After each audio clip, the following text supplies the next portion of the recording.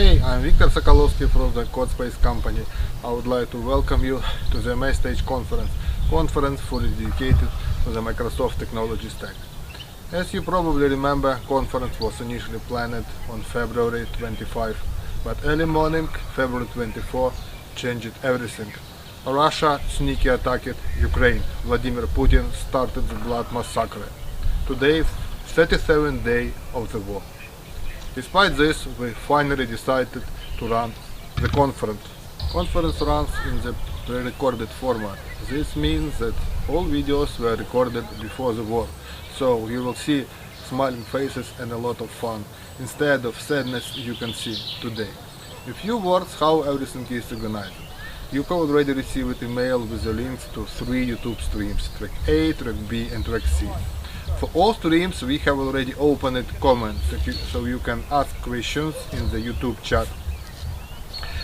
Each talk is about 45 minutes followed by 15 minutes break, and of course you will have a bigger break for your lunch. In case of keynote, it will be streamed to all tracks simultaneously. Before we start, I would like to say thank you to our sponsors, Luxoft Company and Wirix. Thank you very much.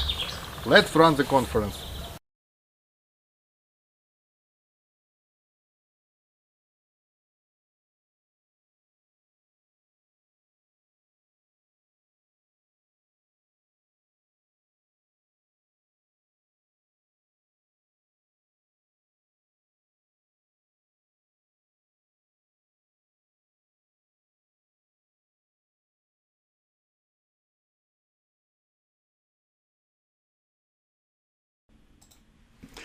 Greetings, everyone. Thanks for joining me today. I'll be your guide to a journey through the top ways to deliver your code to the cloud. My name's Brian Benz. I'm a cloud advocate for Microsoft. Let's get started. So we're going to talk about 4 specific things today. We're going to talk about what is DevOps. We're going to talk about DevOps with GitHub specifically. I'm going to show a demo, which is most of the presentation about DevOps in action. We're actually going to take a GitHub repo, we're going to deploy it to an Azure App Service. And I'll show you all the steps you have to go through to make that happen. Not only that, but every time there's an update to the app after that, there would be a push to the app service again. Last but not least, I'm going to talk to you about how you can keep your investments as well. So let's get started. So we're going to talk a little bit about what is DevOps, just so everyone's on the same page. This is a great quote from a colleague of mine, Donovan Brown. DevOps is a union of people, process, and products to deliver to enable the continuous delivery of value.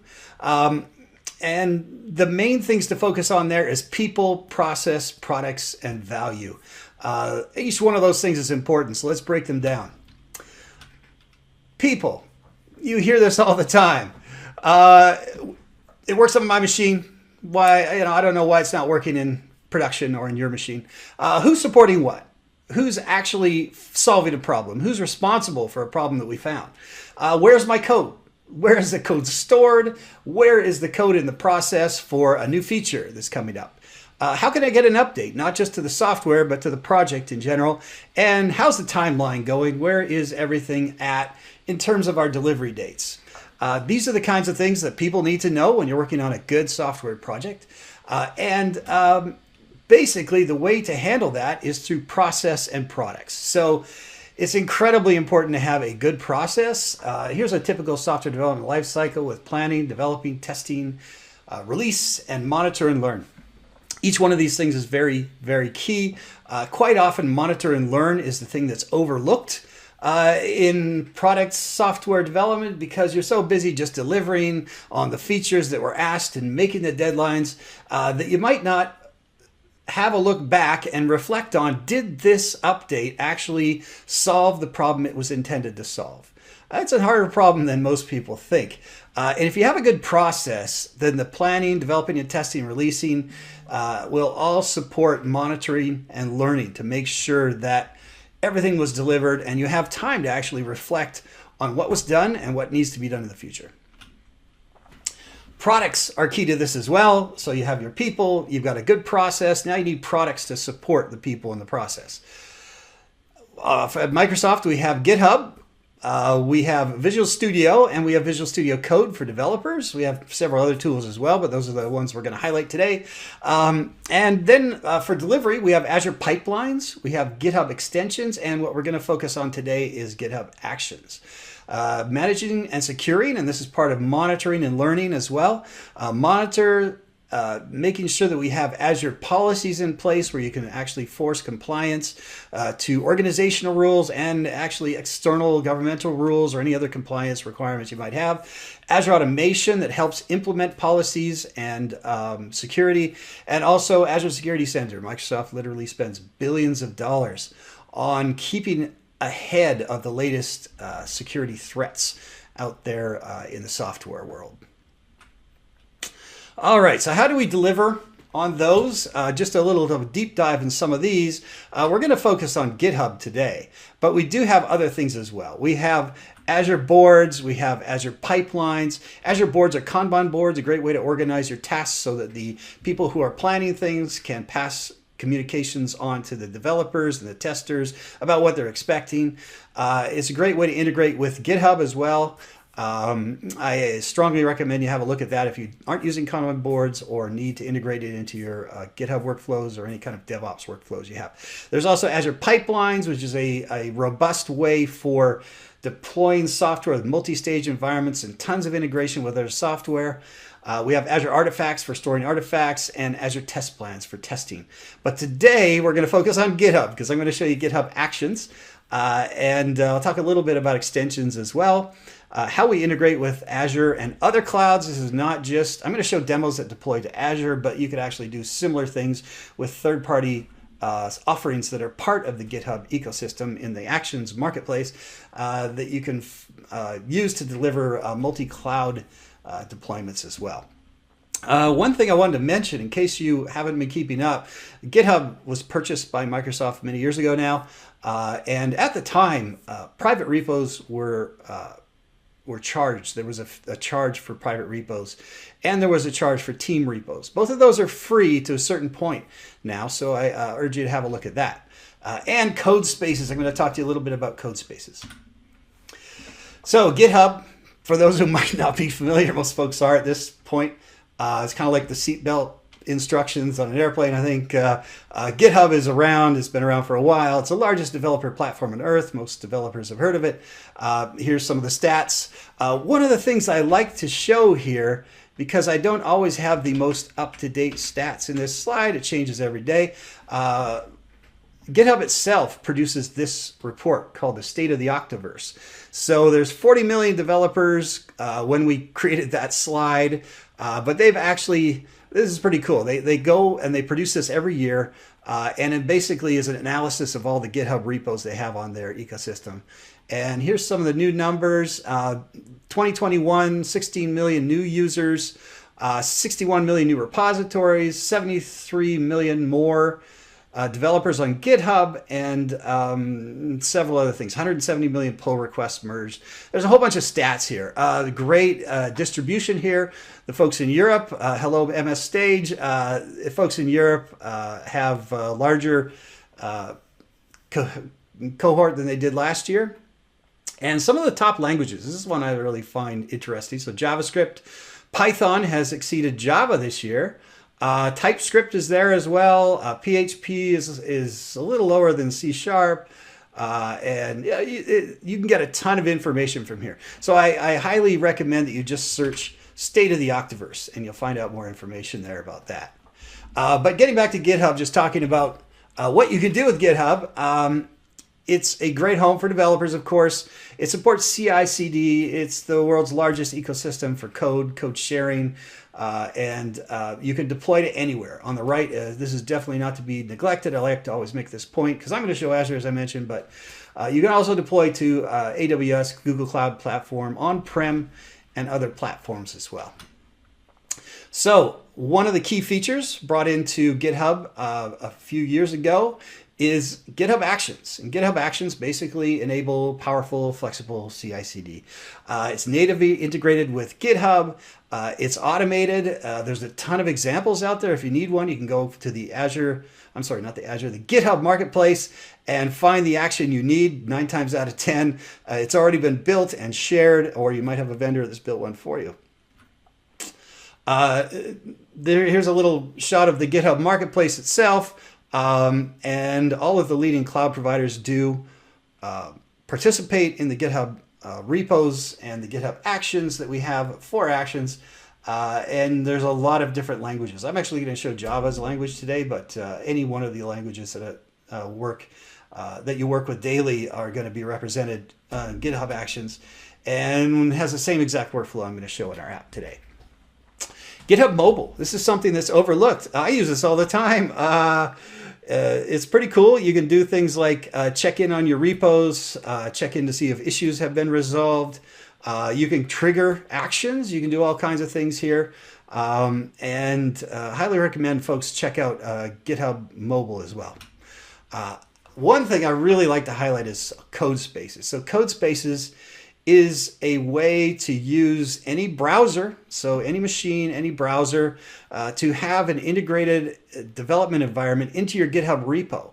Over on the right, where you used to go and grab your Git link, now if you drop down that drop down, you can actually see a whole bunch of new options, and one of those options is run CodeSpaces in this GitHub repo. And what it'll do is it'll start this thing called a runner, and the runner actually runs CodeSpaces inside of it, and you can predefine those CodeSpaces, so you can have a standard for your organization that has CodeSpaces there, and it's a container that actually runs on top of the CodeSpaces environment with a customized IDE in that case. All right, so that's just a really brief coverage of what we have to offer at Microsoft and for DevOps and deploying your apps to the cloud. And let's get right into the demo. I'm going to show a little bit about A/B testing, blue-green deployments, and let's get started. So the first thing I like to show is the actual app itself. So this is the end result. This is a totally different app that I built a while ago. And it's just a simple little app with Bit, our developer advocate. And one of the things I'm going to show you here, so there's two things I'm going to show you, is the app. This is running on Azure Web Apps. If you look at the URL up at the top here, .azurewebsites.net is a giveaway for that. I'm going to show you something you can do with this. You can turn on and off features in this running application without having to redeploy it by using what we call app configuration. In this case, I've got an app configuration tool called DevOps for GitHub Features. And if I go down to my feature manager, I've got a feature that's been enabled, a feature flag. I can disable this flag. And what's going to happen now is if I go in here and refresh, eventually, takes a second sometime. There it is. So what happens is Bit disappears. I just want to show you you can add it or delete features by just changing this feature flag. And by the way, I can set up this one flag to enable or disable multiple different applications as well. So let's go back. I just re-enabled it. And there he is. He's back again. Okay, so that you give an idea of what feature flags can do. You can also do A/B testing with those, and I'm going to cover that towards the end of the presentation as well. So to get started with this, I'm going to show you the portal for Azure. This is portal.azure.com. For those of you who have a subscription, you're probably familiar with this. If not, if you go to portal.azure.com, you can sign up for a free trial. And basically what I do, I organize things in my Azure portal the way that I work, and that is highly recommended for everyone. For me, because I do a lot of presentations, so I break it down by events that I'm doing or demos that I have. In this case, this is my MS Stage page, and I've got some markdown over here. And I've got something called an Azure Resource Group here. So an Azure Resource Group is a way of grouping new or grouping application resources into a logical container. It's not a Docker container or anything like that. It's just a way of storing things and relating them to each other in Azure. So that's what resource groups are called. And inside my resource group, I've got several applications here, but I'm actually going to create a new application in this case, an Azure Web App. And we're going to take some code from this repo, bbenz DevOps for Java Shops test feature flags. And you can look that up in my repos. If you go to bbenz DevOps for Java Shops test feature flags is there, and you can follow along. I even have a sample GitHub workflow that we're going to use to enable an action in there. So anyway, to do that, what I want to do is just go new, web app, create. I'm going to create a new web app. The resource group I want to use in this case is called DevOps for Java Shops. The web app name is going to be called MS Stage Demo. Yeah, you got the little check mark there. That means that it's an existing one that we can use. We're going to use code. We're going to use Java in this case.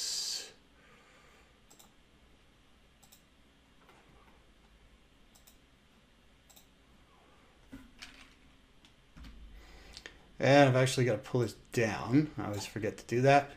It's because I've got the text enlarged, so I don't see things the way that you might see them when you're looking at the dashboard. Java SE is the thing you want. And then we're going to have a app service plan. It's in, I already know it's in West US 2. These are all the locations we have. And we're going to use our Java Shops application environment that we already have created. Next, we look at deployment. And we're going to enable continuous delivery. And we're actually going to connect to that GitHub repo I showed you over there. So we're going to use vBens for the GitHub. We're going to have the organization, vBens. I'm going to choose the repository called DevOps for Java Shops Test Feature Flags. And we're going to use the main branch. There are no other branches in this particular one. And what this is going to do, it's going to create a GitHub Actions workflow. And once that workflow is created, we have to go and fix it because it's going to crash the first time. And I'm going to show you why. It's important that I showed you that feature manager in advance so you understand how this is actually going to happen. For this case, it's a demo app, so we don't need to enable application insights, but it is pretty cool. You can keep track of your application and monitor it. It just adds a little time to the demo. So I'm going to skip it this time. And I'm also going to skip tags, but tags are a way of organizing things across different resource groups inside of your cloud environment that you have set up with your subscription. I'm going to say create. And what this is going to do, okay, so deployment is in progress. Great. So what it's done is it's connected to my GitHub repo. I had already put my password in advance. Normally it asks you for your password. Now, if I go back into my repo, you're going to see something here. You should see a GitHub action.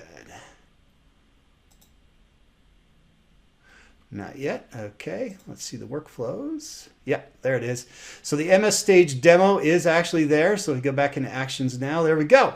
So there it is. The Azure App Service workflow. It created a default template workflow for us. But there's one problem. So this is going to fail. We'll just let it fail. And then I'll explain to you what happened. Because this is important. I could show you the really simple demo where you just deploy stuff and wow, look, it works. But this is 9 times out of 10, you need some extra stuff inside your application to connect to other things in the cloud or on-prem or anywhere else. So you do need to have a little bit of information about how that works behind the scenes. So behind the scenes, if you remember, I showed you this feature manager. So the feature manager turns on and off this bit. Now, how do you actually connect the feature manager, which is a totally different thing, from the app service that we just created? Well, you create it through a, if we go into the feature manager itself, there is a access keys. Don't worry, they're encrypted. So they're hidden. And I want this connection string. So basically what I've done is I've taken this connection string in advance, actually, and I've copied it into my GitHub repo. You put that in settings under secrets for actions. So here's the secrets. And actually there's a bunch of publishing profiles too. I should have deleted these old ones, but you can see the one that just got created. So this publishing profile connects my GitHub repo to my app service. That's a very important. That was created automatically when I connected the two together as part of this deployment process. But the one I wanted to show you was this app configuration connection string. This is the string that you need to connect the app service to the feature manager. And it would be the same idea if you're connecting to a database or anything else. The idea here is you can have all the code in your GitHub repo, but these secrets are only available to you and a select number of people who are authorized to look at them and see them. Even if I want to update this right now, it's not going to show me the old one. It's actually going to hide it, and I have to just paste a new one in. So the security is there, and there's a couple different ways you could do that, but this is a really good way to do it with app configuration connection string. So the reason why this is going to fail, let's go back to that repo for a second, actions, and there it is, it failed. The reason why it failed is because I didn't set up that connection string yet. The string is in my repo, but I don't have it instructed in that template that got created to connect to the app service. All right, so if we go into the code and we go into GitHub Workflows, MS Stage Demo. So what I need to do here is right here, I need to paste some code. Well, luckily, I have the code. If you go down here, for anyone who wants to follow along this later, you can find the code to actually reference that here in this file, which is called provided GitHub workflow YAML. So let's go back to our code again, GitHub workflows. We're going to edit this, and we're going to add that right where it should be, which is right. Whoops, I have to edit this file. And by the way, you probably shouldn't do it this way. You should probably, in the case of a demo, I could do it this, but if you normally want to do this, you probably want to make a local clone, save it, and then commit it. But this is going to do a similar commit right now. It's just everything else is the same, but this is just going to use that app configuration connection string. It also uses that publish profile that we have here to actually publish things to the app. All right, so let's start that commit. And add secret to YAML. Okay, commit changes. We're going to commit directly to the main branch. Once again, if you got a bunch of people working on this, not a good idea to do it like this because you might overwrite or create a conflict with the workflow if anyone else is working on it as well. All right, but in this case, what's going to happen now is that commit is going to trigger a new add circuit to the YAML. We're not done yet. We're actually not done yet. Now, that is great for deploying the app and connecting the app, because what happens inside this build is it needs to be able to reference in the Maven here, which is a package manager in Java if you're not familiar with it. Inside Maven here, it needs to be able to reference that secret in order to build the jar file that gets deployed to the Azure App Service. Okay, so that's going to work, but then the app itself doesn't have that reference to the feature flag yet. It's a brand new app, and as you saw, I created it right in front of you. It didn't have that. So anyway, the build succeeded this time. The deployment's going to succeed, but the app itself is not going to work. So let's just hang out here for a second and see how the deployment goes. And there we are. Deployment happened. So if we go into the deploy stage and we go deploy to Azure Web App, I can see that it has deployed to msstagedemo.azurewebsites.net. I'm going to click on this. It's not going to work.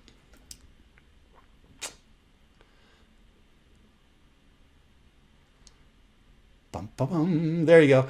Application error. Yay. And actually, because this is the actual correct URL that we want to get to that particular Java app, it's still going to give us an error. Now, there's a couple things you can do at this point. Here's something cool. msstagedemo.scm. So you can actually look in, this is something called Kudu, and it's something you can use to do a little analysis on this web app. And this works on any web app as long as you have access to the web app itself. If you try it on mine, it's not going to work because you're not authenticated. But I can go in, for example, and I can look at the root of this, and I can see that the jar file that we want to run, actually deployed correctly. Everything's good. All right. The next thing we want to do, we can look at deployments, and you can see that there's a deployment record. and doesn't look like there's any errors in there, so that's great. There's all kinds of things you can do in here as well in terms of files and Docker logs and things you can just to analyze the application. But I already know what's wrong with it, so I'm cheating a little bit here. I just wanted to give you a little demo of what you can do with that. So let's go into the actual app itself. That's this one here, so your deployment is complete. And what we want to do is we want to go to the app itself, go to resource. It's right there in front of me. Okay. And from here, I can go into my configuration. And what I want to do here is I want to add a, not a connection string. In this case, it's an application setting. New application setting, and I know it's called app configuration connection string. Have you seen I've tested this before? Let me get that string, which I have hidden off screen. I trust you guys, but I can't do this. Microsoft frowns on us sharing all this info. Okay. Put this in here. Okay. So that creates the connection between the feature flag. So I'm going to save this between the feature flag and the app service. Now it should work. There is one more thing I might have to do. I can't remember if I already did it, but let's just test this out. So if I go back to overview here, okay, I'm not using log4j, so that's okay. msstagedemo.azurewebsites.net takes a second to load up.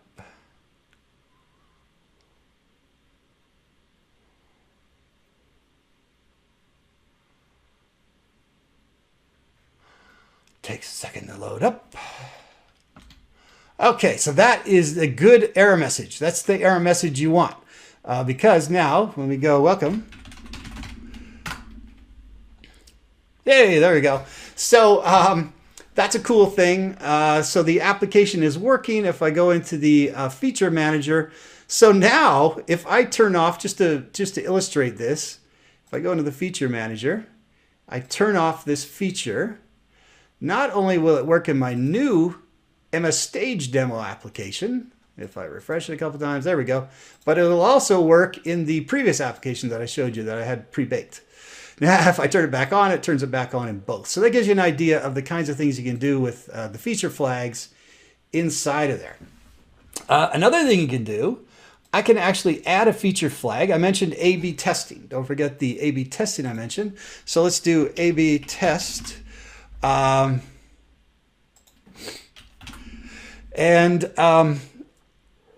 can create a feature filter for this. So it's not just manually turning it on and off. I can target it, and the targeting allows you to set certain locations and regions for this, or certain groups of folks who are going to reach out to it.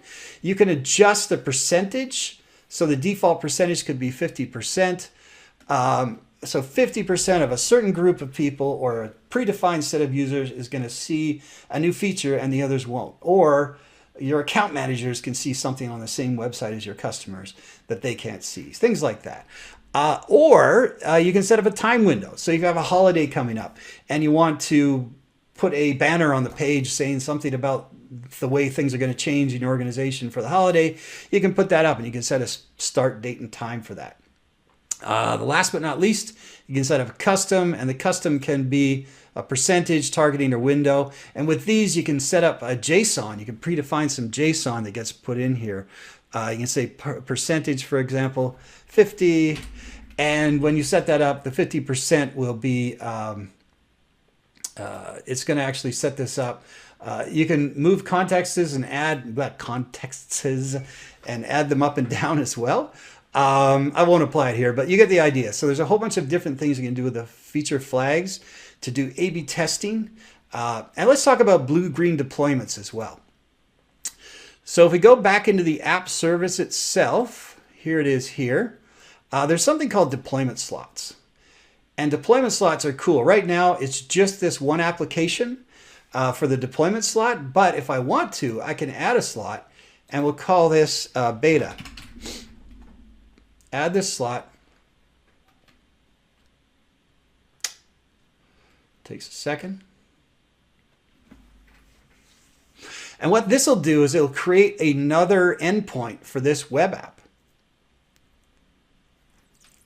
It's taking a little while there. There we go. Okay. So we got this.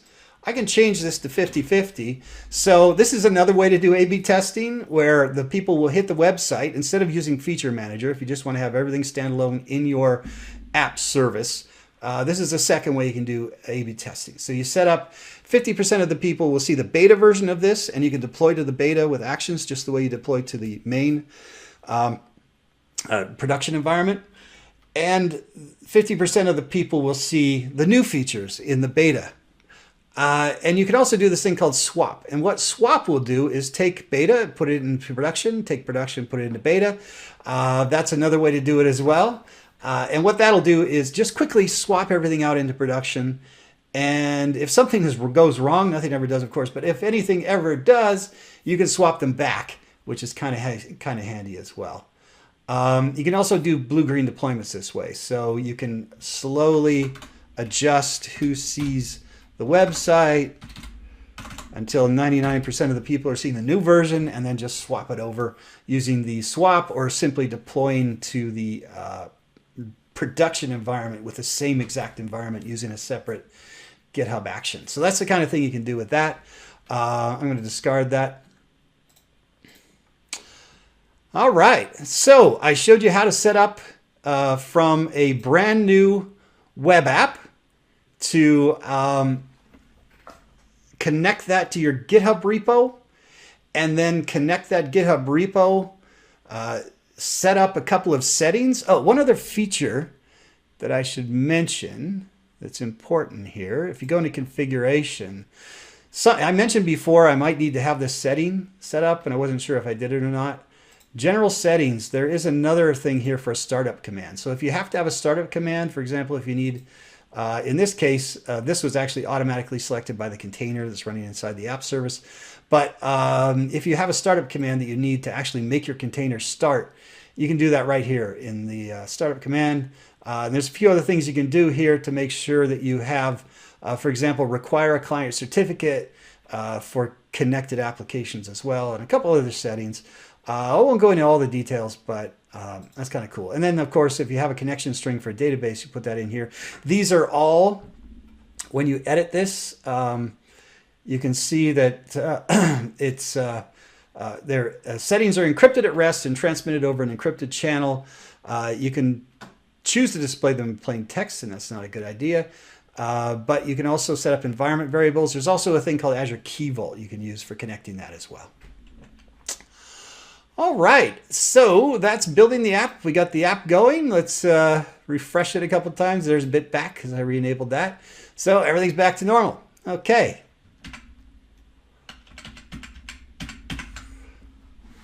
All right, so that's the demo. I showed you, end to end from app service connecting to a GitHub repo. Oh, and by the way, if I make any changes to that GitHub repo because of the way the action is set up, any changes that we push to the main branch will trigger a new build and a new deployment out to Azure. There are ways to control that, to put in security as well. Obviously, you don't want to have things going straight to production whenever something gets pushed to your repo.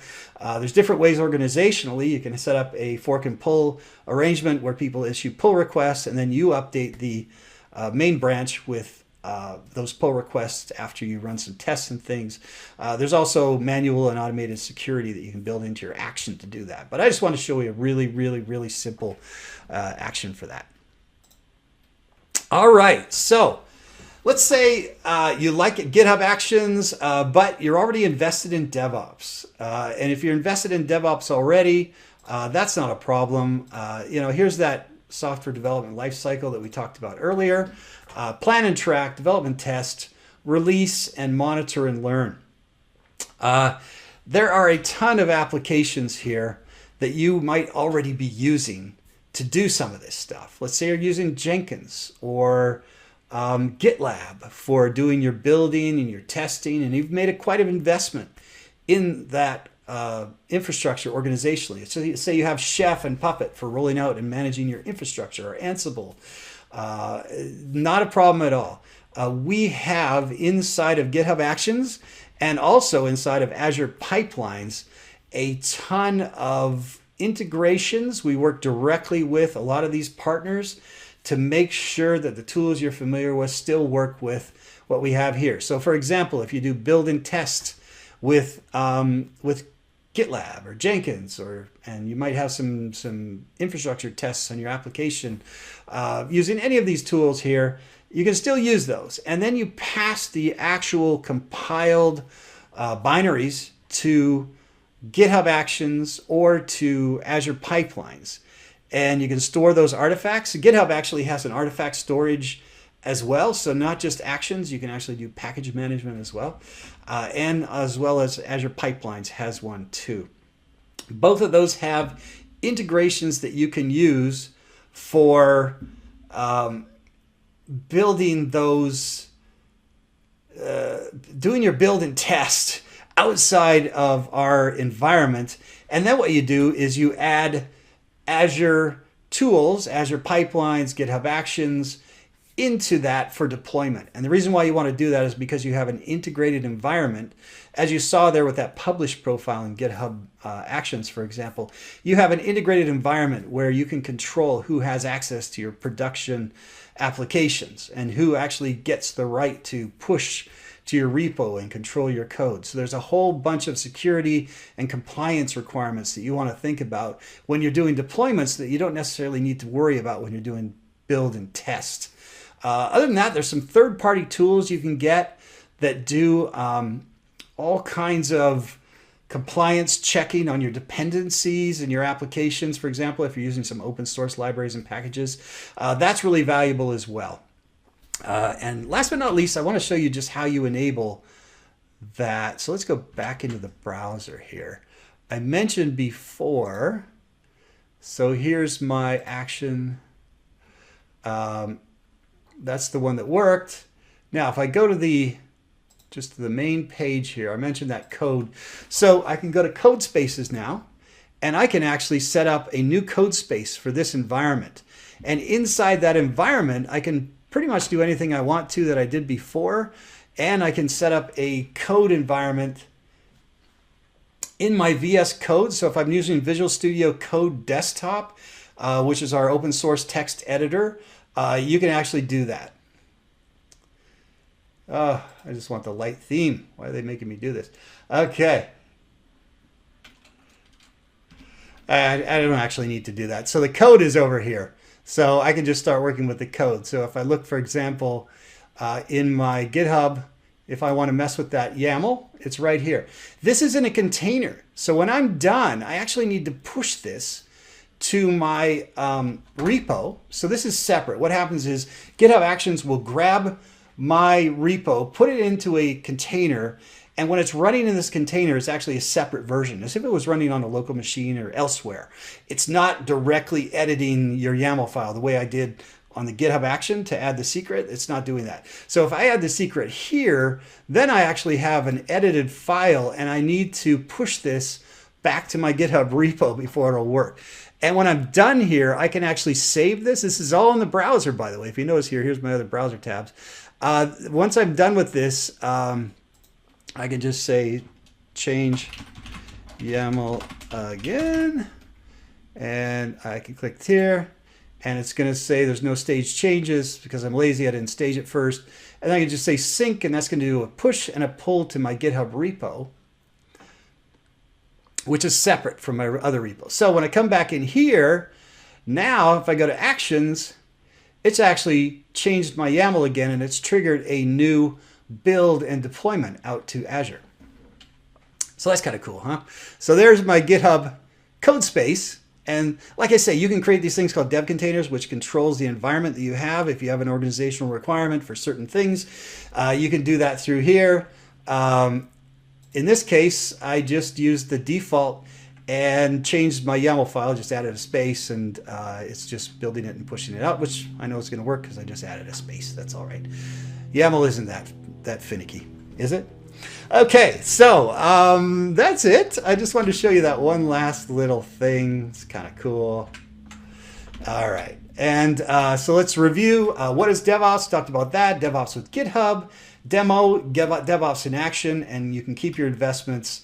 Here's some docs for this. So everything DevOps at Microsoft is at AKMS DevOps Resource Center. And these are generic DevOps topics for helping your organization get set up with DevOps. And then if you want specific things to Azure, AKMS Azure DevOps Docs is where you need to go. And that's it. Thank you for joining on this journey through the top ways to deliver your code to the cloud. My name is Brian Benz. I'm a cloud advocate at Microsoft, and you can find me on Twitter at bbenz, also on GitHub at bbenz. If you want to look at that repo, you'll be able to actually look at the workflows that I literally just created. They'll be there, just sitting there in the repo. You can't run them, and you can't push to my repo itself, but everything's there. So thanks for joining me, and have a good day.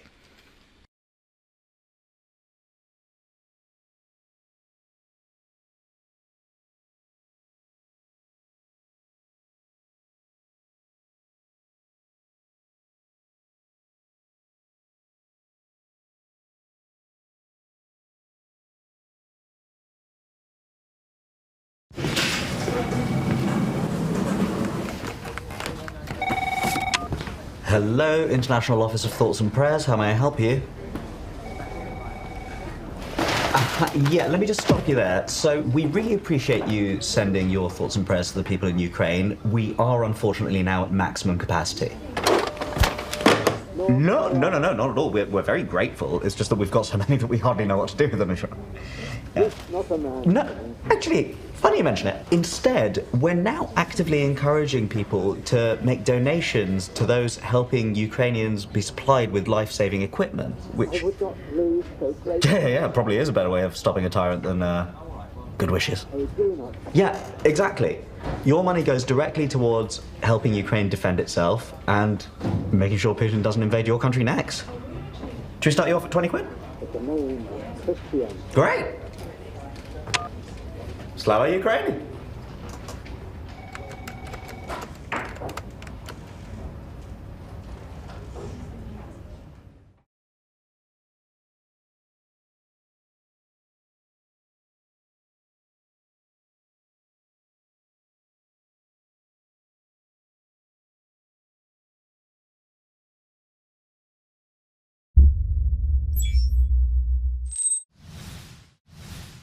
Luxoft is its people. Without each and every one of you Luxofters, our company would not be what it is. Our Luxofters drive our success, inspire us to achieve more, and generate the IT solutions that define the world of tomorrow. As our people are the core of our business, we make sure we focus our internal practices on our Luxofters. From yoga classes to webinars on mental health, from diversity and inclusion discussions to global community building challenges, from Run for IT to fun family-oriented events, we ensure we provide Luxofters a wide network of services so every member of our community can find the precise support they need. Luxoft focuses on Luxofters so that together we can achieve more.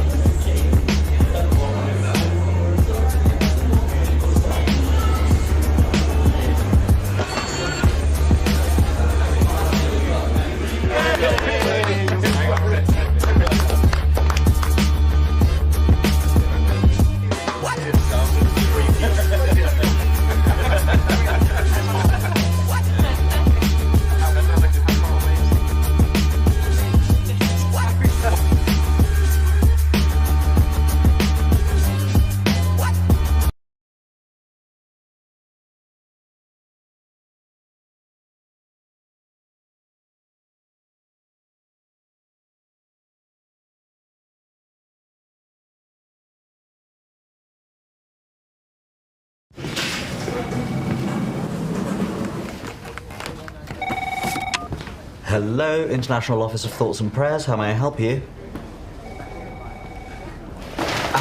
Yeah, let me just stop you there. So, we really appreciate you sending your thoughts and prayers to the people in Ukraine. We are unfortunately now at maximum capacity. No, not at all. We're very grateful. It's just that we've got so many that we hardly know what to do with them. Yeah. No, actually, funny you mention it. Instead, we're now actively encouraging people to make donations to those helping Ukrainians be supplied with life-saving equipment, which... Yeah, probably is a better way of stopping a tyrant than good wishes. Yeah, exactly. Your money goes directly towards helping Ukraine defend itself and making sure Putin doesn't invade your country next. Should we start you off at 20 quid? Great. Slava Ukraine.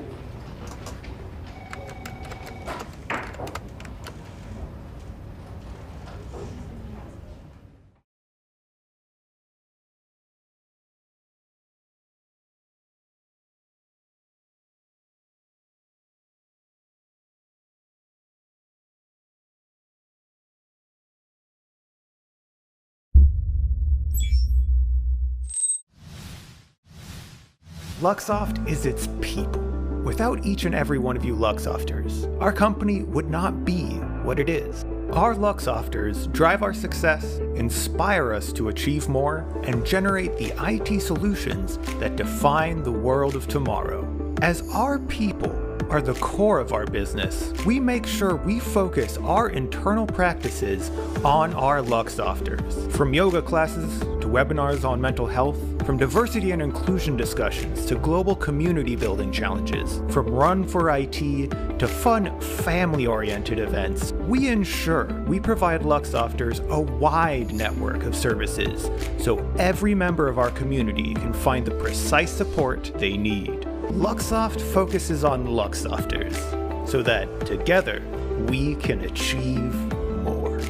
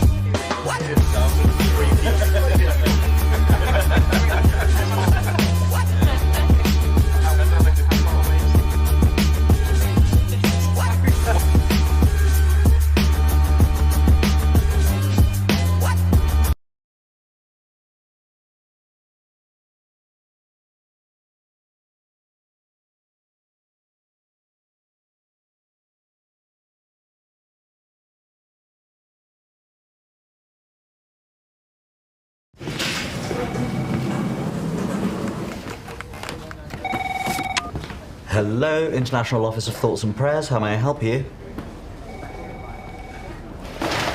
Yeah, let me just stop you there. So, we really appreciate you sending your thoughts and prayers to the people in Ukraine. We are unfortunately now at maximum capacity. No, not at all. We're very grateful. It's just that we've got so many that we hardly know what to do with them. Yeah. No, actually, funny you mention it. Instead, we're now actively encouraging people to make donations to those helping Ukrainians be supplied with life-saving equipment, which... Yeah, probably is a better way of stopping a tyrant than good wishes. Yeah, exactly. Your money goes directly towards helping Ukraine defend itself and making sure Putin doesn't invade your country next. Should we start you off at 20 quid? Great. Slava Ukraine.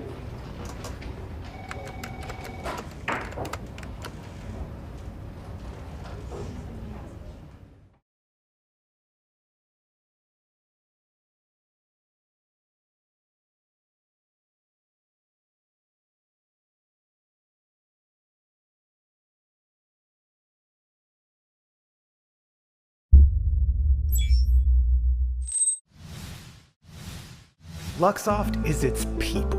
Without each and every one of you Luxofters, our company would not be what it is. Our Luxofters drive our success, inspire us to achieve more, and generate the IT solutions that define the world of tomorrow.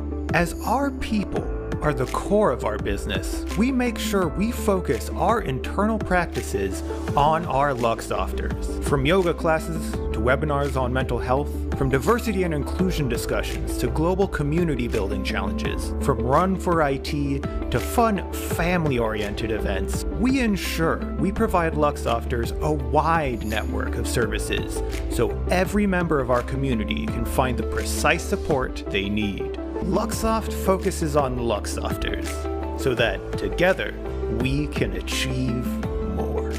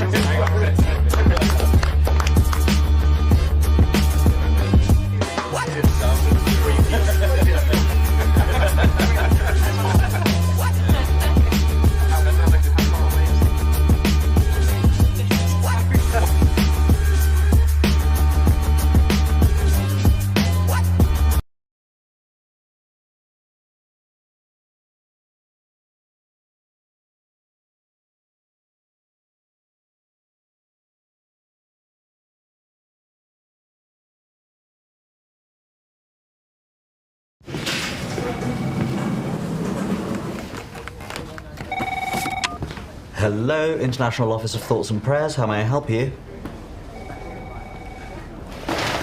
Yeah, let me just stop you there. So we really appreciate you sending your thoughts and prayers to the people in Ukraine. We are unfortunately now at maximum capacity. No, not at all. We're very grateful. It's just that we've got so many that we hardly know what to do with them. No, actually, funny you mention it. Instead, we're now actively encouraging people to make donations to those helping Ukrainians be supplied with life-saving equipment, which... Yeah, probably is a better way of stopping a tyrant than good wishes. Yeah, exactly. Your money goes directly towards helping Ukraine defend itself and making sure Putin doesn't invade your country next. Should we start you off at 20 quid? Great! Slava Ukraini!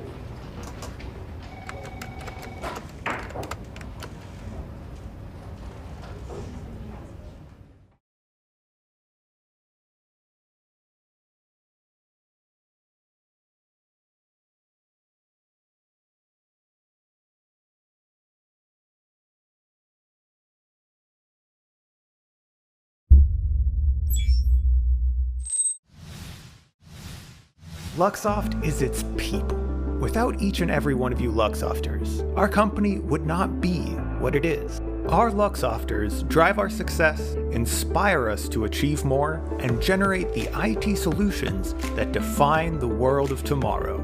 As our people are the core of our business, we make sure we focus our internal practices on our Luxofters. From yoga classes to webinars on mental health, from diversity and inclusion discussions to global community building challenges, from Run for IT to fun family-oriented events, we ensure we provide Luxofters a wide network of services so every member of our community can find the precise support they need. Luxoft focuses on Luxofters so that together we can achieve more.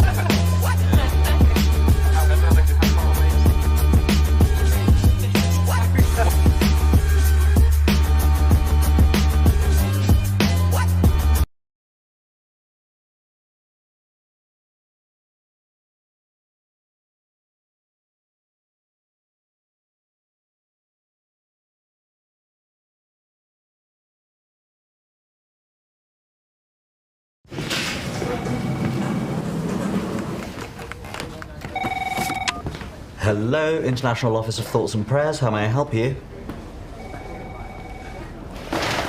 Yeah, let me just stop you there. So, we really appreciate you sending your thoughts and prayers to the people in Ukraine. We are unfortunately now at maximum capacity. No, not at all. We're very grateful. It's just that we've got so many that we hardly know what to do with them. No, actually, funny you mention it. Instead, we're now actively encouraging people to make donations to those helping Ukrainians be supplied with life-saving equipment, which... Yeah, probably is a better way of stopping a tyrant than good wishes. Yeah, exactly. Your money goes directly towards helping Ukraine defend itself and making sure Putin doesn't invade your country next. Should we start you off at 20 quid? Great! Slava Ukraine!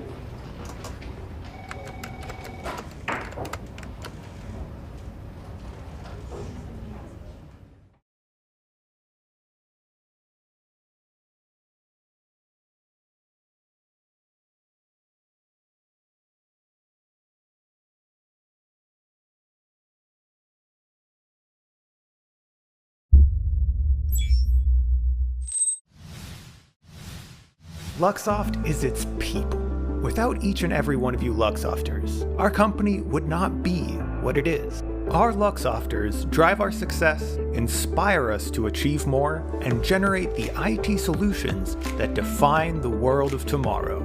As our people are the core of our business, we make sure we focus our internal practices on our Luxofters. From yoga classes to webinars on mental health, from diversity and inclusion discussions to global community building challenges, from Run for IT to fun family-oriented events, we ensure we provide Luxofters a wide network of services so every member of our community can find the precise support they need.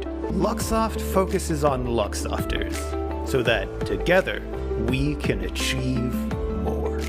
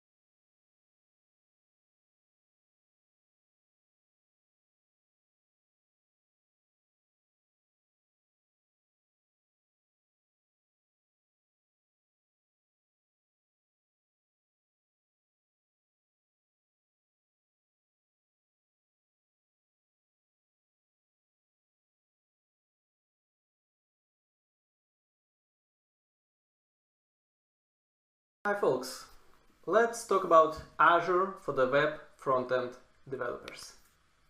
Mission of Microsoft is to empower every person and every organization on the planet to achieve more. And it's absolutely applicable to the case Azure and web front-end developers. Azure is here to help us to achieve more with actually spending less efforts. And I'll show you how and why. I'm Maxim Salnikov. I work as a developer engagement lead in Microsoft Norway, and this is my Twitter handle, WebMaxRU. Let's stay connected on this social network. I tweet mainly about web platform, about cloud, about all awesome technical things. Super briefly about myself. I build on web for more than 20 years, since late 90s.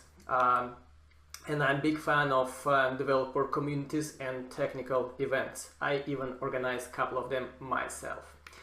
And of course, I do lots of technical speaking, blogging, I create content for the developers. And also, this is another side of my personality, I'm a hobby music producer and DJ. Why do I ever talk about this here and now? Well, this is actually how my story of Azure Front-End Apps started.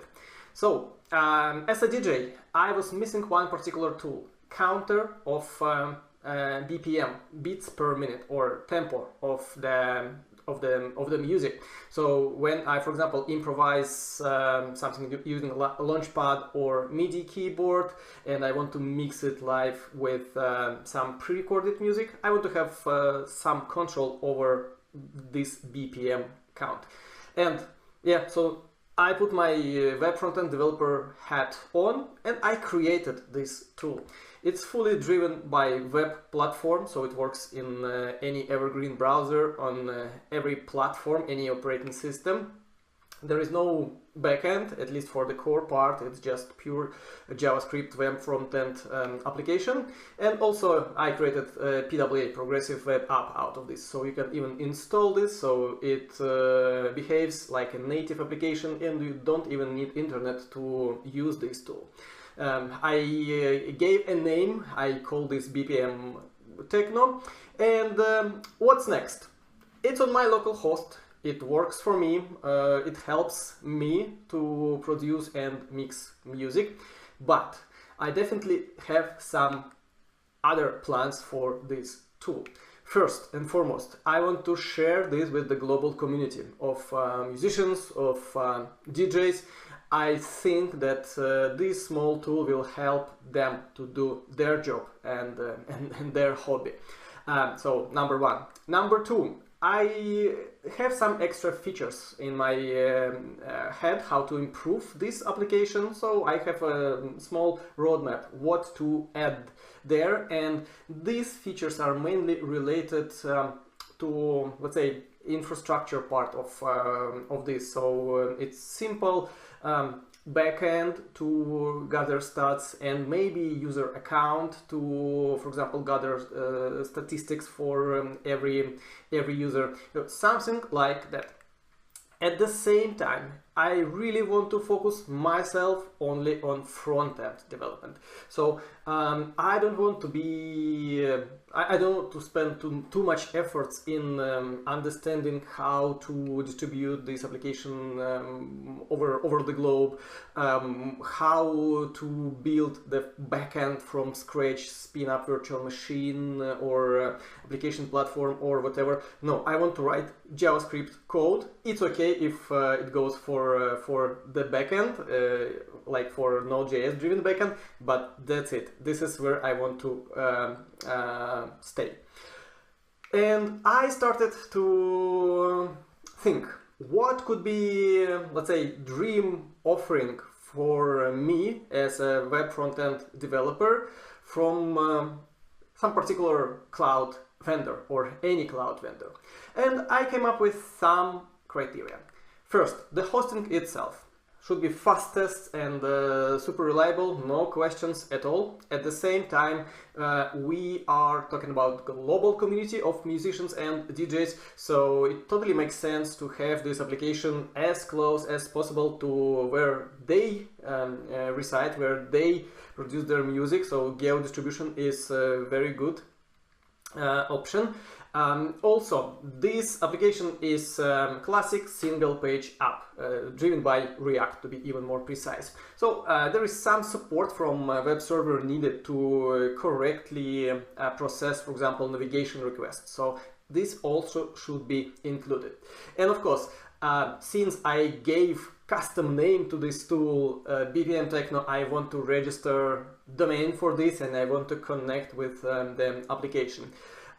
Plus, no doubts, it has to be served via secure connection, and after all, it's driven by service worker, and service worker is only working under HTTPS. At the same time, I don't want to deal with the hassle and spend some money on buying my own SSL certificate. It should be just included in the offering. Next, how do I actually go this journey from updated code for the application to it being distributed over the globe, over multiple servers on our planet? And here, I don't want to spend any click, any extra effort on doing this. I write the code, I push it to the repo. That's it. This is all I want to do. I definitely don't want to learn too much about DevOps. I'm not going to become DevOps engineer in the nearest time, at least. I want to stay a front-end web developer. At the same time, sometimes I experiment with new features of this app. Maybe they are not ready for the production yet, and I want to have the way to showcase this to my friends. And after all, of course, it all starts with my own testing, maybe automated one. So I need some test environments. And again, I don't want to spend not even too much efforts, but any efforts on creating these environments. Okay, and last but not least, I mentioned about some extra features. And if you talk about backend, I want to focus myself on writing the code. JavaScript code for Node.js driven API endpoints. Plus, if we talk about authentication and authorization, well, I definitely don't want to dive too deep into creating all own infrastructure around this, to build, to implement my own custom solutions on logging in and out. I'm completely fine with what identity providers like Twitter, GitHub, and others give me as help. And of course, it all should be connected to the hosting platform I select. Plus, if you talk about backend stuff, API, building API and authentication, it might be challenging somehow to debug everything locally, right, before pushing this to the server. So I need some nice tools for doing this locally on my machine. Quite a serious set of requirements, but one more. As this is hobby project, I'm not going to commercialize this, and I want to invest only my efforts, not dollars, into its development. I want to get everything for free, at least for the beginning, at least before my application becomes super popular with terabytes monthly traffic. So I need quite a good free tier. And you know what? I found this solution. It's called Azure Static Web Apps, and my colleagues from Azure engineering team are working on that. And yeah, to be honest with you, I also contribute to success of this service. And this is officially my favorite service from hundreds of services delivered by Azure Cloud. Okay, so I did this project. I successfully deployed this project. It's under successful maintenance and development by me now, and I want to share my story with you, so you could reproduce these steps for your hobby or personal or your work, your business project. It's also absolutely relevant. How to start? You know what? I decided not spend too much time on that side of the story. Why? Because it's not simple. It's just trivial. I strongly recommend you to start with the installation of corresponding VS Code extension. It's called Azure Static Web Apps. And once it's in your VS Code, you just click plus button, create new static web app while you reside in the folder of your front-end application, and then super simple wizard, couple of steps, you are there. you can achieve the same using Azure portal. And by the way, if you don't have Azure account, during the demo I will show you the link where you can register it for free and get some dollars as a voucher. At the same time, do not forget that Azure Static Web Apps include generous free tier, so you don't need to spend money on that, at least while your project is in sort of personal mode. I mean, the traffic is not about gigabytes and terabytes. So to start with Azure Static Web Apps, in these wizards, they are both in VS Code extension and Azure portal. You just point to the code repo, and these days I believe 100% of the projects are in this or that code repository. You set couple of folders in this wizard I mentioned a couple of times. For example, where the application itself located, and where this artifact folder, build or dist or whatever, depends on the structure. And then you count 3, 2, 1, or maybe a bit longer countdown, depending on how complex is your application, how much time it takes to actually build it. Bam, your app is online, distributed globally over the world. And Azure Static Web App will give you a test hostname, something like couple of random words, .staticwebapps.net. So you can start with this one, and of course you can always add your custom domain, custom hostname for free. Next, how to. What does it take to deploy a new version from you as a web front-end developer? Step number 1. You created new code, you push it to the code repository. And you know what? There is no step 2. It's all happening automatically for you. So you push the code to the repo, and in a few moments, again depending on how long your application is building, you get your project distributed over global servers of Azure. Of course, under the hood there are many things happening. So after you merged your changes to the main branch, the branch you track using after you scaffolded Static Web App out of this, so it ends up in your repo. And then if you talk about GitHub, it starts workflow, and it runs this workflow generated, by the way, for you using GitHub Actions. So in that sense, you don't need to have any kind of knowledge of how GitHub Actions are working and how to build your own workflow. You can always fine-tune this, but the starter is generated for you automatically. Among other tasks, it of course builds the project for you, but before this it recreates all the environment, it does npm install, etc, etc. So after your project was built, it set off some static files like HTML, your JavaScript bundle, your CSS bundle, again depending on particular architecture of your application. And yeah, the GitHub carefully passes this to Azure to distribute over the global servers infrastructure. And by the way, you can have it with Azure products for storing code, Azure repositories and Azure pipelines instead of GitHub. So it's up to you. Third how-to is how to develop locally. I mentioned that if we talk about API endpoints, and for some web front-end projects, it's absolutely good idea to have some maybe quite simple API included and to have it as a part of the project itself, especially if you talk about authentication. Local development is a must. We have another great helper tool called Azure Static Web Apps CLI, Command Line Interface.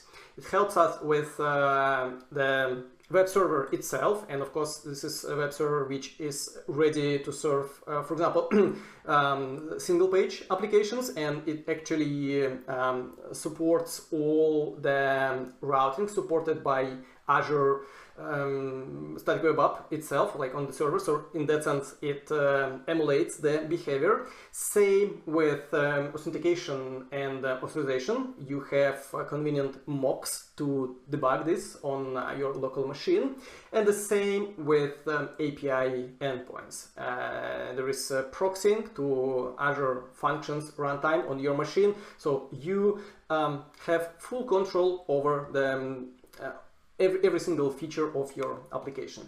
How to start with this tool? Well, it all starts with npm install, right? And it's a good idea to install it globally. And then you have a command called SWA available in your terminal. So SWA start, and you might want to pass a couple of parameters to explain better how your application is structured. For example, for the classic React application created using CRA, Create React App library, it will look something like that. We point to the development server of the React. We also specify build command, so it starts, the whole environment starts with one single command like that, and also we point to the API folder. Okay, enough words. Let's check this in action. So after all, I'm proud to present my project called BPM Techno. Here is the application itself.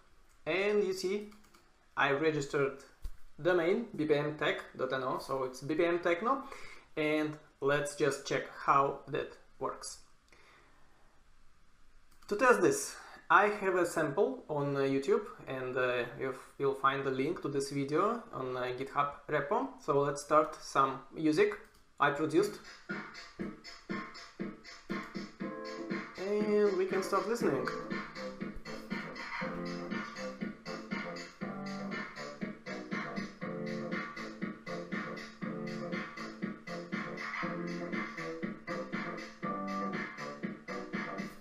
Cool. So yeah, it takes only a few seconds to analyze the sound, and now it tries to analyze my speech, and I don't think that I have some good BPMs, beats per minute, in my narration. So just don't look at the current numbers, but it identified BPM very correctly for the music sample. And it really shows the power of current web technologies. So it's pure web frontend, JavaScript, web APIs, direct input from the laptop's microphone to JavaScript code, and then some analysis and calculations. I'm super happy with the state of the web these years. What's next? So this is a classical web frontend application with small piece of backend where we can vote, or like all DJs can vote, is it correct BPM, was it discovered correctly or not. And let's check what happens on clicking this button. Yes, it's a very optimistic message. It appears immediately, and we see that actual request went also successfully. If we check the API, you see it's bpmtech.no/API/feedback, and this is the only API in endpoint I have so far, and it also hosted on Azure Static Web Apps, and it's created using JavaScript, so that means that it's in Node.js. Okay, let's have a brief look on the application code, and this is more or less classical React application, and I just want to show the build script because it's important to have the command to build, how to build the application itself in package.json. Actually, this is information for Azure Static Web Apps, how to take your source code and build artifacts ready for deployment on the servers. So I build application itself and also service worker. What else I want to show you here? Let's have a look at the workflow file for GitHub Actions. It was created automatically. You don't have to understand how that works. You don't have to understand what's going on here. It's YAML for GitHub Actions. Again, explaining to GitHub when and what to do. And here you'll find the information you were asked while scaffolding this Azure Static Web App resource. Actually, just location of some folders in your app. Yeah, this file will be automatically created and added to your repo after you connected your front-end repo with Azure Static Web App. So you don't have to do anything here. And yeah, let's also have a look at the API itself. So it's located in API folder, how configured here, and the endpoint itself called feedback. Okay, and this is JavaScript code for Node.js runtime. And as you see, it's running locally on my machine currently, thanks to the command you've seen on the slides, SWA start and some parameters. So if we check this address, what's here? It's a live server attached to the code we generated using npm build, and you can also start listening it here. And what's even cooler, this is like no magic at all. This is just live web server, but which supports all the routing. But also, and yeah, now it's good time moment to demonstrate this. It also spins up Azure Functions runtime locally, so you can test and debug everything locally. So you see, it all happens locally. But yeah, of course, the data from this endpoint also goes to database. So if I were offline, of course, this will partially fail, let's say like this. The function itself will work, but it will not be connected to the database, which is in the cloud. Let's have a look on the repo itself. It's available, it's open source. Please feel free to fork it, clone it, do whatever you want with this code. What I want to show you, and by the way, the demo flow I will partially run through now is very well explained right in README file, so you can always reproduce this demo of Azure Static Web Apps features yourself for this or your personal project. For example, to educate your teammates on awesome functions of this service. So I explained how to start with your local dev server and how to deploy. Well, there is not so much to let's start from here. Automatic deployment on code change. As I mentioned in my slide, you just create your code, you update your code, you push it to the repo, and Static Web Apps does everything else for you. Let's just give it a try. Let me stop my dev server and let's change something in the application. Let's just make the change quite visible so we immediately understand that the data is a fresh one. For example, let's take something from app.js. Maybe, what about renaming? What about BPM Techno to BPM Disco?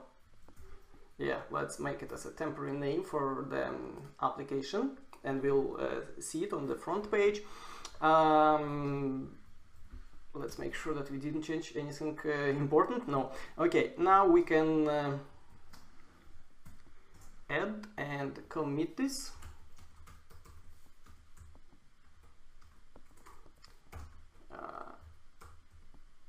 Let's make sure that it's somehow temporary, so I will not forget to rename this again. And push.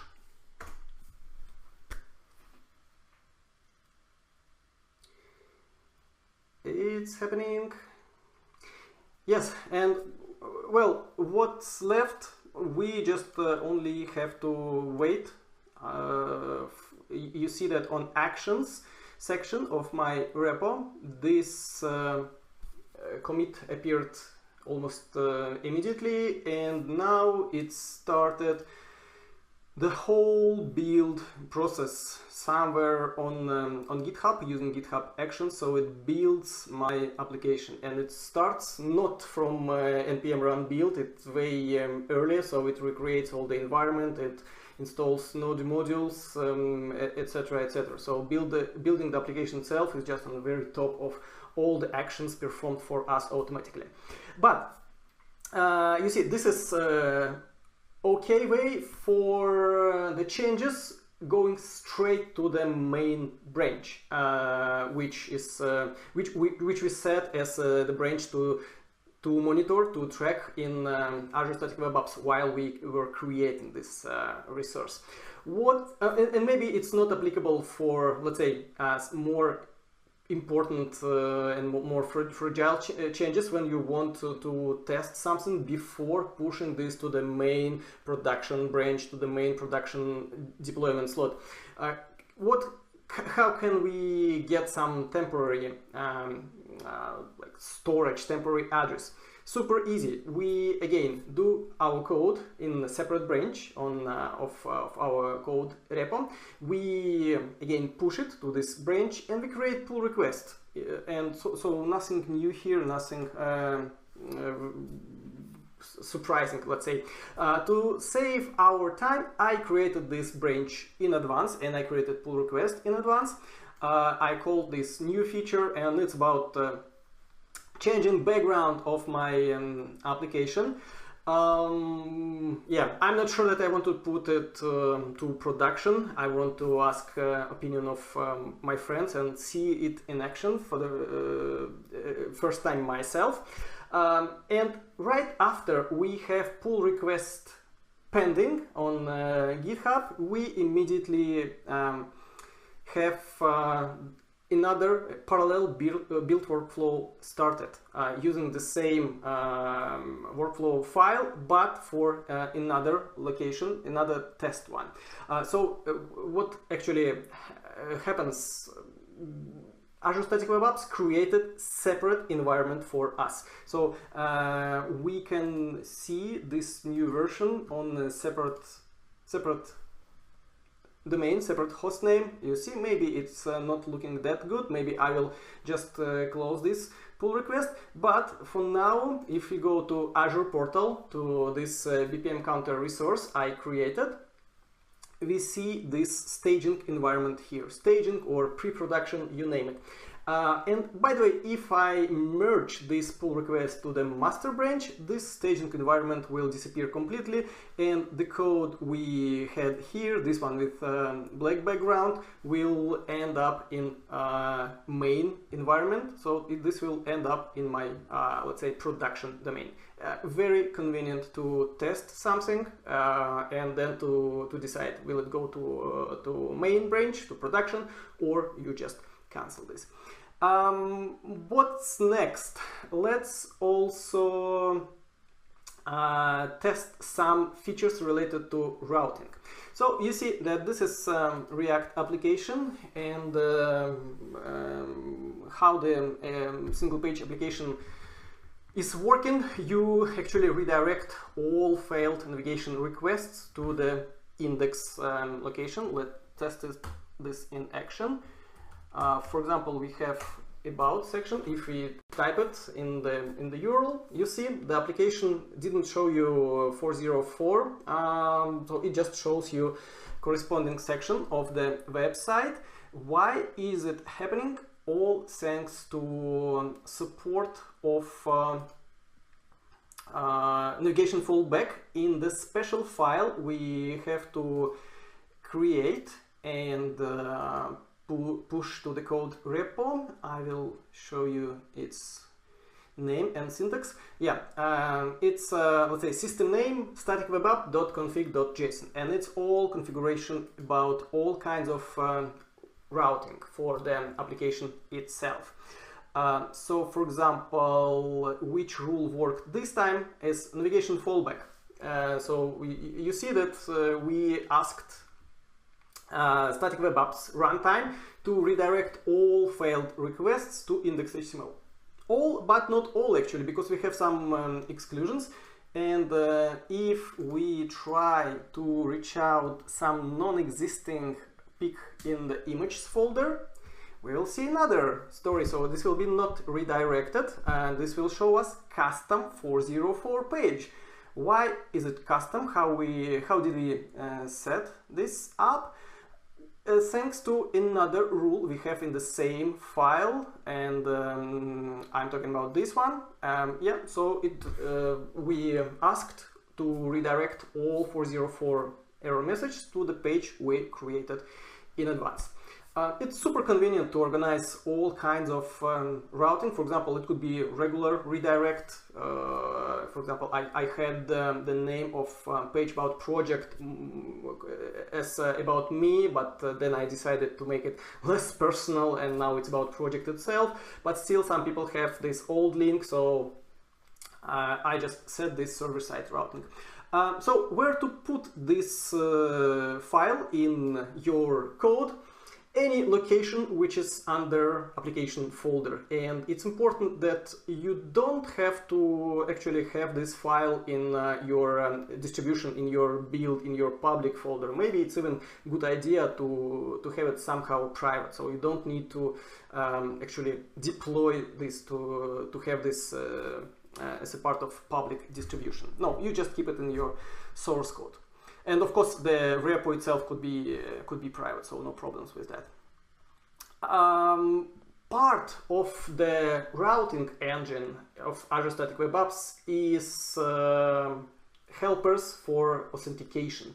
For many front-end projects, it's enough to have any form of authentication and authorization as a part of services provided by identity providers like Twitter, like GitHub, like Azure Active Directory, so-called social logins. And it's the case for my project. And by the way, I didn't start building this user account page yet, so it's now for only in demo mode. So how will this help? How will Static Web Apps help us in that sense?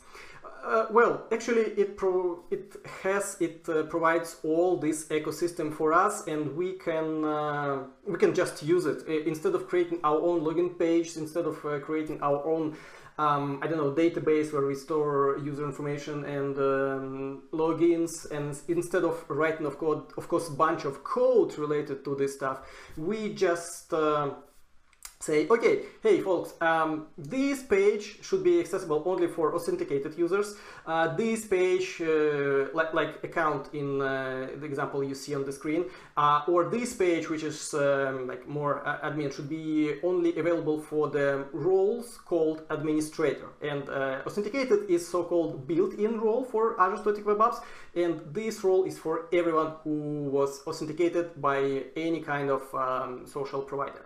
While administrator is my custom role I created. I will show you where and how. And to ask people to log in, you just redirect them to the special location. It's part of so-called system folder.auth, which is available for every project you deploy on Azure Static Web Apps. Yeah, so this folder and all URLs based on this folder are for you automatically. You don't have to do anything by hands. So you, for example, you want to organize login with Twitter, and let me just demonstrate how that works.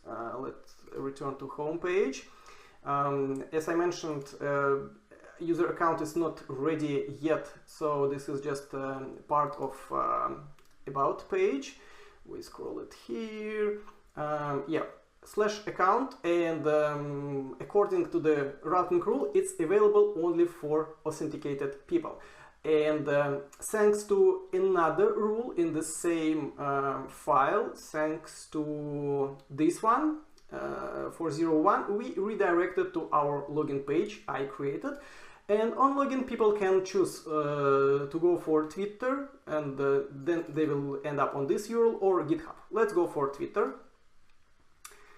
I was already logged in on Twitter, so this will not ask me any password.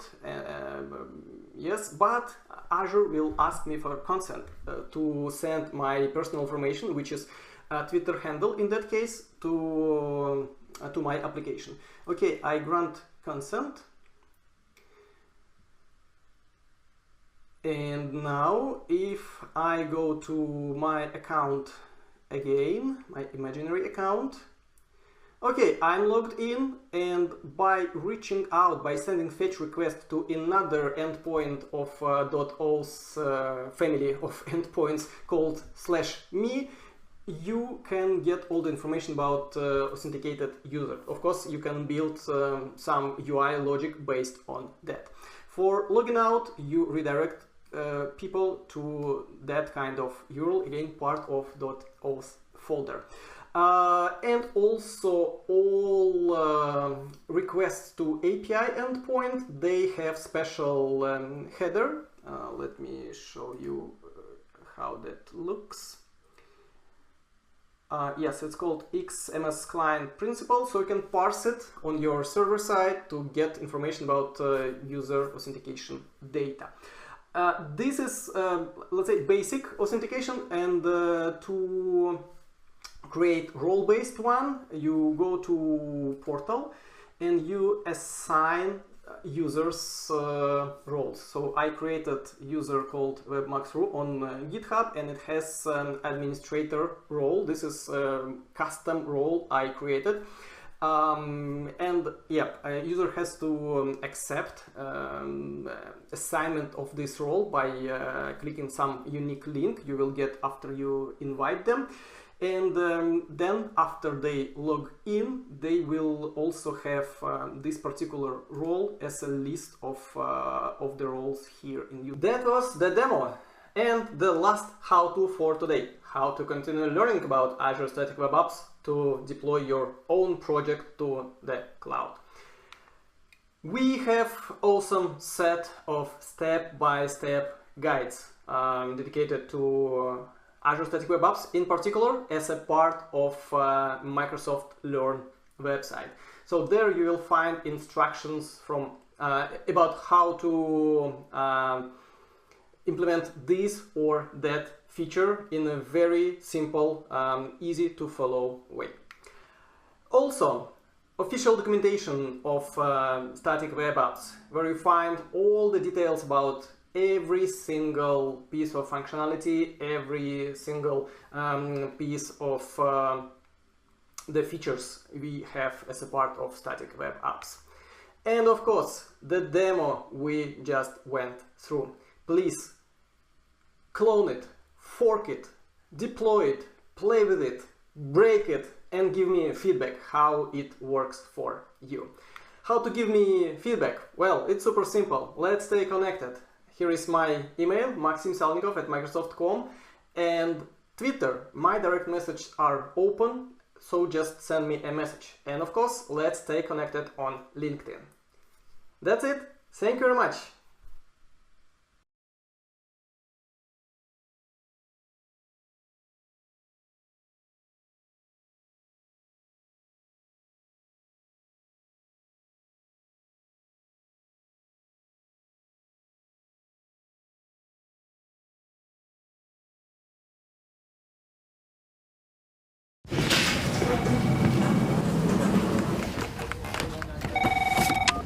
Hello, International Office of Thoughts and Prayers. How may I help you?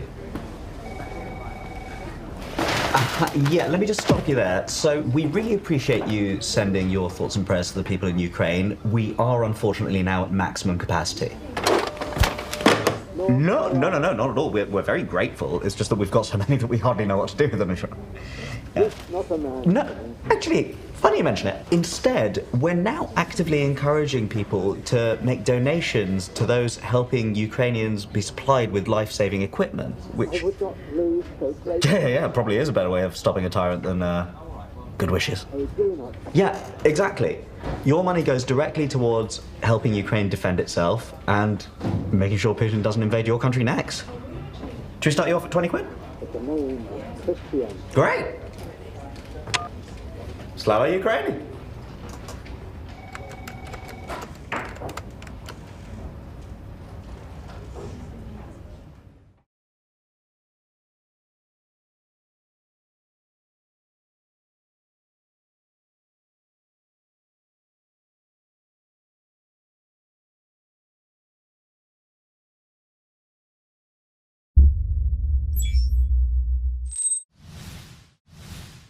Luxoft is its people. Without each and every one of you Luxofters, our company would not be what it is. Our Luxofters drive our success, inspire us to achieve more, and generate the IT solutions that define the world of tomorrow. As our people are the core of our business, we make sure we focus our internal practices on our Luxofters. From yoga classes to webinars on mental health, from diversity and inclusion discussions to global community building challenges, from Run for IT to fun family-oriented events, we ensure we provide Luxofters a wide network of services so every member of our community can find the precise support they need. Luxoft focuses on Luxofters so that together we can achieve more.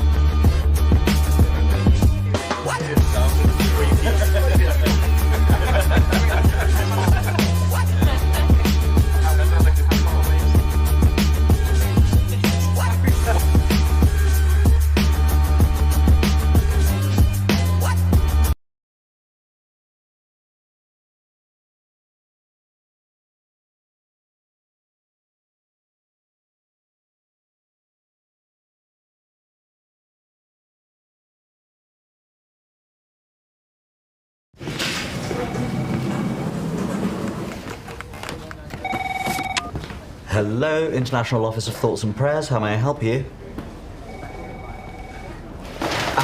Yeah, let me just stop you there. So we really appreciate you sending your thoughts and prayers to the people in Ukraine. We are unfortunately now at maximum capacity. No, not at all. We're very grateful. It's just that we've got so many that we hardly know what to do with them. No, actually, funny you mention it. Instead, we're now actively encouraging people to make donations to those helping Ukrainians be supplied with life-saving equipment, which... Yeah, probably is a better way of stopping a tyrant than good wishes. Yeah, exactly.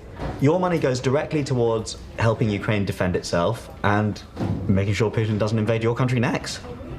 Should we start you off at 20 quid? Great! Slava Ukraini!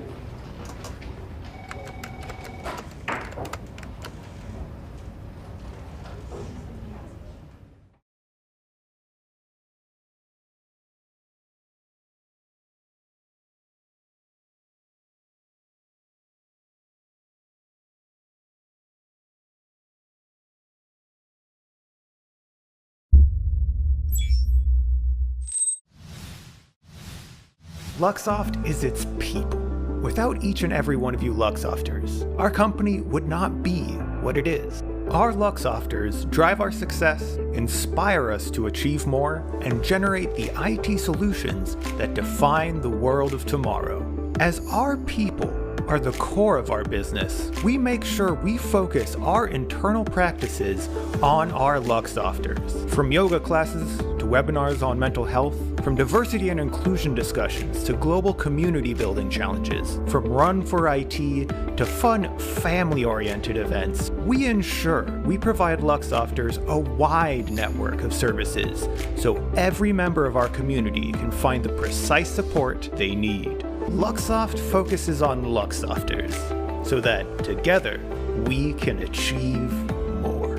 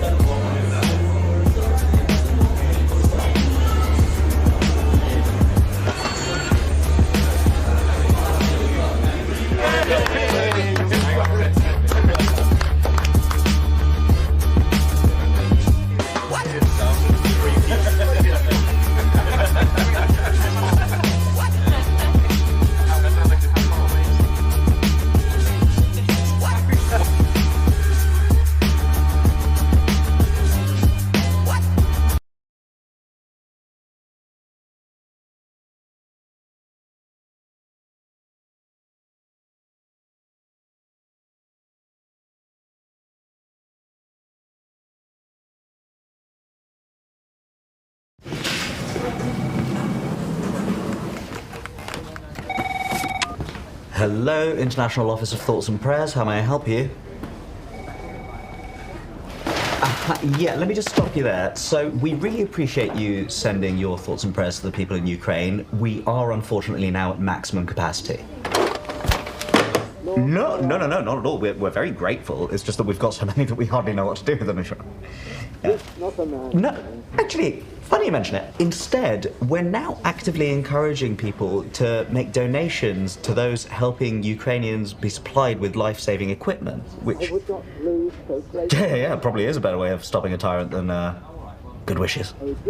Yeah, exactly. Your money goes directly towards helping Ukraine defend itself and making sure Putin doesn't invade your country next. Should we start you off at 20 quid? Great! Slava Ukraini!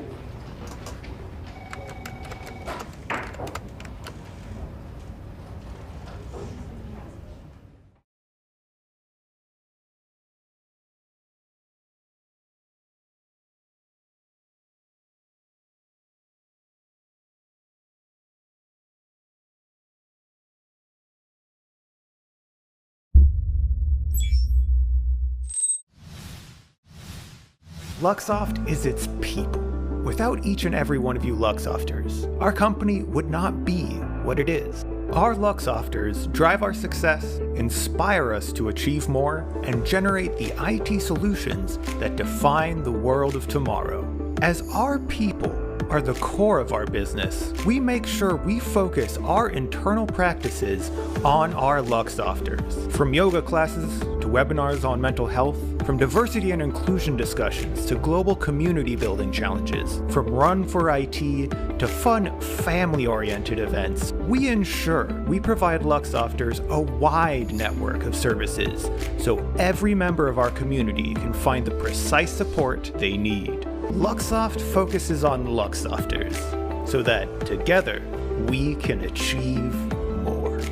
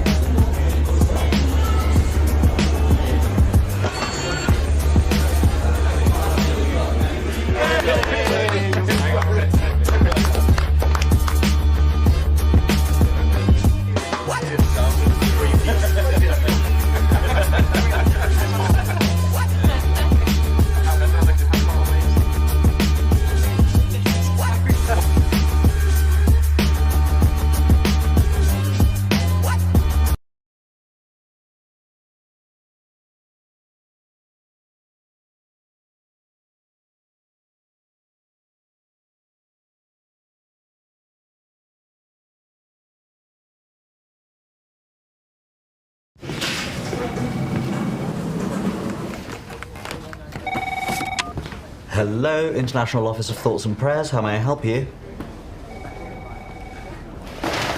Yeah, let me just stop you there. So, we really appreciate you sending your thoughts and prayers to the people in Ukraine. We are unfortunately now at maximum capacity. No, not at all. We're very grateful. It's just that we've got so many that we hardly know what to do with them. Yeah. No, actually, funny you mention it. Instead, we're now actively encouraging people to make donations to those helping Ukrainians be supplied with life-saving equipment, which... Yeah, probably is a better way of stopping a tyrant than good wishes. Yeah, exactly. Your money goes directly towards helping Ukraine defend itself and making sure Putin doesn't invade your country next. Should we start you off at 20 quid?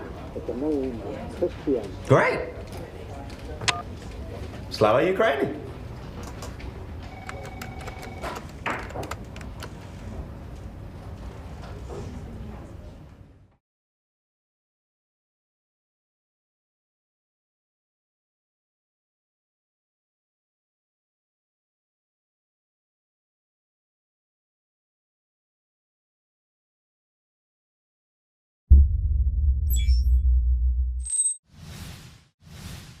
Luxoft is its people. Without each and every one of you Luxofters, our company would not be what it is. Our Luxofters drive our success, inspire us to achieve more, and generate the IT solutions that define the world of tomorrow. As our people are the core of our business, we make sure we focus our internal practices on our Luxofters. From yoga classes to webinars on mental health, from diversity and inclusion discussions to global community building challenges, from Run for IT to fun family-oriented events, we ensure we provide Luxofters a wide network of services so every member of our community can find the precise support they need. Luxoft focuses on Luxofters so that together we can achieve more.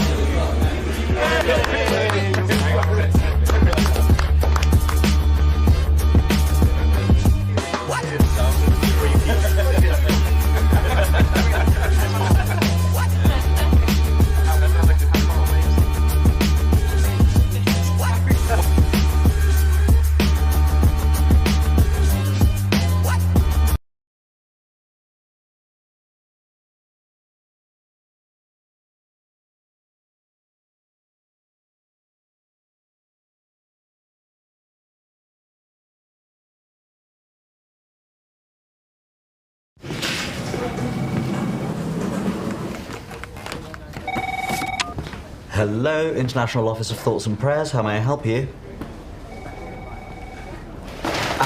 Yeah, let me just stop you there. So, we really appreciate you sending your thoughts and prayers to the people in Ukraine. We are unfortunately now at maximum capacity.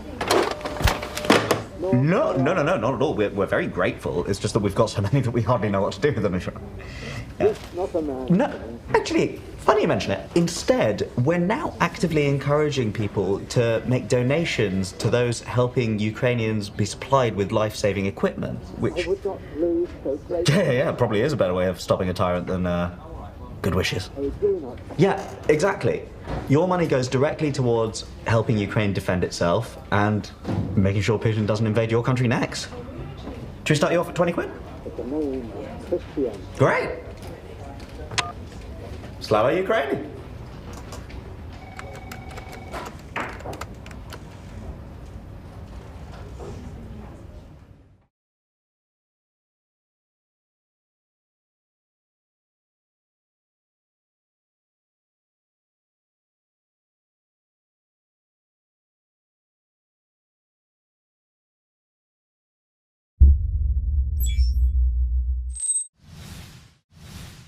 Luxoft is its people. Without each and every one of you Luxofters, our company would not be what it is. Our Luxofters drive our success, inspire us to achieve more, and generate the IT solutions that define the world of tomorrow. As our people are the core of our business, we make sure we focus our internal practices on our Luxofters. From yoga classes to webinars on mental health, from diversity and inclusion discussions to global community building challenges, from Run for IT to fun family-oriented events, we ensure we provide Luxofters a wide network of services so every member of our community can find the precise support they need. Luxoft focuses on Luxofters so that together we can achieve more.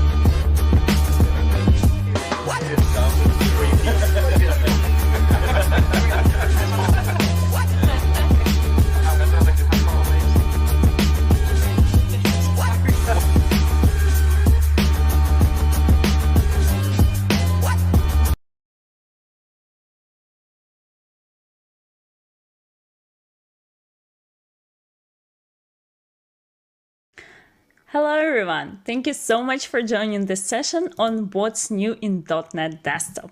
My name is Olya Gavrish. I'm a Senior Program Manager working at Microsoft, and I'm focusing on desktop platforms such as WPF, WinForms, .NET MAUI, and porting experience from .NET Framework to the latest .NETs. And in this session, I'll talk about new features in every of those platforms, and we're gonna start with the latest .NET version .NET 6 that was recently released in November of the last year. Then we also have a new version of Visual Studio 2022 with all the great tooling improvements. Then we're gonna deep dive into new features of WPF and WinForms, and I'll tell you about the new offering that we are currently working on that allows you to create desktop and mobile applications for different platforms. These apps can be deployed on Windows, macOS, iOS, and Android. And at the end, I'll tell you about Blazor that allows you to build a hybrid web and desktop applications. So let's get started. We're gonna start with .NET. Very briefly, I'll tell you about .NET 6. So what is .NET 6? What is .NET? You probably know that we had many different .NETs. We had .NET Framework, .NET Core, Mono, Xamarin. We also had .NET Standard, not the framework, but something to target your applications.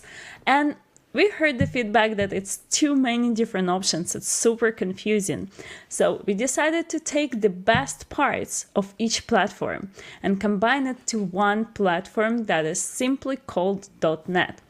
And .NET is the future platform. That's the platform going forward that will receive all the updates, all the language improvements, and I highly recommend to upgrade to this platform.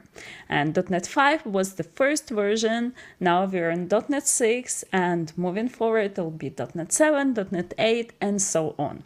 So .NET allows flexible deployment, meaning that you can have different versions of .NET on the same machine.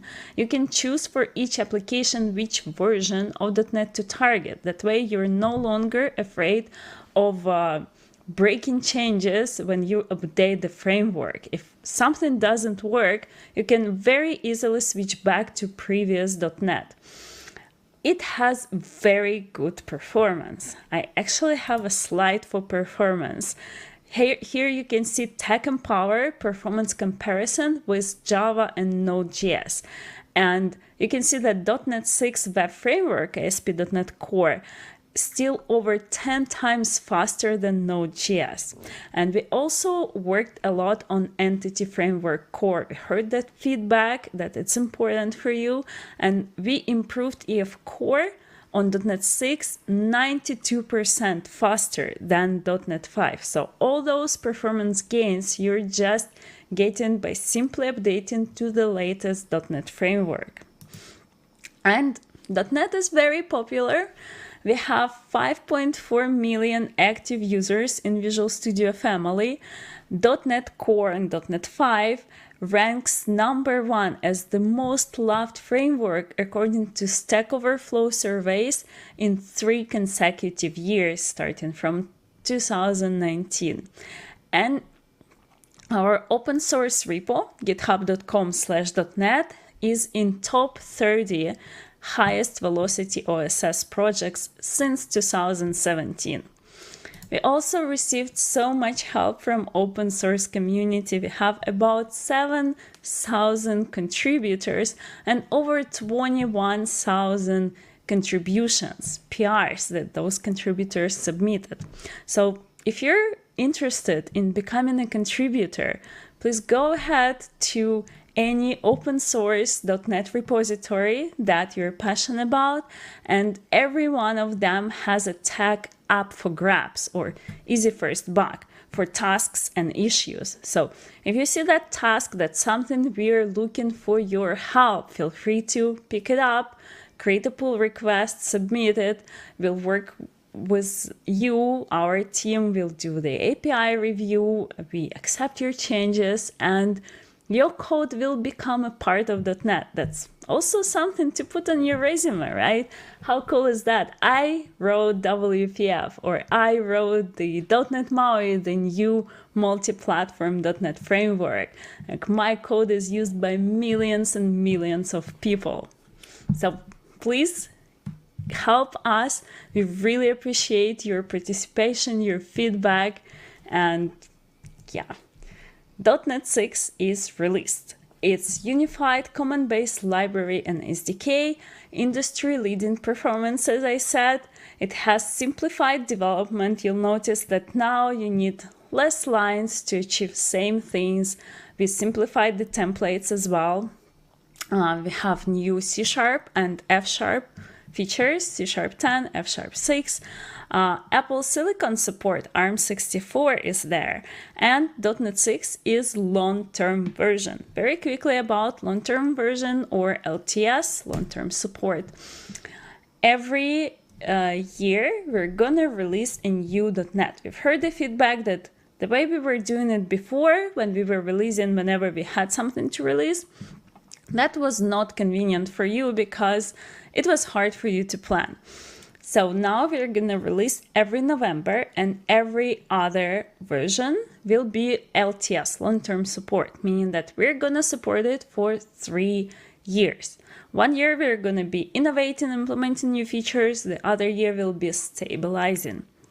If you don't like updating too much, you can jump from LTS to LTS, just update every 3 years. But if you want to get the latest features, update every year and be on the latest stack of technology.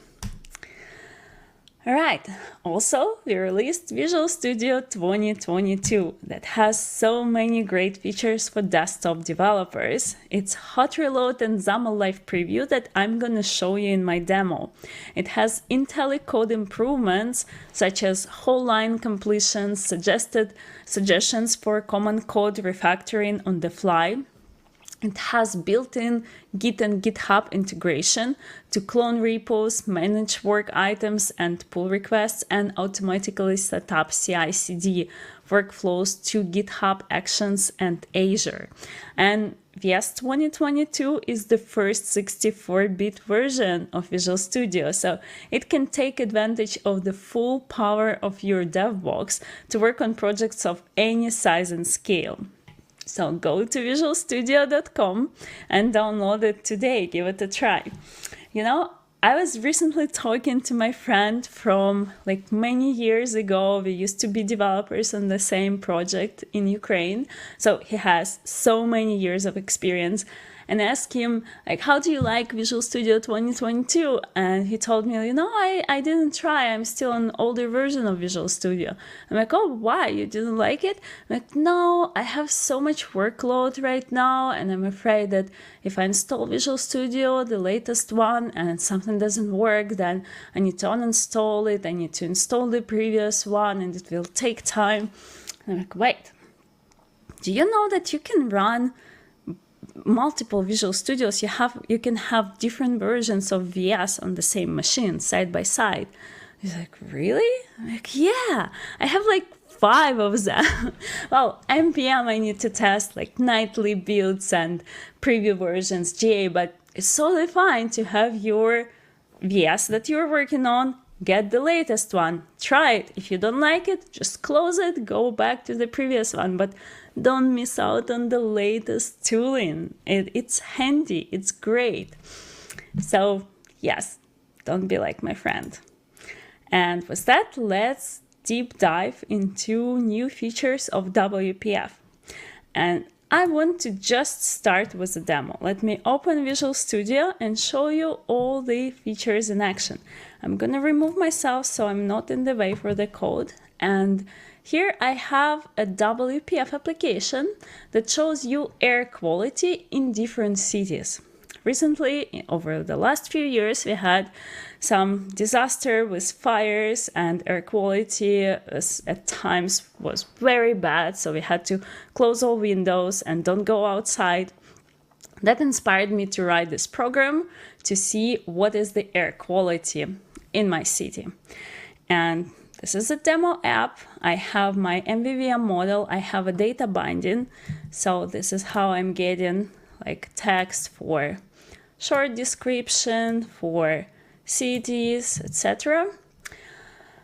And what do I see in the designer? I see nothing. I see nothing because my data is coming from data binding. So to see how my application will look like, I need to run my app. Well, sometimes it's not handy to start and stop your applications. Or other times my data layer, for example, is developed by some other coworker who is having tea right now and haven't done his job yet. So I want to move forward. I don't have data in my database, but I still want to develop my UI. For these cases, we have a new feature that is called design time data. With design time data, you can add dcolumn to any property of your XAML, and you'll get the property that you set in your UI immediately in the designer. This is a mock data, so when you run your application, it would not be there. It has no effect on your real app. So if you mock some data for testing purposes, don't be afraid to check it in production. Nobody will see it. It's just the thing you see in the designer. And you can do dcolumn text, dcolumn background. In my case, I went further and I mocked the entire item source. And here I have my cities. Okay, perfect. So let me see. All right, I have AQI, that's the value, how bad is your weather. I have short description. And you know what? I'm kind of happy, but I would like this short description to pop. Well, for that, we have another new feature called Quick Actions. Do you see this light bulb next to the control? yeah, that is a quick action. When I expand it, I can see the most commonly used properties for this specific control. So in my case, let's go and make it bold. Okay, does it look better? I think it looks better. Great. So now I'm happy with my UI. I'm gonna run my application. And once I'm running my app, let me bring the app to the screen.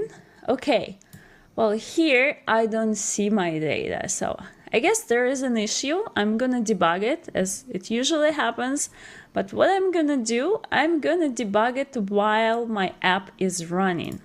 So I'm gonna put my app here and change my code and see the changes reflected immediately in my application.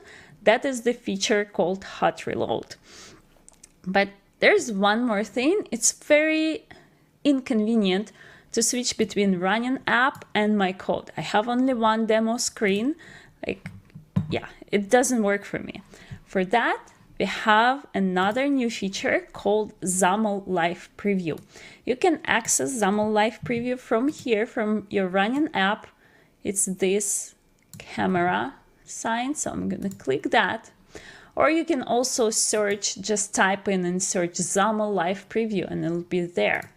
So XAML Live Preview shows your running application. The window you can choose, if you have multiple windows here, you choose which window you want to show. It shows it exactly as your running app, but it is inside Visual Studio. It's a standard Visual Studio window that you can resize, dock, like put wherever you want, and it's right next to your code. So now using one monitor is much better. Besides that, it has additional tooling for pixel perfect UI, such as, for example, rulers. And these are visual lines. Again, doesn't take effect on your code. It's just for designer purposes. So I can add those lines. I can see how far they are from left. I can see how far they're from right. I can move them around, make sure my positioning for every element, like everything is aligned.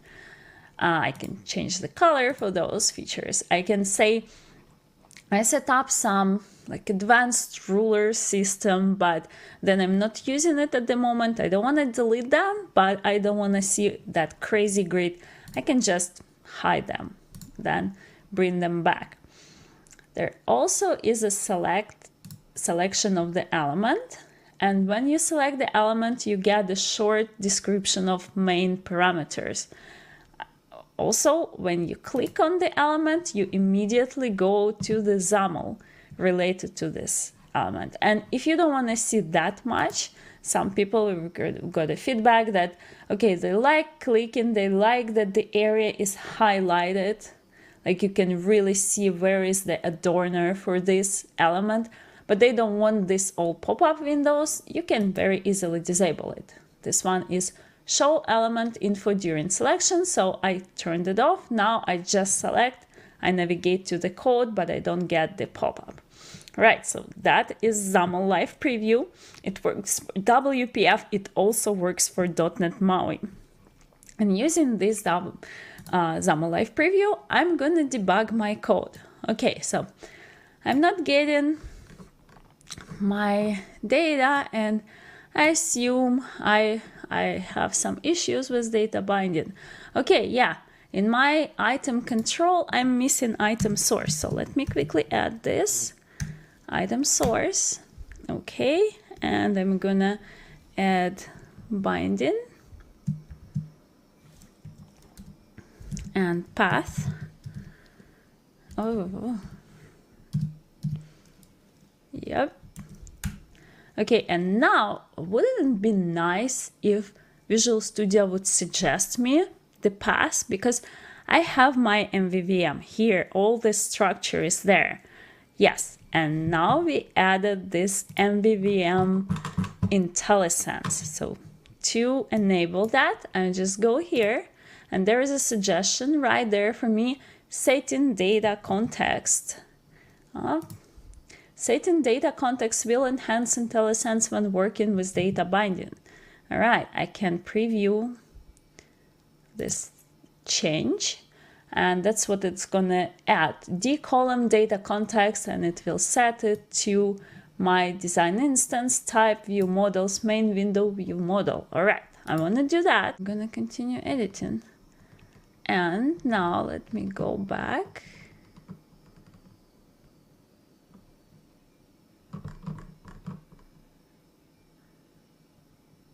Here, my path. Now let me remove and add. There you go. Now I have IntelliSense. And I immediately have my objects, my tiles with different cities. I see that in the running app. I see that in my XAML live preview. All right. Oh, another feature that I forgot to tell you about XAML live preview, it has zoom in. So I can zoom into my running app. Before, you couldn't do it with like real application. And I've heard the feedback from developers that sometimes to make sure everything is aligned, they had to take a screenshot and they had to open that screenshot in some graphic editor and zoom in. Now you can zoom in into your running app, and you can also use this fit height, fit width. Excellent. Okay, so let me see. My app is great, but there's one thing. I don't know if you noticed. I probably like Los Angeles too much because every city is Los Angeles. Well, obviously it's an issue. And it seems that this time the issue is in C# code, not XAML code. So before I showed you XAML hot reload when I was editing XAML file and the changes were right there applied. Now I'm gonna go to my C# code. Okay, here I have some test code that just overrides every city to Los Angeles. Let me remove that and let me save it. And all right, now you can see that cities have been updated to the real cities.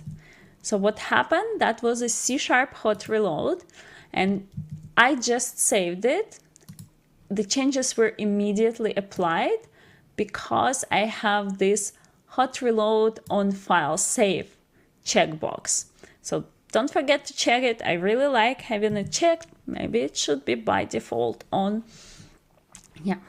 All right.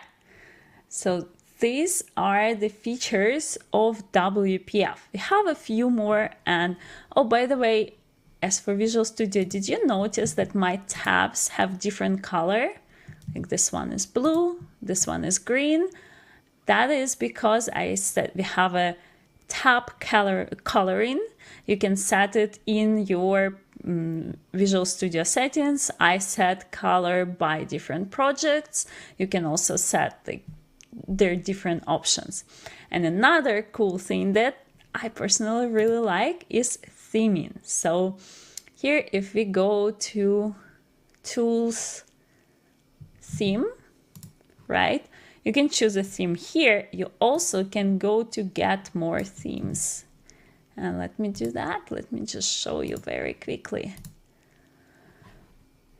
It opens the browser, and here we have so many different themes that were enabled together with our open source contributors. Okay, look at this. Winter is coming. What a beautiful theme. Love it. All right. Let's go back to our slide deck and let's quickly summarize what we have. So I showed you XAML Live Preview, a new feature that is available for WPF as well as .NET MAUI. We saw quick actions, the light bulb next to controls that lets you get access to the most used properties in just one click. We have a design time data and sample data. These are new features. I did not show you sample data, but just type in to Google. I did not show you sample data, but just find it, read it up. It's described in our docs. It's the way how you can generate sample data. Visual Studio will automatically do it for you. If you want to see some like mock objects, you don't have to even create it manually. It will be done for you. We have XAML binding improvements. We have IntelliSense improvements for MVVM scenarios when I added that data context. XAML hot reload, C# hot reload, and updates. We updated WPF XAML designer for .NET Framework. So before we had two different designers for .NET Framework and the new one for .NET Core and .NET 5, .NET 6. The new one was out of proc designer. Now we updated .NET Framework applications to use the new designer as well. A new designer is better, it's more performant, it has the latest features. So now all new features of the designer are available for both .NET Core 5, 6, and so on, as well as .NET Framework applications. All right. Now let's move to the next part. What is new in WinForms? And in WinForms, we have so many new features as well as improvements. So we have application-wide default font that I'll show you in the demo. We have accessibility improvements, new data binding scenarios that we continuous working on, and high DPI fixes. And we're improving the designer. We have strip controls editing from the designer, such as menu strip, context menu strip, etc. We added it quite some time ago, but people keep asking me about it, so that's why I'm putting it here. Yes, it's already there in the latest designer. Check it out. We have reliability fixes. The latest version is much better, more reliable. We have multiple controls editing improvements. When you select like 20-30 controls and you want to move them all, before the experience was painful. Now it works. We have third-party controls SDK. We're continuously working with third-party control vendors such as Telerik, DevExpress, Syncfusion, Infragistic, ActivePro, and so many others. If you are a control vendor and you have any questions about the latest designer or anything, please feel free to reach out to me. It doesn't matter if you're large or if you're one developer company. I'm happy to work with you. I'm happy to explain everything, to give you access to our documentation, etc. So please reach out if you have any questions, suggestions, feedback. Everything is welcome. And what else did we improve? We improved designer load time, because before the .NET Core, the latest designer, it took some time to open the application for the first time. Now we do it in async mode, and we do it much faster. So let's talk about the new features in more details. And again, performance is the topic of the day, right? We improved performance so much compared to .NET Framework. Here you can see same actions, absolutely same application, just in the first window it's targeting .NET Framework 4.8, in the second window it targets .NET 6, and same operations take much less allocations. So we improved the mechanism of how we are rendering controls, and .NET 6 is way more performant. It saves you resources. Next, we have new controls. We have a task dialog that is a very advanced message box on steroids. And that feature is very exciting because it also was developed by our open source contributors. So we worked with the community to enable this feature. And the developer, Konstantin Preiser, he just created a suggestion, created pull request, went through review cycles with our team, and his code is now in WinForms. And it's absolutely amazing. I played with this feature a lot. It basically allows you to show your users anything you want in a task dialog form. Another new control that we added for both WinForms and WPF is WebView 2. And WebView 2 is the new web browser, like the next version of it, and it's using Chromium-based engine. And it's distributed as a NuGet package, so to add it to your project, you just go to NuGet, you install Microsoft web.webview2, and it appears in your toolbox, and then you use it like regular control. You can drag and drop it, it's in properties, and with that, I'm sure you guys know what is web browser, but you can show the web content in your desktop application, WinForms or WPF, which many people find very useful. All right, now to accessibility improvements. We are making WinForms applications more accessible to more users, and that is one of our big goals. In .NET 6, we improved the way how assistive technologies such as narrator or text automation can interact with the controls. And in WinForms, we do it via adding UIA providers to the controls. That way, narrator, for example, can interact with those providers. In .NET 6, we added UIA providers for checklist box, linked label, panel, scroll bar, tab control, taskbar, etc. We also improved narrator announcements in data grid view, error provider, list view.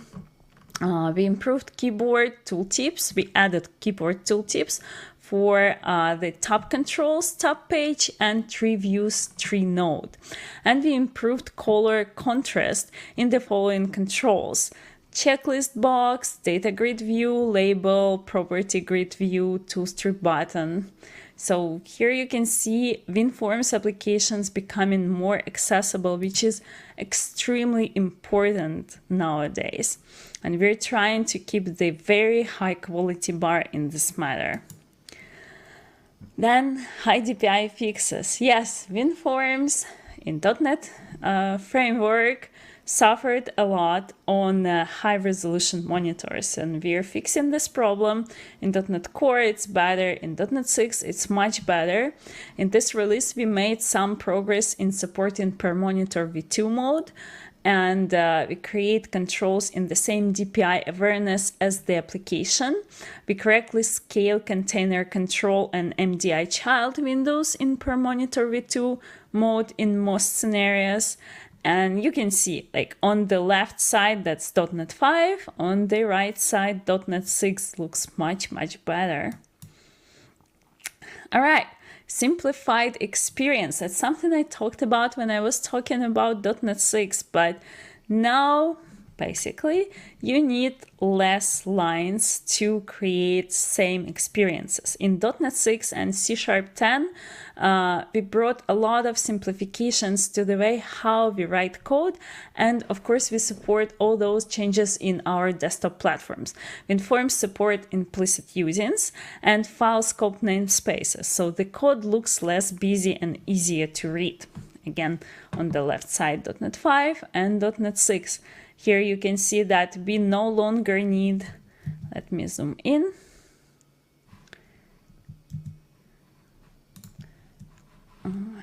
Let me go back and zoom in. There you go. So here we have usings for system, system collection, system link queue, etc., etc. Thanks to the feature implicit usings, we no longer need it. We also, here you can see namespace template. We have this brace, and here we just say namespace template semicolon and we no longer need this curly. We move everything one level to the left, which looks less busier. I personally really like it. Okay, also simplified templates. Before we had, when you type .NET New in console, that's all the options, all the suggestions that you're gonna get a lot. Now, when you type .NET New, that's all you're gonna get. ASP.NET, Blazor, Class Library, Console, WinForms, and WPF. All the templates from before, they're still there. So if you want, you can create them from the console. They're not going anywhere. But for getting started experience, we received the feedback that when people see all that monstrosity of the list, they're getting really lost, and it's not convenient for them to see all those options. So we simplified it to the most essential applications. Okay, and remember I told you about the new default font? I want to show you how to use this new API. So here I have a WinForms app, and like long time ago, we had our default font that was Microsoft Sans Serif, right? And then Windows updated the default font to Segoe UI, and for quite some time we had the old font for WinForms because we were on .NET Framework, we didn't want to break anybody. Of course, people were complaining they wanted the modern Segoe UI font, so when we created .NET Core, we updated the default font. But then those applications that were developed for the previous font and that has the pixel perfect UI, now with the new font, did not look so good. So other customers started yelling at us and say, like, what did you do? You break my app, like, go back.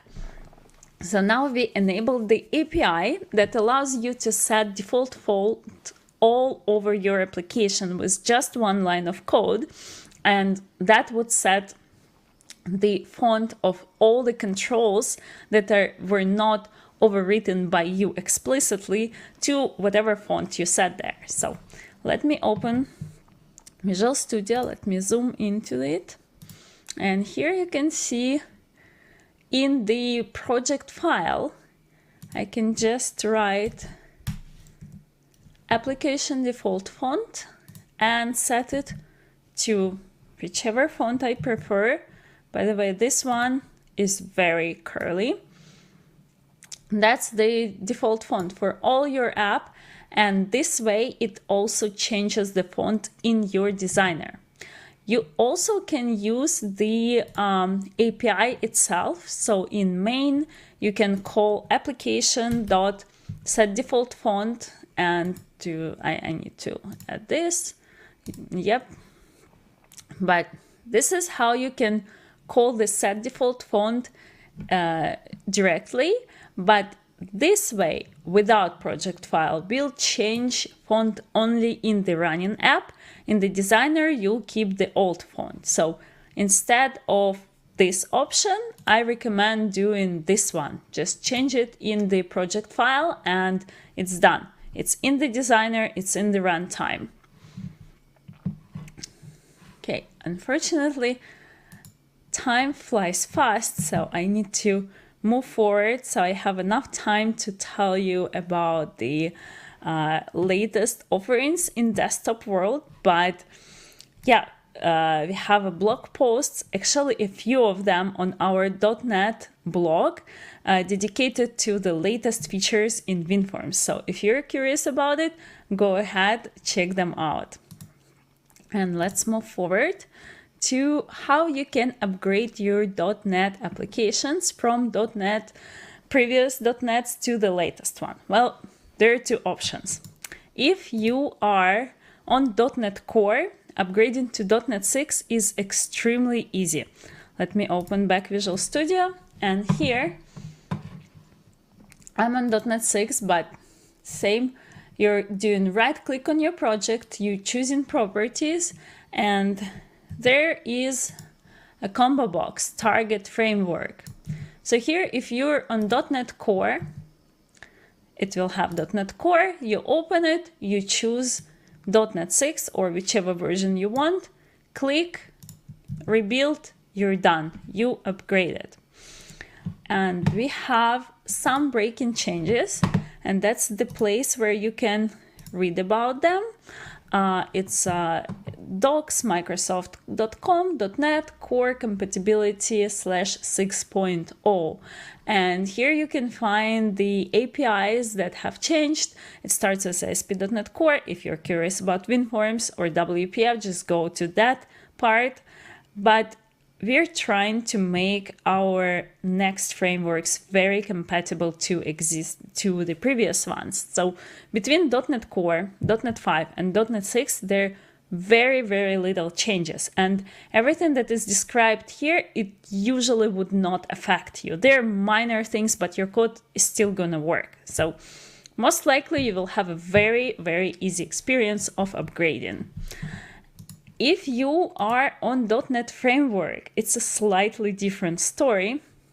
In this case, we have a tool that will help you and do the migration process for you. And this tool is called Upgrade Assistant. And it reduces time and difficulty modernizing older .NET code bases. It provides a guided step-by-step experience, supports multiple project types, C# and VB.NET languages, and it will help you to upgrade to .NET 6. So you can get this tool at aks.ms/.NET Upgrade Assistant. And run it. It's very simple. If you have any questions, there is a documentation, there are videos on how to use it. If you're still having questions, feel free to reach out to me. I'm happy to help you. And there are few unsupported app types that are ASP.NET Web Forms. In this case, we recommend using Blazor or Razor Pages. Server-side WCF is not supported moving forward, and we recommend to consider Web APIs, gRPC, or Core WCF. And remoting. For remoting, consider Stream.json RPC, gRPC, or Web APIs. We also have a tool called Portability Analyzer that will just give you a report and show how compatible your app is to .NET 6. So if you're just considering porting to .NET, but you probably want to talk to your boss, you want to do like a the case study, you can use this tool, get the report with the percentage, with green and red color, bring it to your manager and justify how much work you will need to do and what kind of work in which areas you will need to do any updates, if any, to move to .NET 6. All right. Now let's talk about MAUI. MAUI is the evolution of Xamarin Forms, designed to help you deliver high-performance cross-platform native desktop and mobile apps all from a single code base. And .NET MAUI under the hood uses technologies out there today for building native apps on Windows with WinUI, Mac Catalyst for macOS, and of course iOS and Android. And .NET MAUI abstracts all those frameworks into a single framework built on .NET 6. So .NET MAUI on Windows supports WinUI, allowing these apps to use all the newest native features and supported versions of Windows 10. And that means that you can build all these apps for any device from a single code base and project system. And instead of learning different stacks and languages for each, you can use one language, one set of libraries, and one UI stack for all of them. And it will release in May. We will have the first version. We're in the beginning of creating this application, so yeah, it's still not stable. We're adding features, we're listening to feedback, but that is the next thing we're gonna work on. We're working on currently. So if you want to see, if you want to be the first one who sees it, it's available already. It's in the preview, so you can go ahead, download it, and it's available since Visual Studio 17.1 Preview 1 and all later Visual Studios, so check it out. And at the end, I wanted to talk about hybrid apps with Blazor and .NET MAUI. So we first supported Blazor on the server, then in the browser with WebAssembly, and now we're extending it again so you can write Blazor hybrid apps. This means you can create hybrid client apps which combine web and native UI together in a single native client application. And it primarily targeted at web developers that want to provide rich client and offline experience for their users. So if you're a web developer, you want to build a desktop app, you don't need to learn new technology, you can keep being a web developer, and now you can put your web inside desktop application. Blazor hybrid app is built on top of .NET MAUI, so that is .NET MAUI and WebView 2, the control that I told you about before, and your web inside that WebView 2 inside .NET MAUI. And the scenarios will also be supported when .NET MAUI releases early next year. So now it's also in the preview, but you already can see it working already. And all right, that's it for today. It's a lot of material and we have way more features. Unfortunately, I don't have time for everything, but we have a great documentation. We have .NET blog where we talk about all the latest things. I also tweet about it constantly, so feel free to subscribe to my Twitter. And if you have any questions, any suggestions, any recommendations for us, feel free to reach out to me. I'm always happy to talk to you. And with that, get the latest .NET, .NET 6, get the latest Visual Studio, use Upgrade Assistant to move your applications to .NET 6 if you have not done that yet, and enjoy coding. Thank you so much for your time and enjoy the rest of the conference. Bye.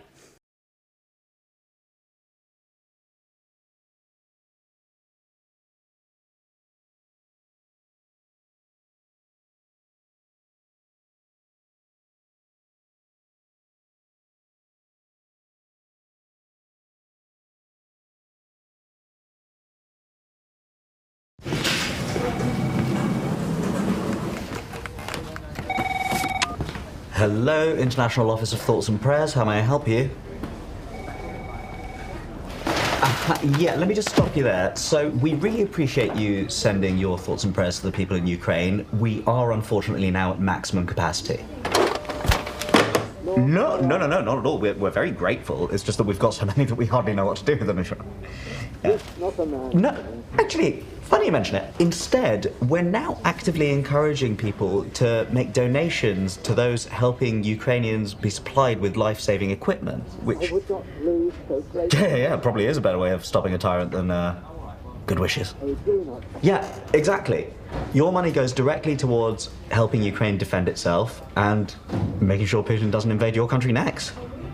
Should we start you off at 20 quid? Great! Slava Ukraine!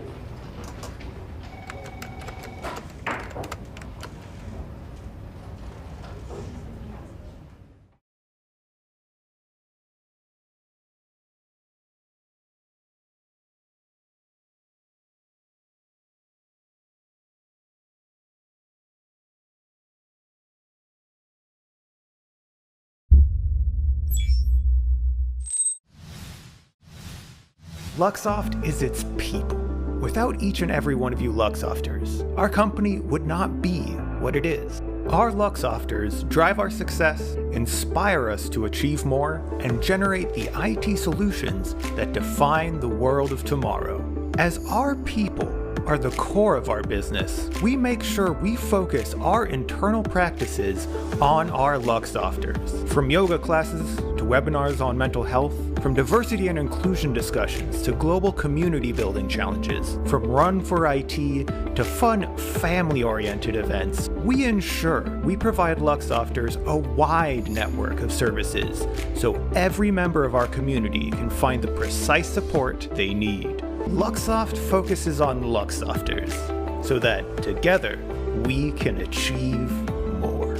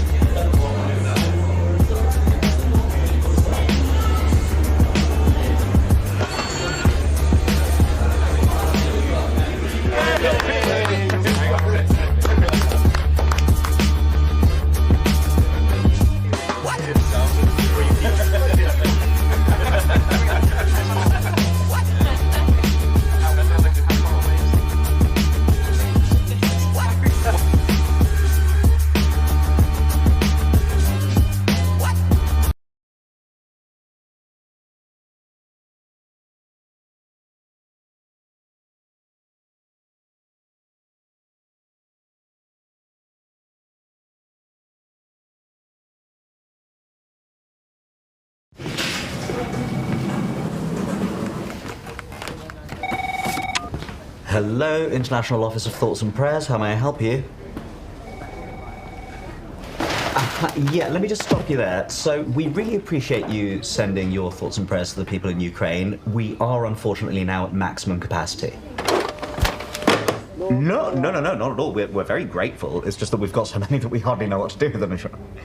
Yeah. No, actually, funny you mention it. Instead, we're now actively encouraging people to make donations to those helping Ukrainians be supplied with life-saving equipment, which...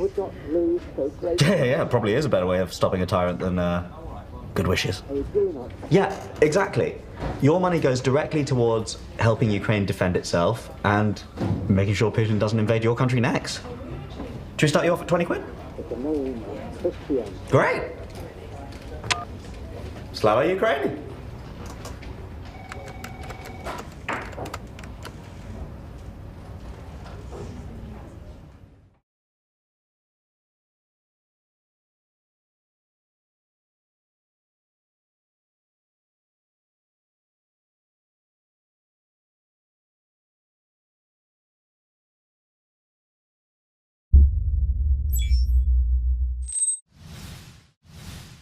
Luxoft is its people. Without each and every one of you Luxofters, our company would not be what it is. Our Luxofters drive our success, inspire us to achieve more, and generate the IT solutions that define the world of tomorrow. As our people are the core of our business, we make sure we focus our internal practices on our Luxofters. From yoga classes to webinars on mental health, from diversity and inclusion discussions to global community building challenges, from Run for IT to fun family-oriented events, we ensure we provide Luxofters a wide network of services so every member of our community can find the precise support they need. Luxoft focuses on Luxofters so that together we can achieve more.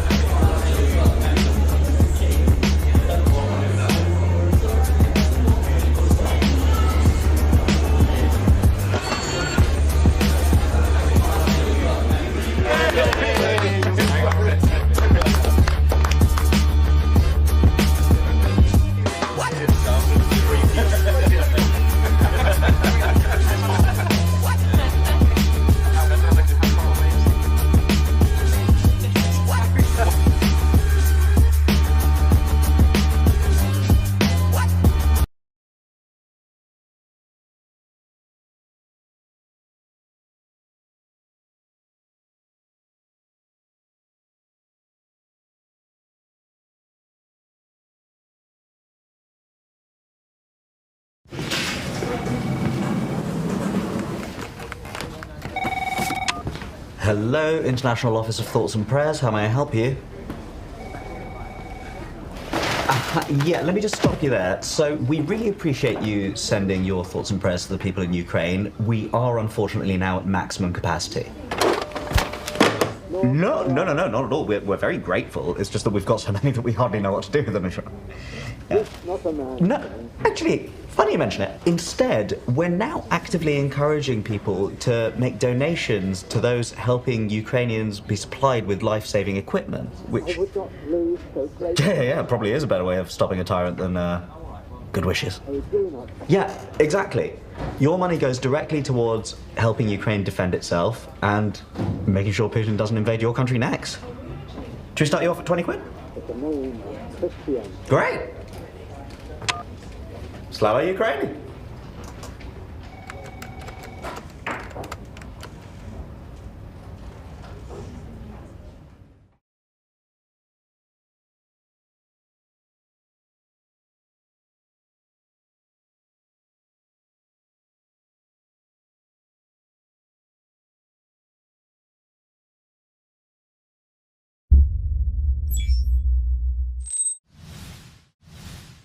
Luxoft is its people. Without each and every one of you Luxofters, our company would not be what it is. Our Luxofters drive our success, inspire us to achieve more, and generate the IT solutions that define the world of tomorrow. As our people are the core of our business, we make sure we focus our internal practices on our Luxofters. From yoga classes to webinars on mental health, from diversity and inclusion discussions to global community building challenges, from Run for IT to fun family-oriented events, we ensure we provide Luxofters a wide network of services so every member of our community can find the precise support they need. Luxoft focuses on Luxofters so that together we can achieve more.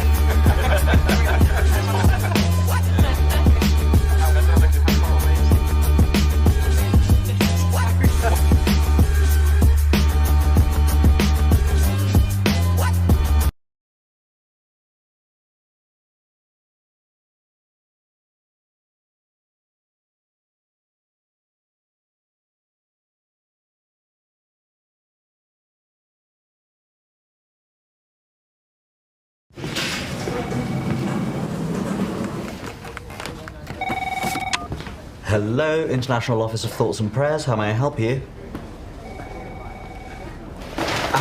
Yeah, let me just stop you there. So we really appreciate you sending your thoughts and prayers to the people in Ukraine. We are unfortunately now at maximum capacity. No, not at all. We're very grateful. It's just that we've got so many that we hardly know what to do with them. Yeah. No, actually, funny you mention it. Instead, we're now actively encouraging people to make donations to those helping Ukrainians be supplied with life-saving equipment, which... Yeah, probably is a better way of stopping a tyrant than good wishes. Yeah, exactly. Your money goes directly towards helping Ukraine defend itself and making sure Putin doesn't invade your country next. Should we start you off at 20 quid? Great! Slava Ukraini!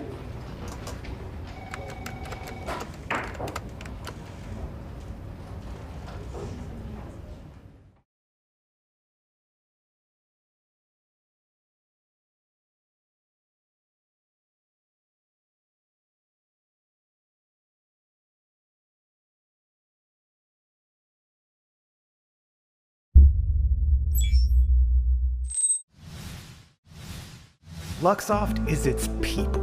Without each and every one of you Luxofters, our company would not be what it is. Our Luxofters drive our success, inspire us to achieve more, and generate the IT solutions that define the world of tomorrow.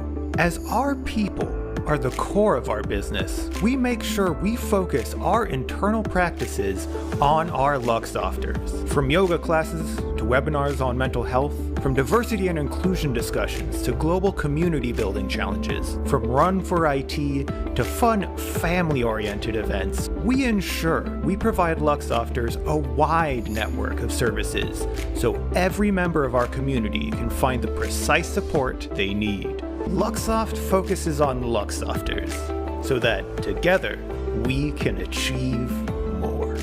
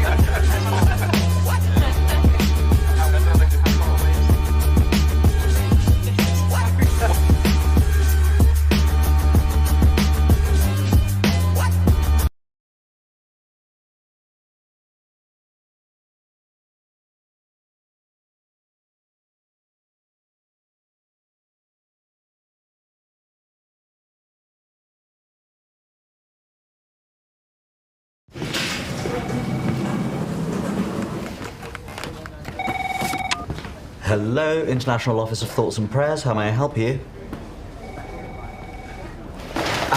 Yeah, let me just stop you there. So, we really appreciate you sending your thoughts and prayers to the people in Ukraine. We are unfortunately now at maximum capacity. No, not at all. We're very grateful. It's just that we've got so many that we hardly know what to do with them. Yeah. No, actually, funny you mention it. Instead, we're now actively encouraging people to make donations to those helping Ukrainians be supplied with life-saving equipment, which... Yeah, probably is a better way of stopping a tyrant than good wishes. Yeah, exactly. Your money goes directly towards helping Ukraine defend itself and making sure Putin doesn't invade your country next. Should we start you off at 20 quid? Great! Slava Ukraine!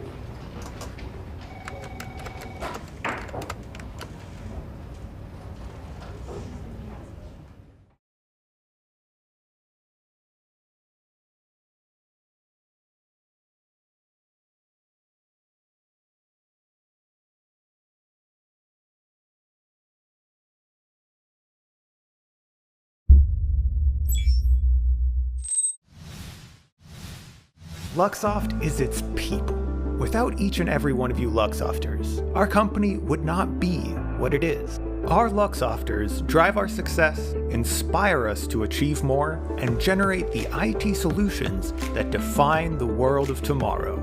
As our people are the core of our business, we make sure we focus our internal practices on our Luxofters. From yoga classes to webinars on mental health, from diversity and inclusion discussions to global community building challenges, from Run for IT to fun family-oriented events, we ensure we provide Luxofters a wide network of services so every member of our community can find the precise support they need. Luxoft focuses on Luxofters so that together we can achieve more.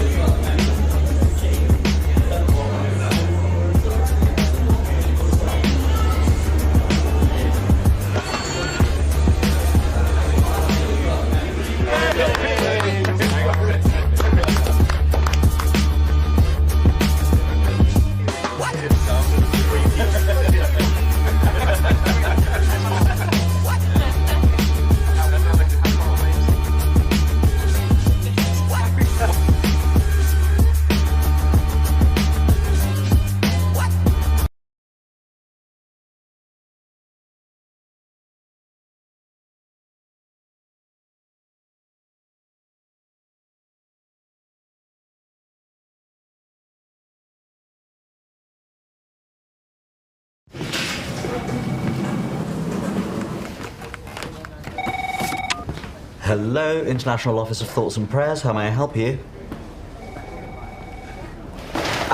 Yeah, let me just stop you there. So, we really appreciate you sending your thoughts and prayers to the people in Ukraine. We are unfortunately now at maximum capacity.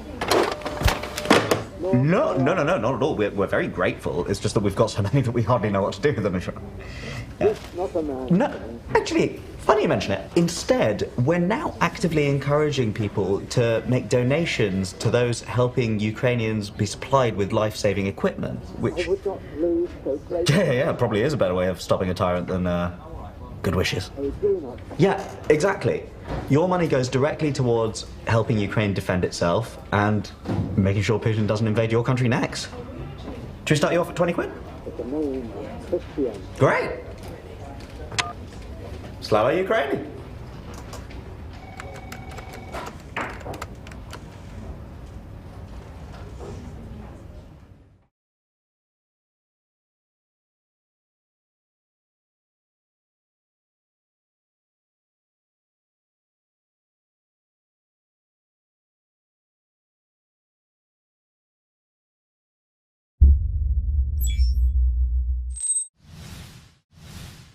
Luxoft is its people.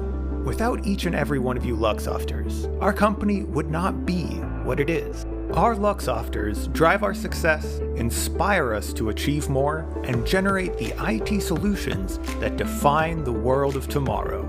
As our people are the core of our business, we make sure we focus our internal practices on our Luxofters. From yoga classes to webinars on mental health, from diversity and inclusion discussions to global community building challenges, from Run for IT to fun family-oriented events, we ensure we provide Luxofters a wide network of services so every member of our community can find the precise support they need. Luxoft focuses on Luxofters so that together we can achieve more.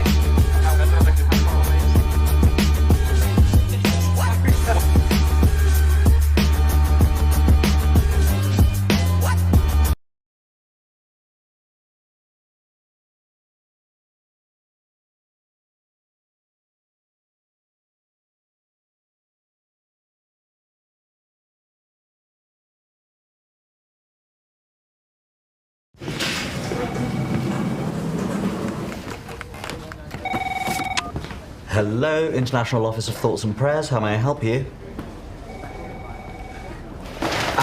Yeah, let me just stop you there. So, we really appreciate you sending your thoughts and prayers to the people in Ukraine. We are unfortunately now at maximum capacity. No, not at all. We're very grateful. It's just that we've got so many that we hardly know what to do with them. Yeah. No, actually, funny you mention it. Instead, we're now actively encouraging people to make donations to those helping Ukrainians be supplied with life-saving equipment, which... Yeah, probably is a better way of stopping a tyrant than good wishes. Yeah, exactly. Your money goes directly towards helping Ukraine defend itself and making sure Putin doesn't invade your country next. Should we start you off at 20 quid? Great! Slava Ukraini!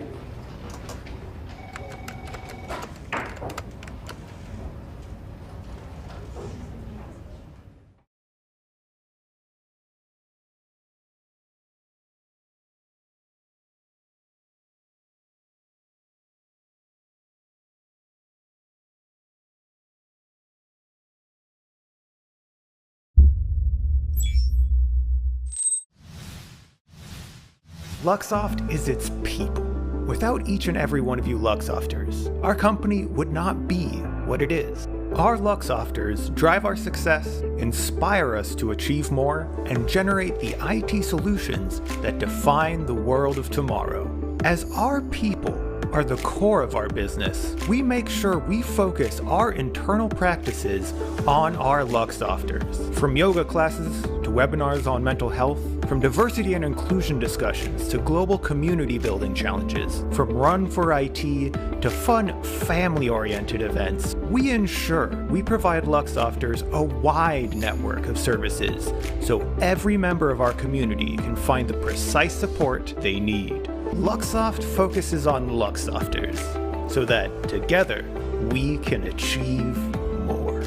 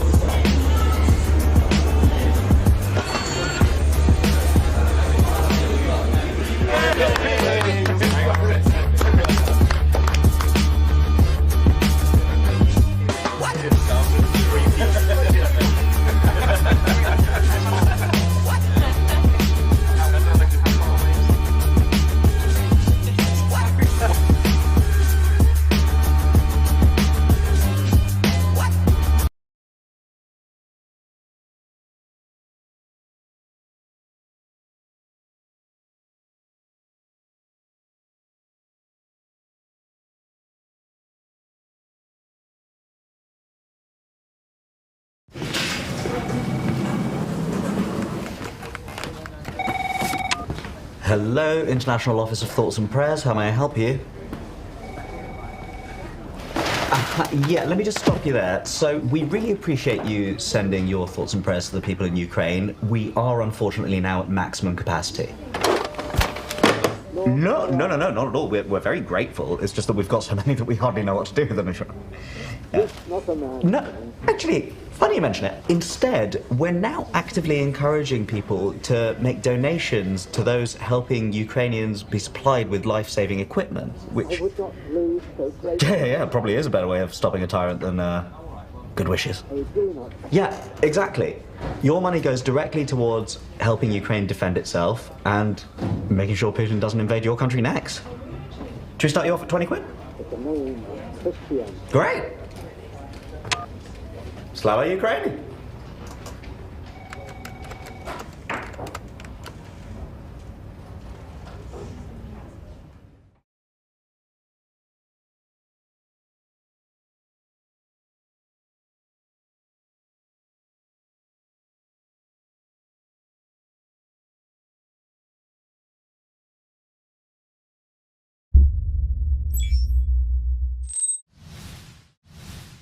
Luxoft is its people. Without each and every one of you Luxofters, our company would not be what it is. Our Luxofters drive our success, inspire us to achieve more, and generate the IT solutions that define the world of tomorrow. As our people are the core of our business, we make sure we focus our internal practices on our Luxofters. From yoga classes to webinars on mental health, from diversity and inclusion discussions to global community building challenges, from Run for IT to fun family-oriented events, we ensure we provide Luxofters a wide network of services so every member of our community can find the precise support they need. Luxoft focuses on Luxofters so that together we can achieve more.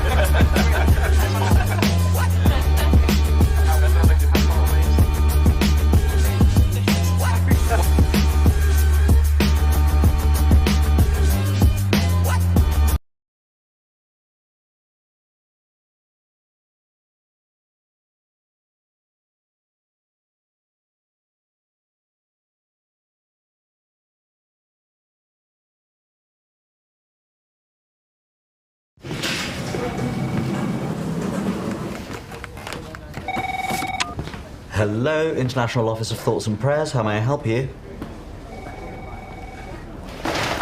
Yeah, let me just stop you there. So, we really appreciate you sending your thoughts and prayers to the people in Ukraine. We are unfortunately now at maximum capacity. No, not at all. We're very grateful. It's just that we've got so many that we hardly know what to do with them. Yeah. No, actually, funny you mention it. Instead, we're now actively encouraging people to make donations to those helping Ukrainians be supplied with life-saving equipment, which...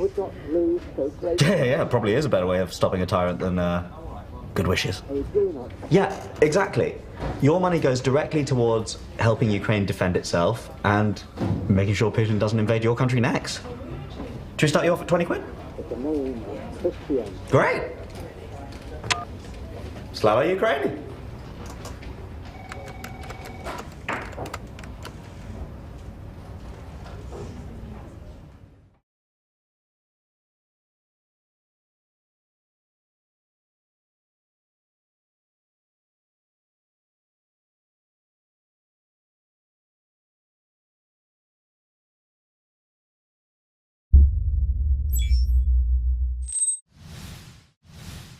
Luxoft is its people. Without each and every one of you Luxofters, our company would not be what it is. Our Luxofters drive our success, inspire us to achieve more, and generate the IT solutions that define the world of tomorrow. As our people are the core of our business, we make sure we focus our internal practices on our Luxofters. From yoga classes to webinars on mental health, from diversity and inclusion discussions to global community building challenges, from Run for IT to fun family-oriented events, we ensure we provide Luxofters a wide network of services so every member of our community can find the precise support they need. Luxoft focuses on Luxofters so that together we can achieve more.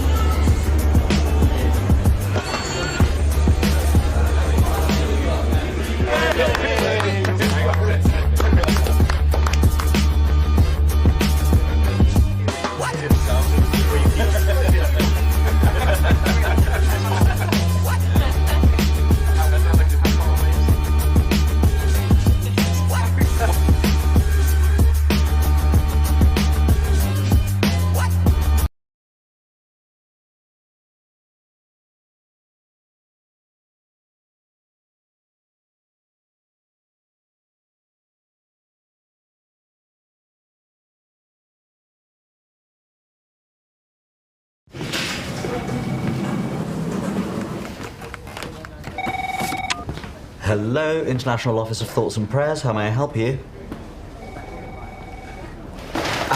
Yeah, let me just stop you there. So, we really appreciate you sending your thoughts and prayers to the people in Ukraine. We are unfortunately now at maximum capacity. No, not at all. We're very grateful. It's just that we've got so many that we hardly know what to do with them. Yeah.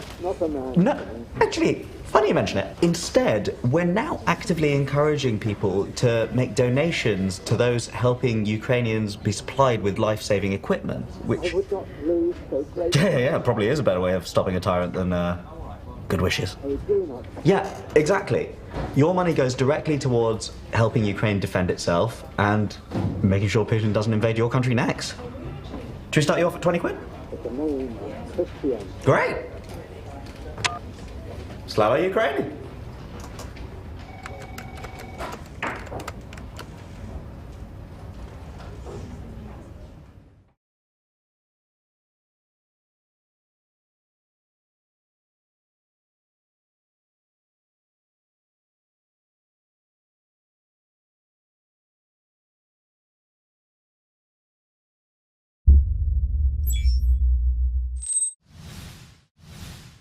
Luxoft is its people.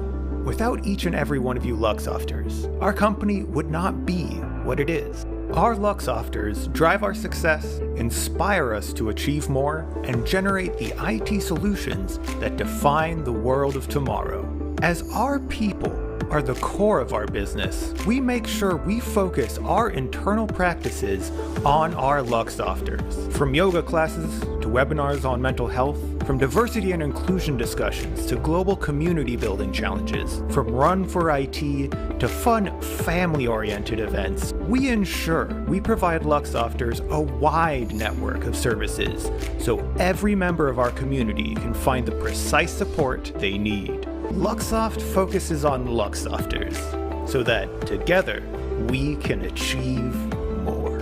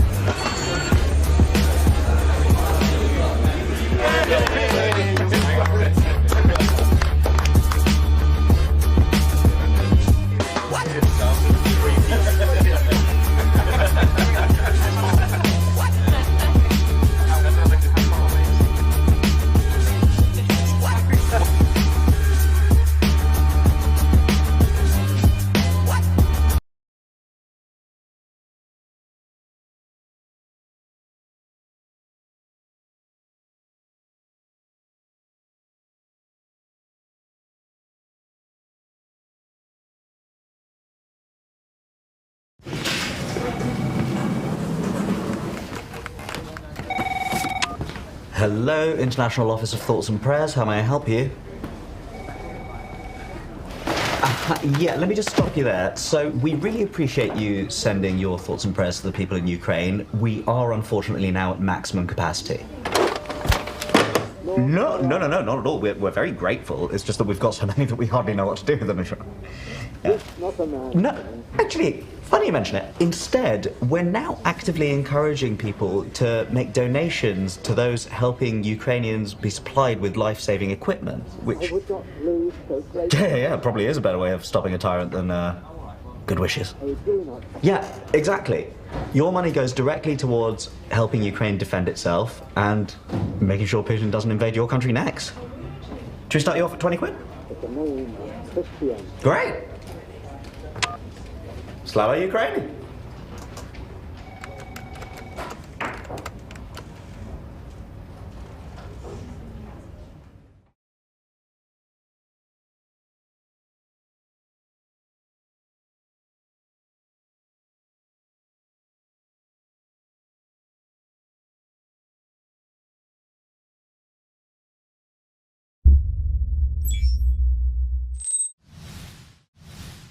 Luxoft is its people. Without each and every one of you Luxofters, our company would not be what it is. Our Luxofters drive our success, inspire us to achieve more, and generate the IT solutions that define the world of tomorrow.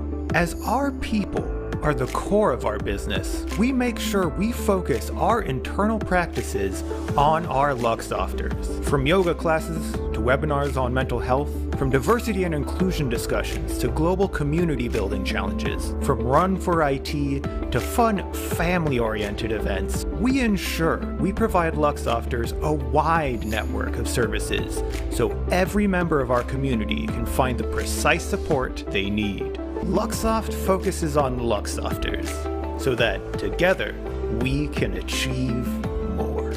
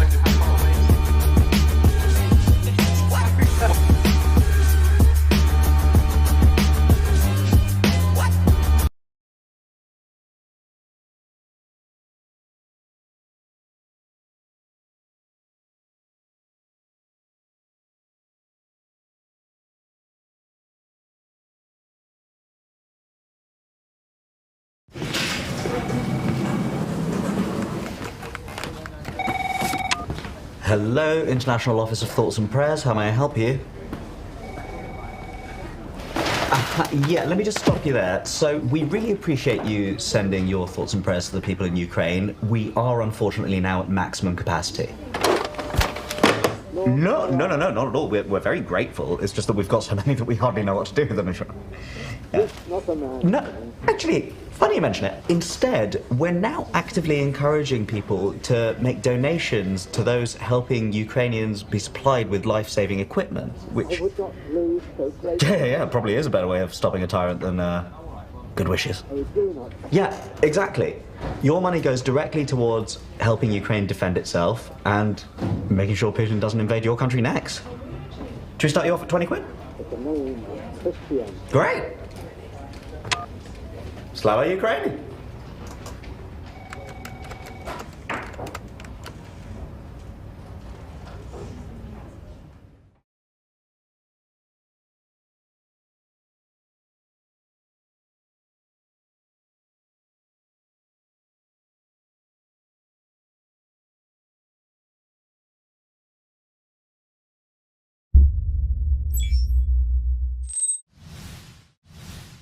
Luxoft is its people.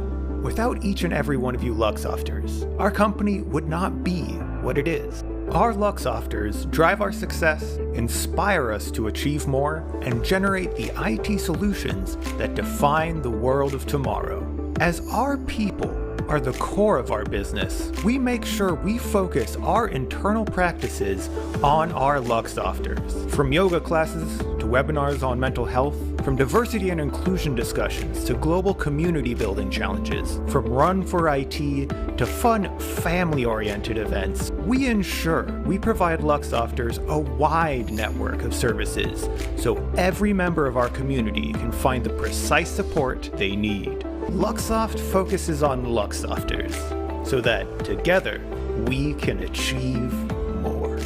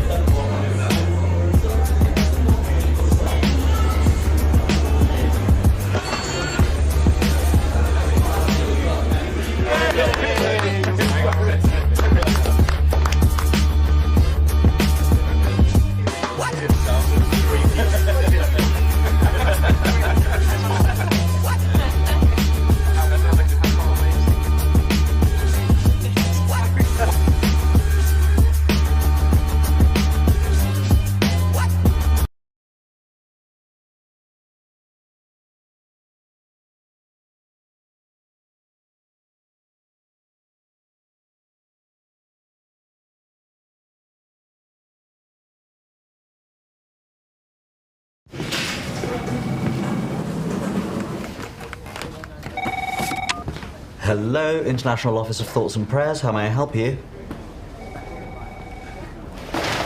Yeah, let me just stop you there. So, we really appreciate you sending your thoughts and prayers to the people in Ukraine. We are unfortunately now at maximum capacity.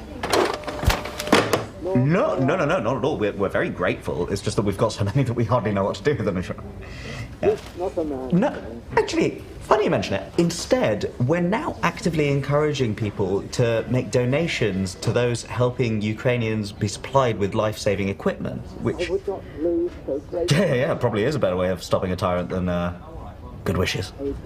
Yeah, exactly. Your money goes directly towards helping Ukraine defend itself and making sure Putin doesn't invade your country next. Should we start you off at 20 quid? Great. Slava Ukraine.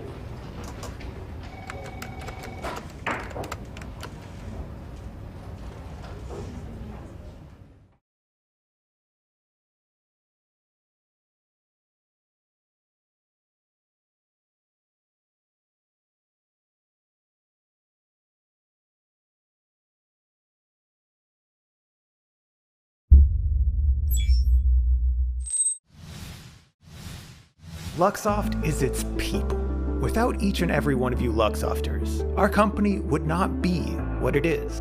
Our Luxofters drive our success, inspire us to achieve more, and generate the IT solutions that define the world of tomorrow.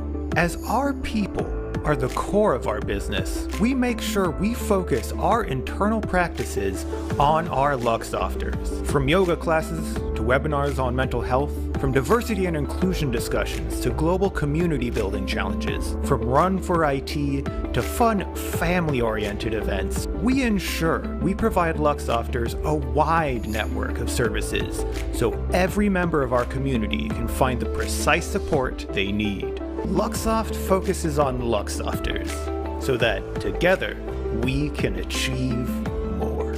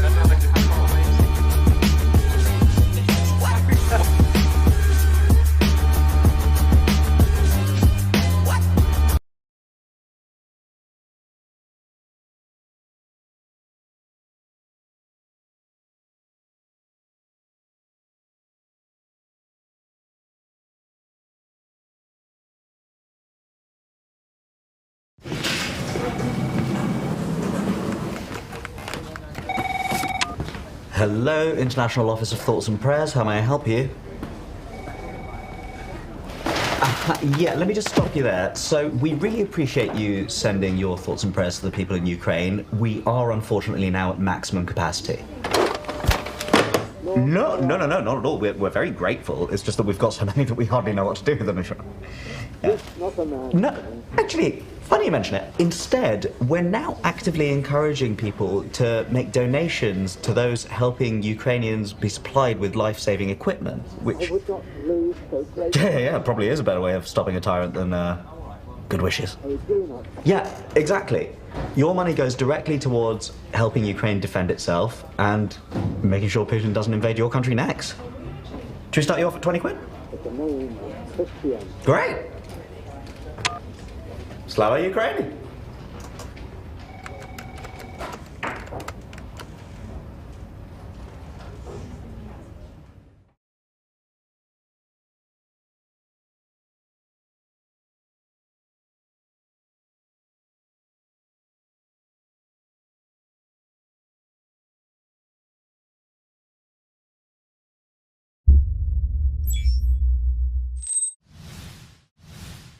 Luxoft is its people. Without each and every one of you Luxofters, our company would not be what it is. Our Luxofters drive our success, inspire us to achieve more, and generate the IT solutions that define the world of tomorrow. As our people are the core of our business, we make sure we focus our internal practices on our Luxofters. From yoga classes to webinars on mental health, from diversity and inclusion discussions to global community building challenges, from Run for IT to fun family-oriented events, we ensure we provide Luxofters a wide network of services so every member of our community can find the precise support they need. Luxoft focuses on Luxofters so that together we can achieve more.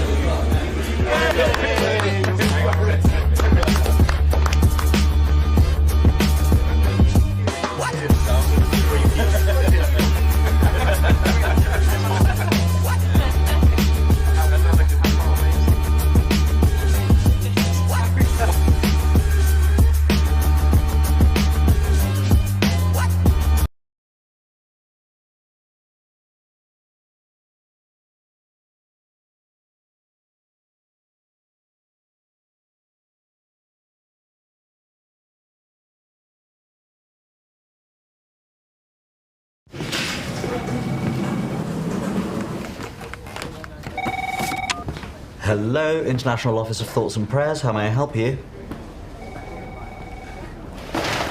Yeah, let me just stop you there. So, we really appreciate you sending your thoughts and prayers to the people in Ukraine. We are unfortunately now at maximum capacity.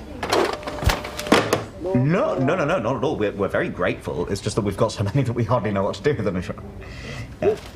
No, actually, funny you mention it. Instead, we're now actively encouraging people to make donations to those helping Ukrainians be supplied with life-saving equipment, which... Yeah, probably is a better way of stopping a tyrant than good wishes. Yeah, exactly. Your money goes directly towards helping Ukraine defend itself and making sure Putin doesn't invade your country next. Should we start you off at 20 quid? Great. Slava Ukraini.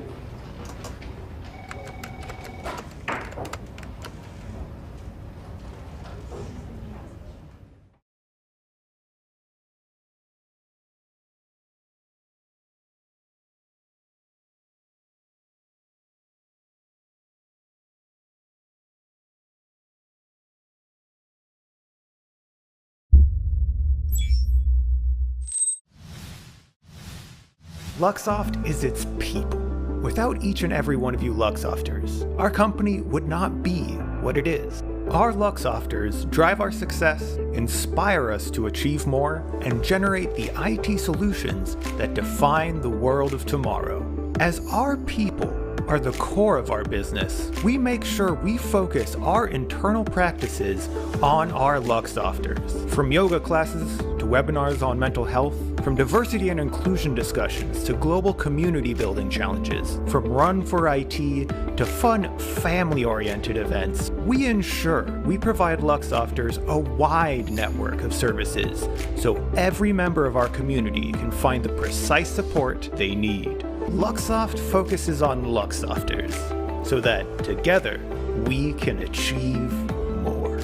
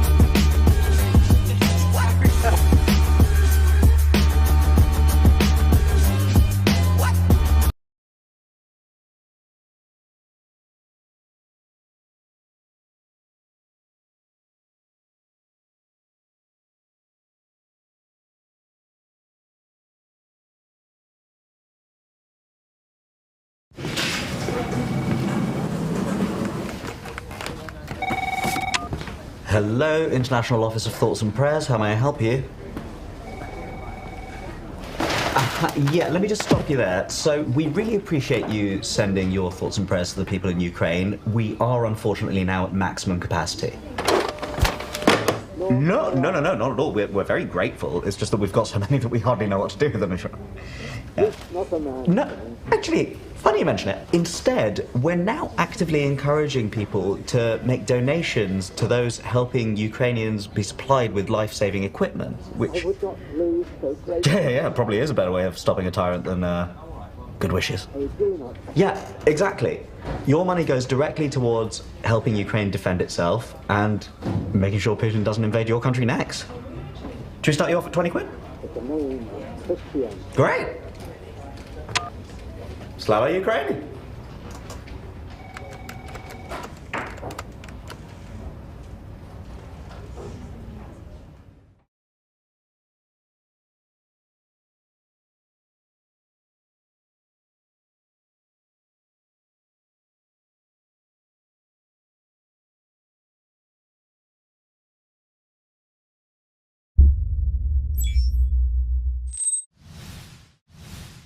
Luxoft is its people.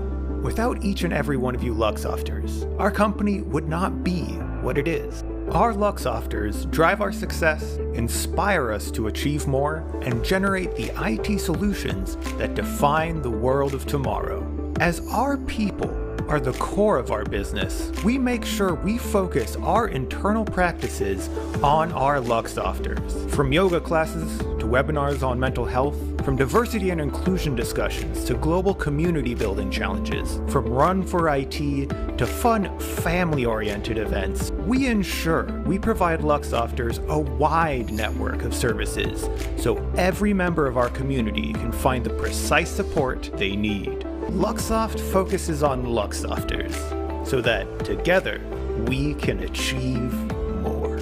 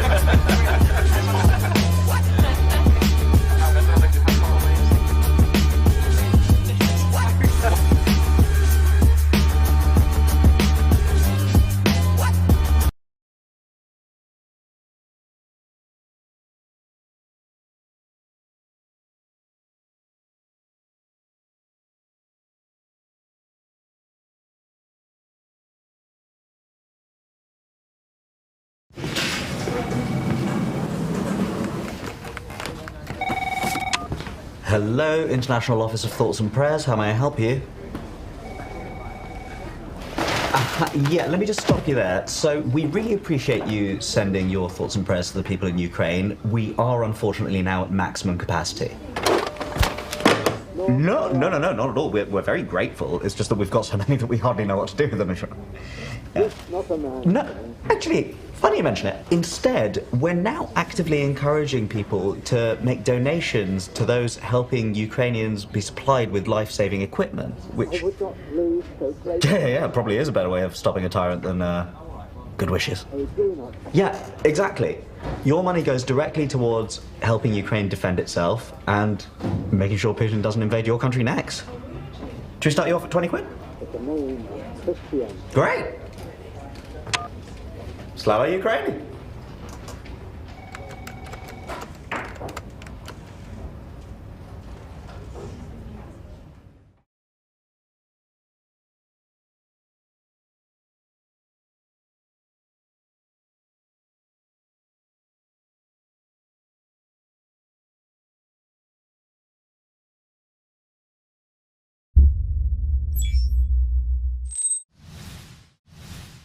Luxoft is its people. Without each and every one of you Luxofters, our company would not be what it is. Our Luxofters drive our success, inspire us to achieve more, and generate the IT solutions that define the world of tomorrow. As our people are the core of our business, we make sure we focus our internal practices on our Luxofters. From yoga classes to webinars on mental health, from diversity and inclusion discussions to global community building challenges, from Run for IT to fun family-oriented events, we ensure we provide Luxofters a wide network of services so every member of our community can find the precise support they need. Luxoft focuses on Luxofters so that together we can achieve more.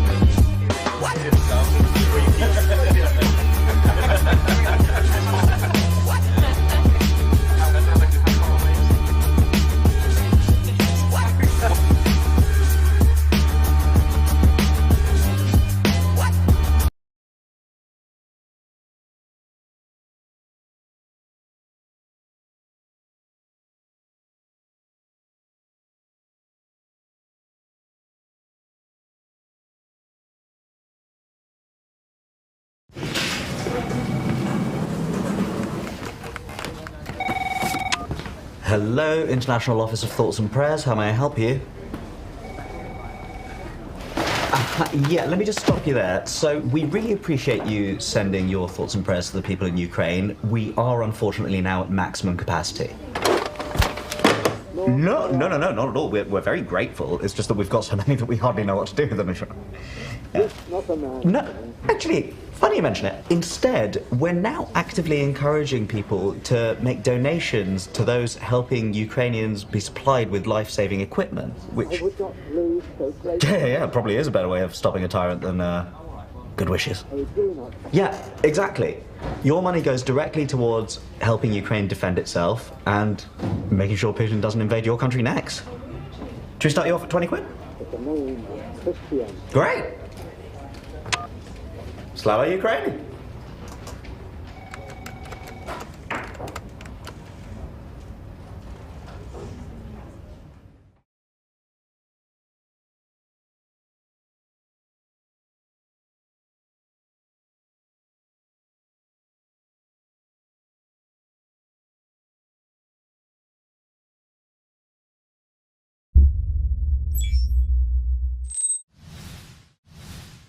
Luxoft is its people. Without each and every one of you Luxofters, our company would not be what it is. Our Luxofters drive our success, inspire us to achieve more, and generate the IT solutions that define the world of tomorrow. As our people are the core of our business, we make sure we focus our internal practices on our Luxofters. From yoga classes to webinars on mental health, from diversity and inclusion discussions to global community building challenges, from Run for IT to fun family-oriented events, we ensure we provide Luxofters a wide network of services so every member of our community can find the precise support they need. Luxoft focuses on Luxofters so that together we can achieve more.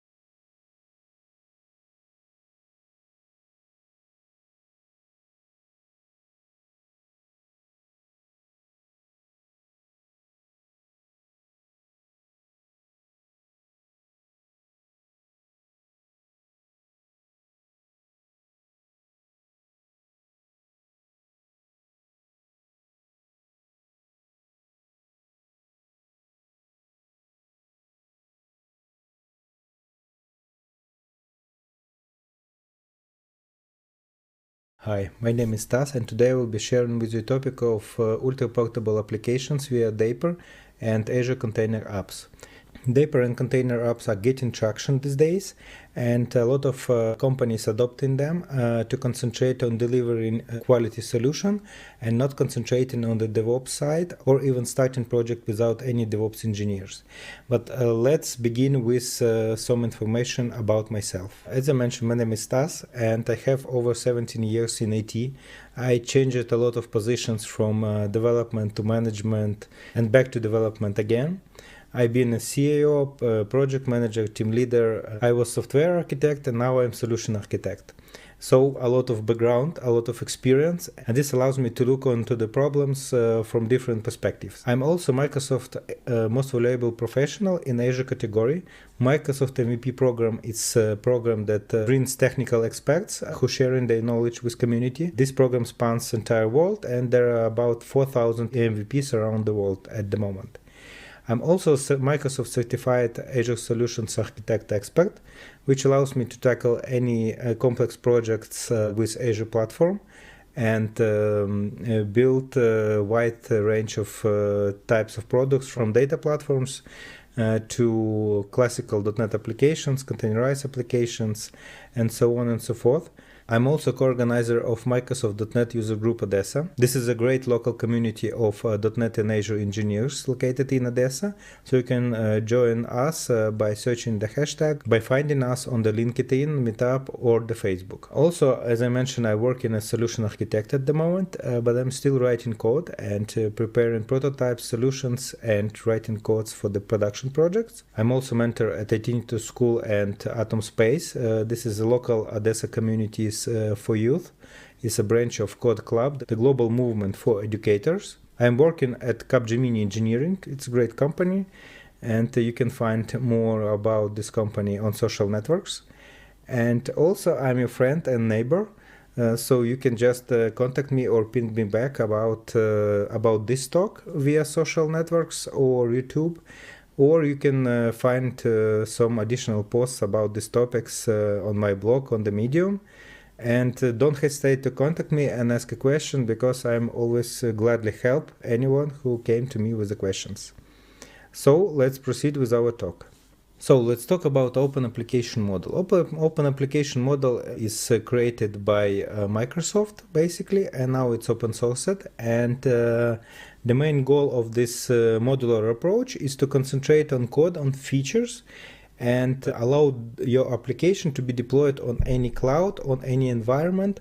And you can have it on premises, you can have it on the edge, and you can have in different clouds, and you will get the same results, because observability, control of your application, and etc. would be the same regardless of environment. And from my perspective now, the major problem with DevOps overhead for the projects, it's kind of slowing down the overall delivery of products that you developing. And I'm talking now from the perspective of developer, not an architect, not a DevOps engineer, and etc. I'm just talking about that your code, the shipment of your code should be your responsibility, and you don't have to rely on DevOps engineers or any infrastructure concerns.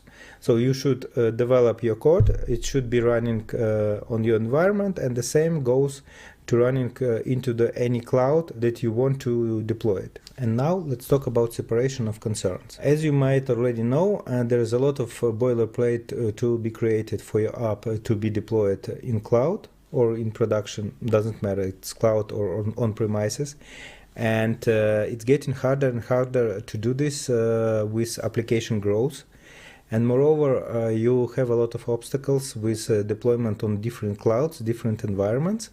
And to make your application portable is super hard nowadays. Because of this lack of portability, you might end up with vendor lock-in, because you're getting used to the particular cloud, and deploying an application, let's say from Azure to AWS, might result in a lot of refactoring and optimizations for the different services that are located in AWS. But you can tell that you're using containers, and so your application is super portable, but you're forgetting about stuff like observability, portability, extensibility, and etc., which will block development of your application on AWS as well. And by using this model, you can be sure that your application will be portable, extensible, and can run on different clouds without any issues, because things like observability, service discovery, connectivity, and etc. would be out of the box with this open application model. And so this is a step forward in the right direction, from my perspective at least. Let's go into deeper details.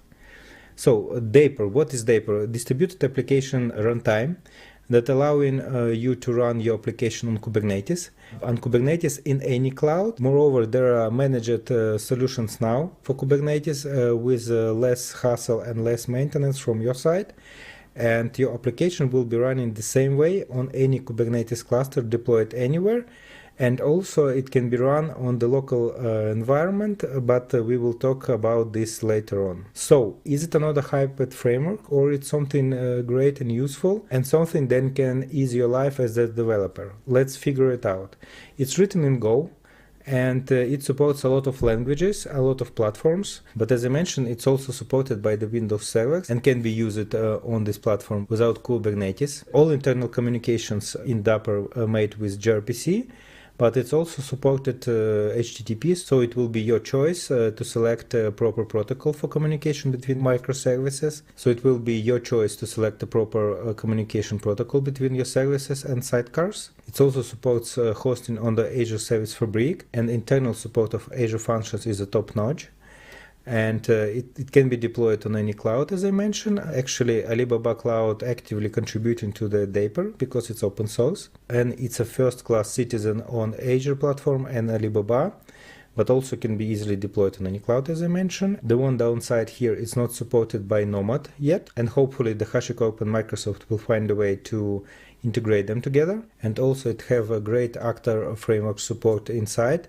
It's based on reliable actors of Service Fabric and Aglins. And so you can get rich functionality for Actor framework just inside your Dapr application. And so you can easily leverage the Actor framework from the Dapr. And also Dapr have an awesome community and monthly calls with community where you can participate or contribute or ask for the help. They have a great Discord channel also. You can navigate to the Dapr community on the GitHub and find all resources that you need. And moreover, a lot of companies already leveraging Dapr and using it in production. So, key facts. Dapr is application layer for developers. It's concentrated on developers, not on DevOps and infrastructure. It's not a service mesh per se because it's supporting network discovery and etc. But it's not the main goal. The main goal is to ease the life of developers. It also have this standalone mode where he can run as a process on your Windows machine or on server machine with several containers. Dapr C# actors based, as I mentioned before, on Aglins, and they're super powerful. It's the latest and fanciest implementation of this framework. You can access Dapr runtime via SDK, via gRPC or HTTP. So if something is not supported by SDK at the moment, you can call Dapr runtime via HTTP or gRPC and get the needed results. You will also get a rich integration with a lot of Azure native services, API management, logic apps, functions, and etc. And you will get another command line tool, which is might be not super good, but if you get used to the command lines, you can get additional command line options to build and run your project. It can handle service-to-service invocation and discovery. It can do the state management for you with help of non-relational databases. It can do a pub/sub functionality, so you can easily subscribe and publish messages to message brokers. It can do resource binding and triggers, so you can just plug in additional services with ease of use. You can use Actor framework, which is so super powerful. You can leverage observability, which is, from my perspective, it's kind of crucial component and super great component from the Dapr, because automated observability, correlation ID generation for logs and etc. is super fun and super easy to use, because otherwise it can be a painful process. It can also handle the secrets for you, and it can be easily integrated with other key vaults like Azure Key Vault or Hash Vault as well. So how is the Dapr working? It's working in Kubernetes, as I mentioned before. It have 3 system pods with placement service, with sidecar injector and operator. For each application you have deployed, you will have a sidecar responsible for integration with any site services like state stores, message brokers, and etc. Key vaults, storages, and this allows you to use any components. Just reference the state storage and then select which kind of storage you want to use for your storage component and switch these components on demands. So if you're running on premises, you're using RabbitMQ and other storage services. But when you switch in your application to the cloud, you can use Azure Service Bus and different type of storages that are present in the cloud. And this is what most exciting thing for me, because it's working super great, flawless, and we're getting into details soon. Let's talk about gRPC. It will be super brief overview. It's a super fancy protocol with protobuf payload. It's binary, it's small, with integrated security and integrated bidirectional streaming. And this is the main selling feature of this protocol. And as I mentioned, Dapr is written in Go. And communication by default between Dapr sidecars and placement service and etc. happen via gRPC protocol to speed up activity. Yes, it's super chatty, and this might be additional problem with the huge applications, but this is a problem for another day. Let's talk about self-hosted mode. If you're a hardcore developer or you have a legacy application that needs to be gradually ported to the Dapr and then deployed to the clouds or different platforms or on premises Kubernetes, you can start with a self-hosted mode. It's a normal mode with Docker containers, with most of the features supported. You will have a Redis container for the state store. You will have a Zipkin actors and mutual DNS name resolution in the self-hosted mode too. You need to set up everything manually, so Dapr, if you install it on your system, can set up Redis and etc. But for reliability and portability, you should create everything by yourself. It also have a lean mode without Docker, but it's for super exotic applications, I think. This lean mode can be used with Internet Information Servers on Windows. I'm not sure about application scenarios, but it can be super mega legacy application that you still want to use with the newest and fanciest technology. Maybe port your .NET 4 application to the .NET 6 and then use Dapr for some kind of observability purposes and etc. But main obstacle, as I mentioned, is a lot of manual setup, but otherwise you can have your image of Windows Server with Docker deployed there and additional containers for the state and etc. And this way you can ship your on-premises application with Dapr for your internal networks in enterprise. So let's talk about Actors briefly. Actors is a specific framework, and if you really need it, Dapr can handle this for you. It can handle the Actors hosting and management, discoverability, state storage, and etc. You can see the sample schema of how it's working with Actors, and obviously it's based on the Orleans and Service Fabric reliable Actors. It's working great, but you need to have these special requirements to use the Actors, and it's a kind of next step. If you have any kind of payment application or ticket processing, Actor framework on the Dapr will help you to solve these problems. And it's not available in all languages, obviously, because it's a port of the Orleans and reliable Actors, so it's leverage all power via C#. But you can use a Dapr API to call your Actors and to handle them properly. So let's dive deeper into details. Service-to-service invocation via Dapr. Dapr brings to you discovery, namespace scoping, retry policies, and etc. It's using MDNS and round-robin load balancing to distribute the calls to your services. It brings tracing, observability, and access control, everything out of the box.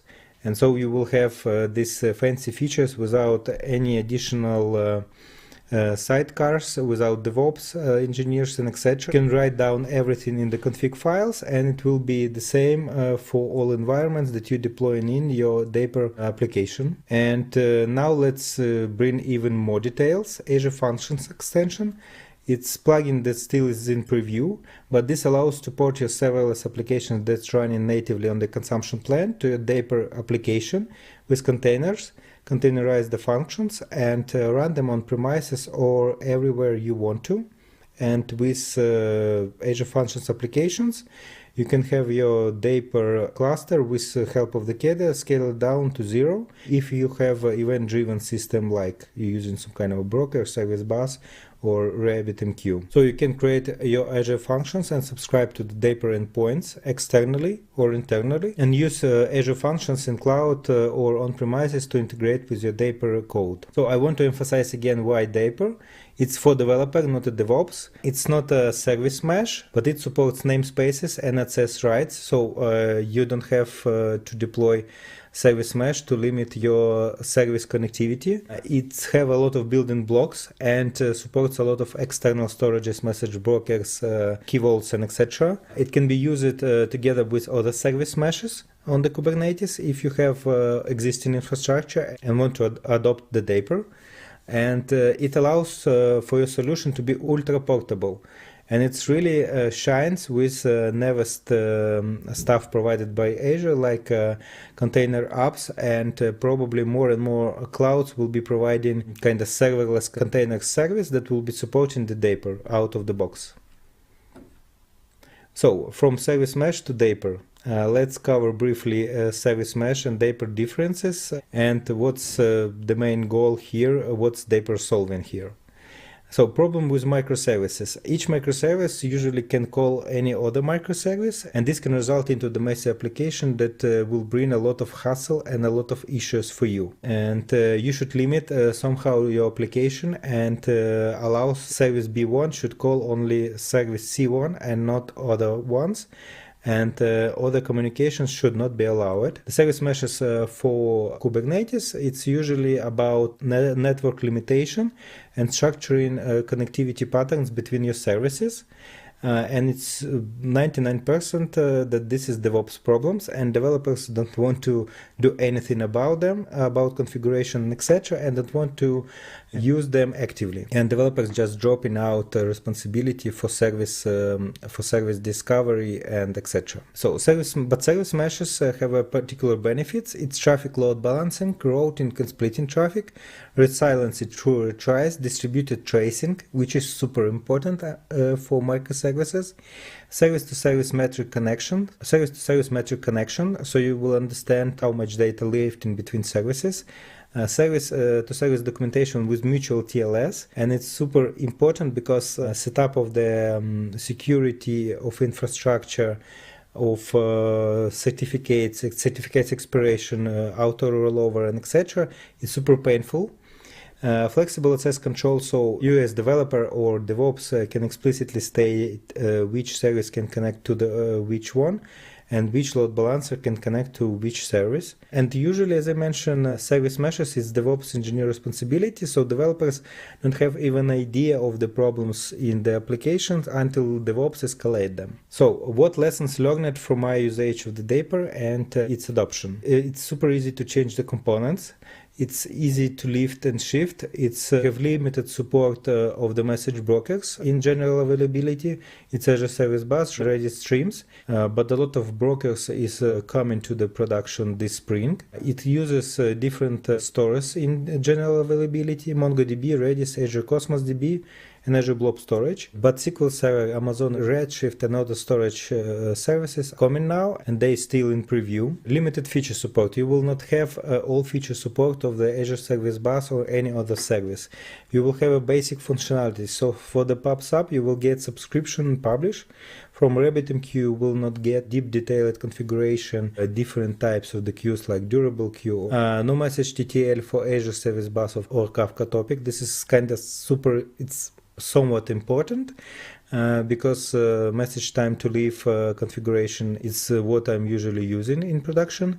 Not dead letter configurations. Dead lettering is responsibility of the Dapr, and you can do the fine tuning according to your needs with underlying services. No specific configuration like max batch size and how many messages deliver to your Dapr application in one batch.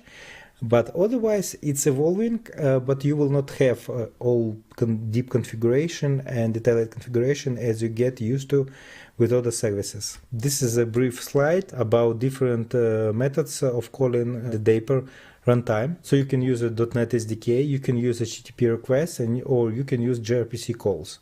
And this works the same way, but obviously from the developer perspective, it's super easy and super nice to use SDK. State store consistency, it's also kind of important questions. You can read about this in details later on, but at the moment, Dapr state store supports only key value pairs. It's using model of distributed data consistency.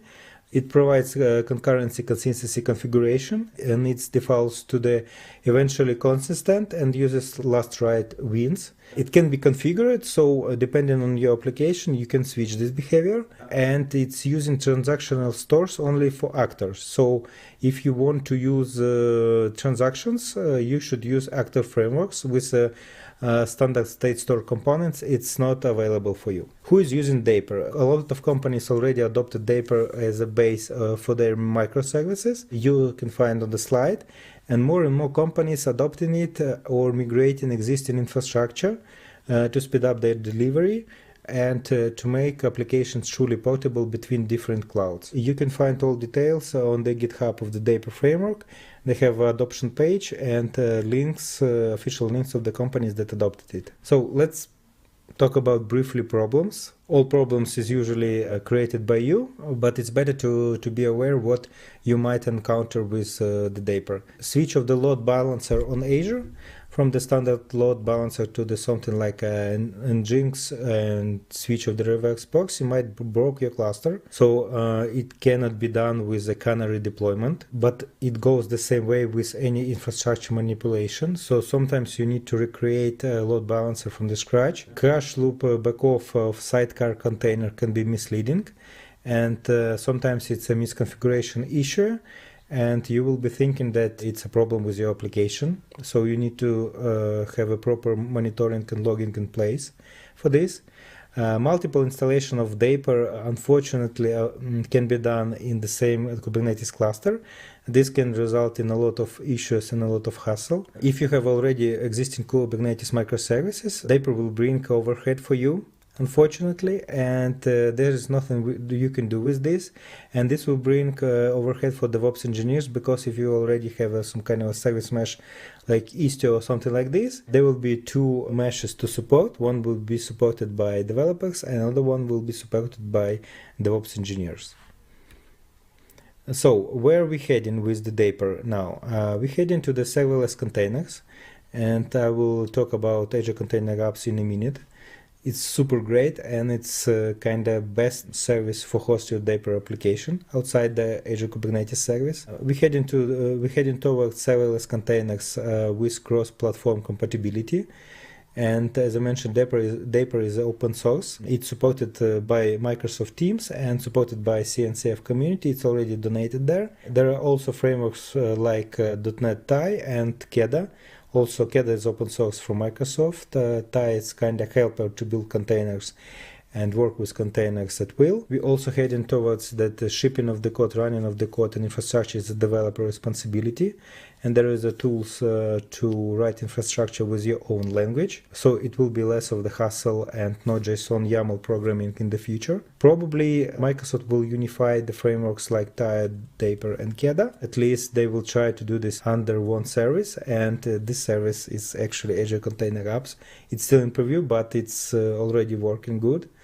And Kubernetes management or configuration would be only for super complicated projects with hundreds of services, with on-premises cases, and etc. So Kubernetes will be like exotic stuff and would be needed to manage under some edge cases. But there's a rival orchestrator like Consul, and it's probably will introduce some competition to the market itself. And now let's switch to the fun part, the Azure Container Apps. Because Dapr is a kind of essential part of this container apps, and this is kind of something that I'm super excited for. So Azure Container Apps, it's basically serverless Kubernetes, and we will cover this briefly, and then we will look into the Azure portal, with this serverless Kubernetes offering from Azure. So let's do the short review. It's powered by Kubernetes, Dapr, Keda, and Envoy. And Container Apps allows for event-driven scale-in down to the zero. If you subscribe your scalers via Dapr or Keda provider to some kind of a message queue. It doesn't provide any direct access to the Kubernetes APIs, but most super cool thing here is that you should not upgrade your Kubernetes cluster, never ever, and you should not maintain it, and you will be provided with HTTPS out of the box for your cluster, and you cannot configure the ingresses and etc. Everything is provided for you. You should not, you can configure ingresses, and you cannot and should not set up anything to do this. And if you will be using Dapr, it will be super easy to port your application from Azure Container Apps to the Azure Kubernetes service, and then to the on-premises or any other cloud provider. And this service will provide a huge benefits in terms of cost efficiency and availability of your containers without any DevOps engineers. And this way you will be more experienced as developer, and you can concentrate just only on the business logic, on your application and Dapr configuration, and this will be it. It also allows for blue-green deployment, and it also have integrated secret management and is integration with Azure Key Vault and etc. And in some way it provides experience of Azure Web Applications or Azure Functions, but we will look into this slightly later on. And so I'm kind of super excited about this, and it will be super fun to use once it will be generally available. As of now it is in preview, but I think it will be released soon enough so we can use it in production at will. And we're moving forward into the details. So it can handle multiple container revisions without a scale. As I mentioned, you can have ingresses without another external configuration, without creating any real infrastructure, because everything will be done for you. You can have a virtual network integration, which is super important for enterprise customers. You have a built-in DNS-based discovery, but if you already listened a few slides before about Dapr, it's basically provided by the Dapr framework. At least it's my understanding. And out-of-the-box secret management and observability, which is super critical. And Dapr with Keda was meant for this service. And yeah, it's have a wide range of scalers, and this wide range of scalers can provide real-life serverless approach to your workloads with a little bit of a cold start for sure, but still with a lot of savings for your budget. So we will move in now to the demo, and this is sample UI. I just kept this into the slides so you can see for yourself if you don't want to watch the demo later on. The container apps have the same approach as the classic Azure services, functions, web apps, and etc. Almost any Azure Container Apps configuration blade provides configuration for Dapr components. You can set up them, you can integrate storages, service buses, and etc. right from UI, and hopefully this UI will be extended later on. But now we are preparing for the demo. Before the demo, you can scan my LinkedIn and Twitter profile to connect with me and follow me for more content on the Dapr, Keda, and Azure Container Apps, or anything technical at all. But now let's proceed to the demo. And now we are at the demo, and as you can see, I opened the Azure portal, and you can see the resource group with container apps. And let's have a brief look into the container apps applications. So basically we have a log analytics workspace for the logs. We have a container app environment, which is just an aggregator for the container apps. We see the two container apps here. And if we will return to the resource group, we can open the first MS stage container app, first one. And let's see that it's actually a container app, and we can see that it is actually a container app based off Kubernetes with a real endpoint URL. Let's open it. As you can see, it's obviously a shared compute and a cold start, but it will load in a second. Meanwhile, we can open our configuration settings.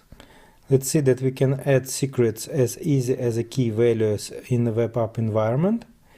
Also, we can set up ingress here via configuration. It will load right away. It's already enabled for us. It's HTTP ingress, and you can switch target ports and anything like this. As you can see,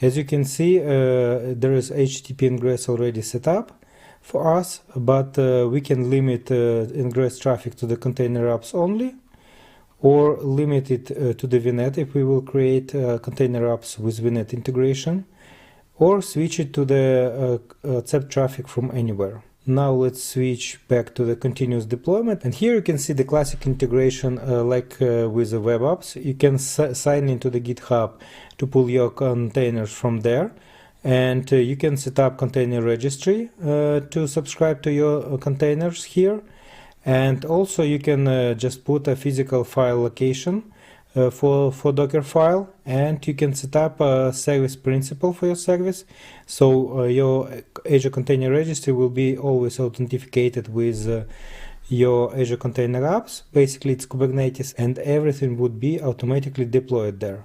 There is also important thing here, it's revision management, and as you can see there is one revision of the container that we deployed here. We can create a new revision or choose revision mode basically. And if we will open container revision here, we can see this application URL, and if we open the URL here, we can see that it's available now, our container app Black Island, but we can open exact container here from this application URL.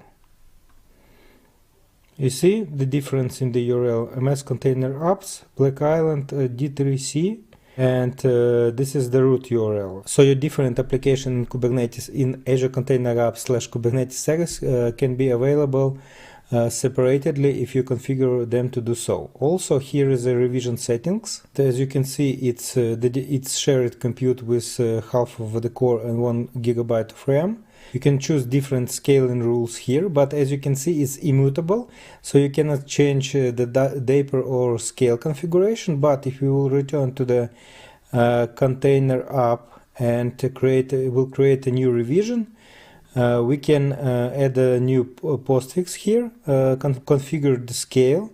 Now it's 10 instances, but it will be up to 25. And if we will enable Dapr settings, we can configure the port, application ID, and so on, and configure Dapr components and everything we want to use. So it seems super straightforward, and it's really working. And this is the magical stuff about these container apps, because going forward it will be a super easy tree of decisions. So it will be serverless first, like Azure Functions on the consumption plan. Then it will be something like if you need to integrate in Azure Functions with Enterprise, it can be premium plan with integration to the VNet. Then if you need more container applications, you can choose Azure Container Apps and deploy your containers there with Dapr or without Dapr. And the third step would be Azure Kubernetes Service that you should manage and configure by yourself. And the last step would be full-fledged Kubernetes deployed to the on-premises or any other cloud. And for me, I don't see a lot of justification of using a full-scale Kubernetes anymore. Even usage of the AKS for workloads that are not super heavy might be not necessary at all, because I rarely seen super complex applications deployed to the AKS. And so we have a super brief look into the Azure Container Apps. And now let's have a brief look into the actual Dapr application. It's a classical .NET application with nothing fancy in here. It's even old framework. It's not yet 6. I have not upgraded this application in time for this workshop. But actually, you can see that we're using Dapr as ASP.NET Core 1.3 here. And as you can see, it's set as a standard service here. So nothing fancy, just using of the Dapr. So nothing fancy here. And we have a standard order controller. And here in order controller, we have a Dapr client impact. And this Dapr client impact just using this super simple code that will publish our event to the PubSub endpoint with type of create delivery. And when we publish in this message would be available on the application tPaper delivery. And I will share the GitHub link in a few minutes. And if you will open the startup of this project, and when we will open startup file of the project tPaper delivery, who is receiver of the Dapr message, we can look into the startup file and see the same add Dapr here, but with another addition, use Cloud Events. Cloud Events is typical, it's a standard of a message exchange for the Dapr. And so we can open a delivery controller and observe that we declare an attribute PubSub create delivery. It's the name of the PubSub component here, and the method will be triggered. And if it is a PubSub service, name it PubSub, not very good, and create delivery method. And so this controller and this project would subscribe to this create delivery endpoint, and as you can see, method create delivery just accept the delivery. It already will be deserialized for your convenience, and you can just process it at will and save it to the database. And to speed up this talk and to not spend your time, you can just navigate to my GitHub, github.com/Lebedenko, and you can just open the Dapr Partner Workshop and download this application and try the Dapr for yourself. It's super convenient, super easy, and this repository executed step by step. It's super easy to start, it's super easy to configure this stuff, and it truly will make your applications portable. And so my recommendation to fetch this repo, hit a star, and use it for your convenience. So this is the end of this talk. I hope you enjoy it, and I hope you get something useful from this talk. If you have any questions or suggestions, just ping me back via contact information. And thanks for watching. See ya next time. And don't forget to watch other talks here on MS Stage. Cheers!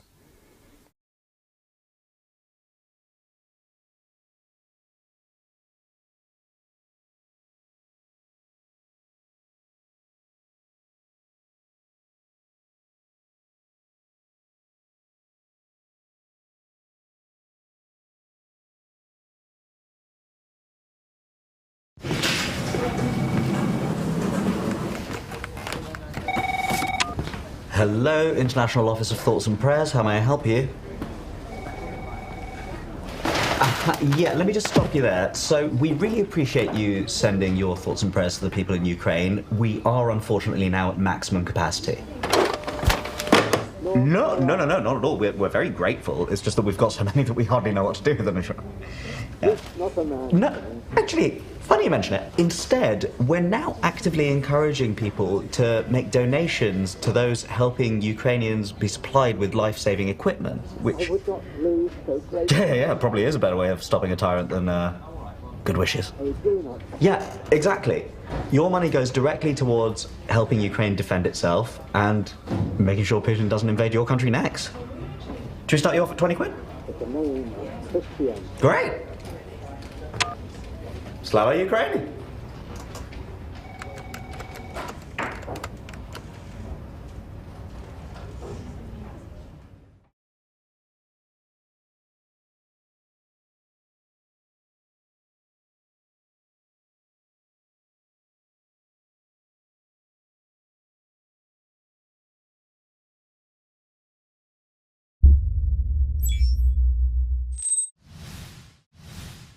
Luxoft is its people.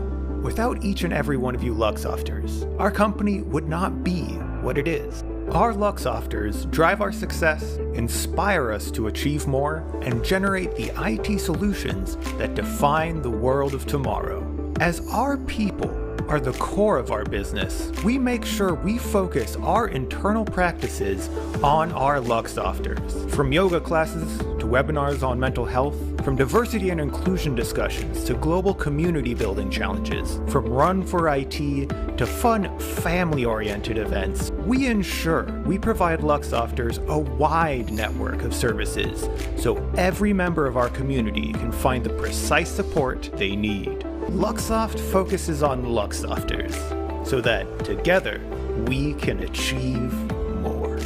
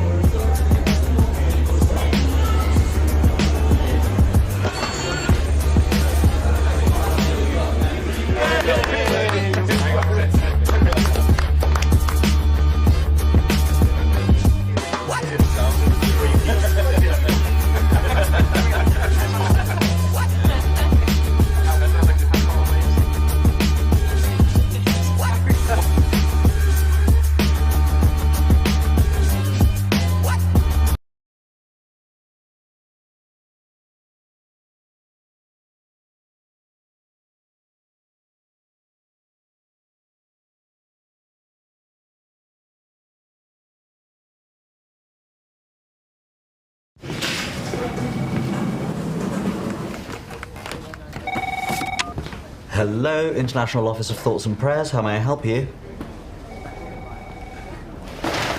Yeah, let me just stop you there. So, we really appreciate you sending your thoughts and prayers to the people in Ukraine. We are unfortunately now at maximum capacity. No, not at all. We're very grateful. It's just that we've got so many that we hardly know what to do with them. Yeah.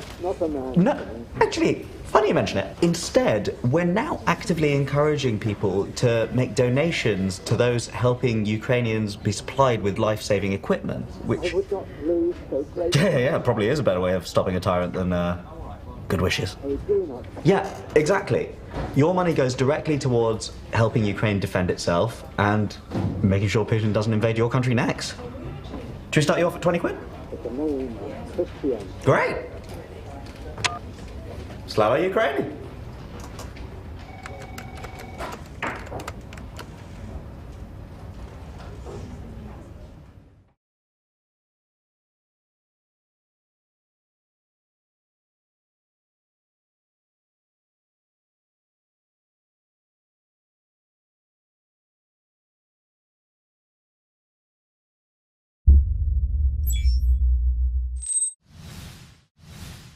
Luxoft is its people. Without each and every one of you Luxofters, our company would not be what it is. Our Luxofters drive our success, inspire us to achieve more, and generate the IT solutions that define the world of tomorrow. As our people are the core of our business, we make sure we focus our internal practices on our Luxofters. From yoga classes to webinars on mental health, from diversity and inclusion discussions to global community building challenges, from Run for IT to fun family-oriented events, we ensure we provide Luxofters a wide network of services so every member of our community can find the precise support they need. Luxoft focuses on Luxofters so that together we can achieve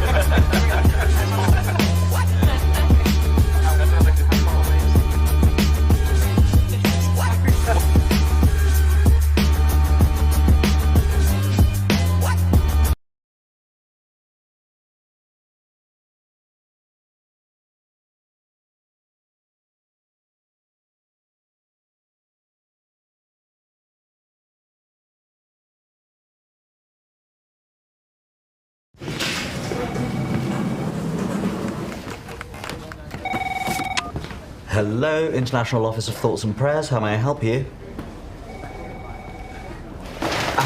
Yeah, let me just stop you there. So, we really appreciate you sending your thoughts and prayers to the people in Ukraine. We are unfortunately now at maximum capacity. No, not at all. We're very grateful. It's just that we've got so many that we hardly know what to do with them. Yeah. No, actually, funny you mention it. Instead, we're now actively encouraging people to make donations to those helping Ukrainians be supplied with life-saving equipment, which... Yeah, probably is a better way of stopping a tyrant than good wishes. Yeah, exactly. Your money goes directly towards helping Ukraine defend itself and making sure Putin doesn't invade your country next. Should we start you off at 20 quid? Great! Slava Ukraine!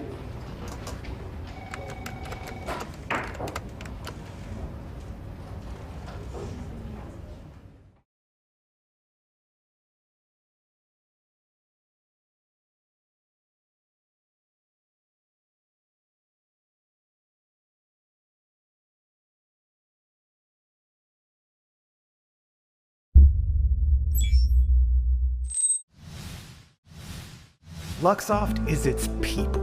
Without each and every one of you Luxofters, our company would not be what it is. Our Luxofters drive our success, inspire us to achieve more, and generate the IT solutions that define the world of tomorrow. As our people are the core of our business, we make sure we focus our internal practices on our Luxofters. From yoga classes to webinars on mental health, from diversity and inclusion discussions to global community building challenges, from Run for IT to fun family-oriented events, we ensure we provide Luxofters a wide network of services so every member of our community can find the precise support they need. Luxoft focuses on Luxofters so that together we can achieve more.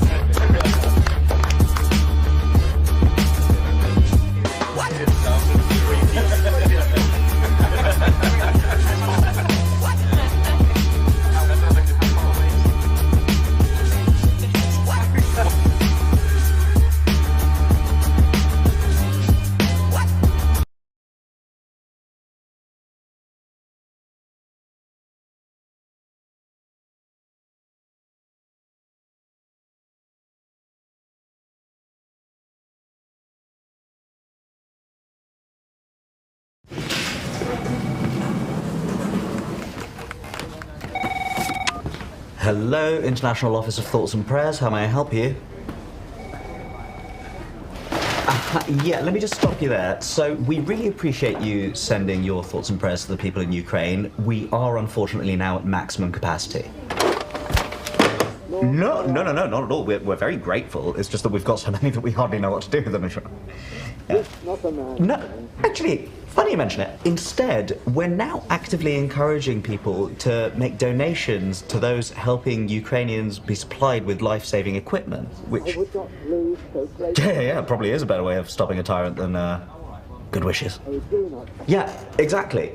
Your money goes directly towards helping Ukraine defend itself and making sure Putin doesn't invade your country next. Should we start you off at 20 quid? Great! Slava Ukraine!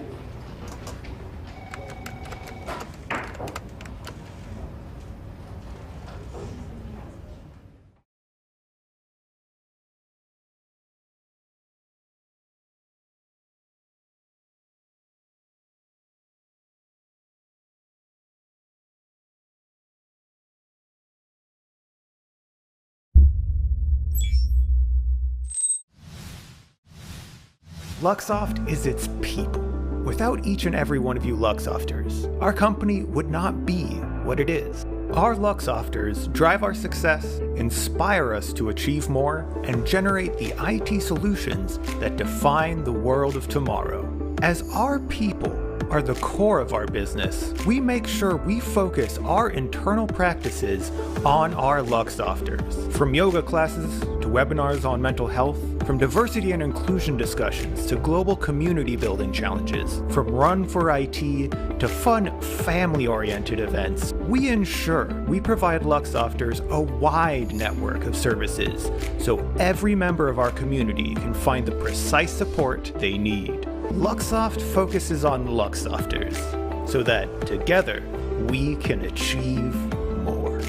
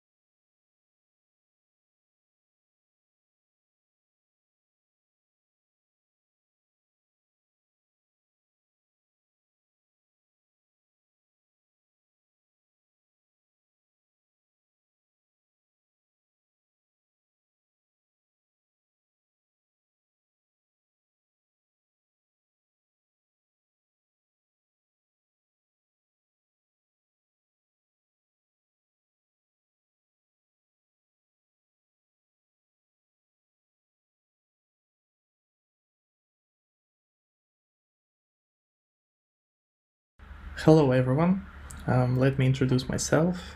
My name is Daniil Primak. I'm a site reliability engineer at Wirex. Thanks for having me today. I'm really excited to share my practice knowledge about fintech application monitoring based on Azure infrastructure. A few words about Wirex product. Our payment platform pioneered the seamless integration of crypto and traditional currencies to support multi-currency accounts, currency transfers, and exchange services. Wirex has a global footprint with 8 offices across the globe, nearly 4.5 million registered users we have, and availability in more than 130 countries and territories.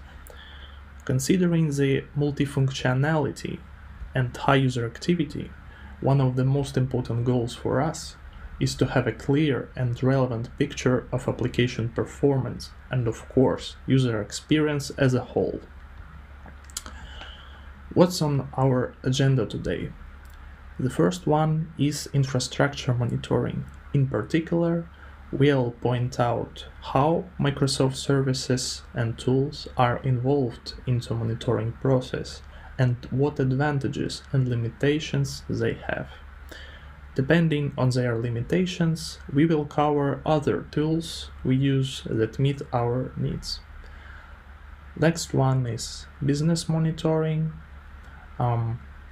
Besides of performance monitoring, we also have a talk about how business metrics monitoring is organized.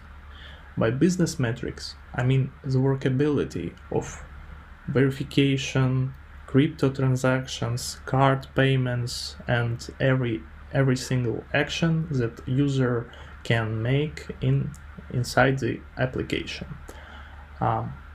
Also, monitoring process. In this part, we will briefly describe the alert lifecycle from being fired to post-mortem analysis. And we will share the experience of our custom solutions we were forced to develop because of crypto technology specifics and the already existing services that doesn't meet our needs. Okay, let's begin from infrastructure monitoring. Let me discuss on why is monitoring important. We should consider the following things. The multifunctionality of financial technology application requires a complex Azure infrastructure that we already have. Besides, we should keep in mind that the application is a global payment platform with more than 4 million registered users. That means we have a big volume of transactions and millions of events every day. To provide the best user experience, our highly load system needs to be 24/7 control. Here is our monitoring targets regarding infrastructure monitoring. The more things we see, the more things we can control actually. To have a clear picture of system performance, our main target is to monitor the maximum of possible number of components in our cloud. Scale sets. Without proper monitoring of scale sets, we can't get a full tracking of our cluster. Also, monitoring of microservices. As I already mentioned, we have a multifunctional application, so the entire product is separated by microservices which are interconnected and work in a single cluster. And of course, to catch all the unexpected system behaviors, we set up the alerts for every scale set instance and each service possible. To better understand the size of infrastructure, let's talk about what we are dealing with. 350 resource groups, 12 active Azure Service Fabric environments, more than 150 virtual machine scale, 50 applications with up to 370 microservices in each environment, more than 250 storage accounts, and 280 load balancers. Okay, let's talk about monitoring tools, especially in particular Microsoft ones. We use Azure Monitor for performance metrics and custom metrics, which is developed in application insights, PowerShell and Power BI. Let's go into the details. Azure Monitor. It provides us with different insights on various services. We have the ability to set up autoscale for scaling resources. Also, we can set up alerts regarding service health and security and many more. We also use customizations for business monitoring. As I already said, there is application insights. Also, there is an option to set up the integration with third-party products. Currently, all metrics from Azure Monitor are being forwarded and set up in Grafana. This gives us to combine several monitoring tools and alert management in one place. We will talk about Grafana a bit later. PowerShell. In common, PowerShell provides a large number of models to work with Azure. In our case, it gives us the option to cover aspects and metrics of the resources that are sometimes hidden or hard to find, such as various different customization tools. Power BI.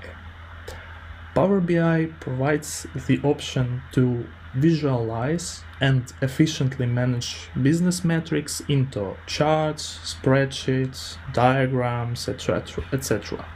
But we have a limitation here. It doesn't let us to monitor real-time metrics.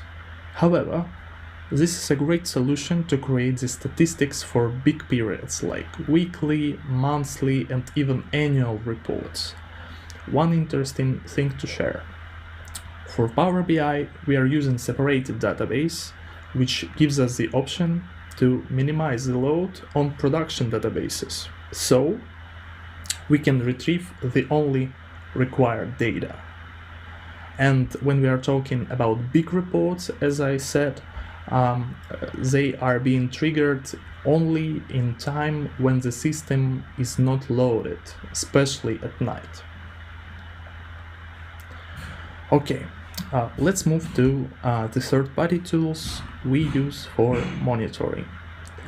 Grafana, Prometheus, Splunk, and other custom solutions. We will talk about them later. Okay, Grafana. The main advantage of Grafana is the opportunity to combine all data sources in one place with proper alerting management. According to that, this is our main visualization and alerting tool for all components we need to monitor. All performance and big part of business metrics are visualized and being under control there. Prometheus.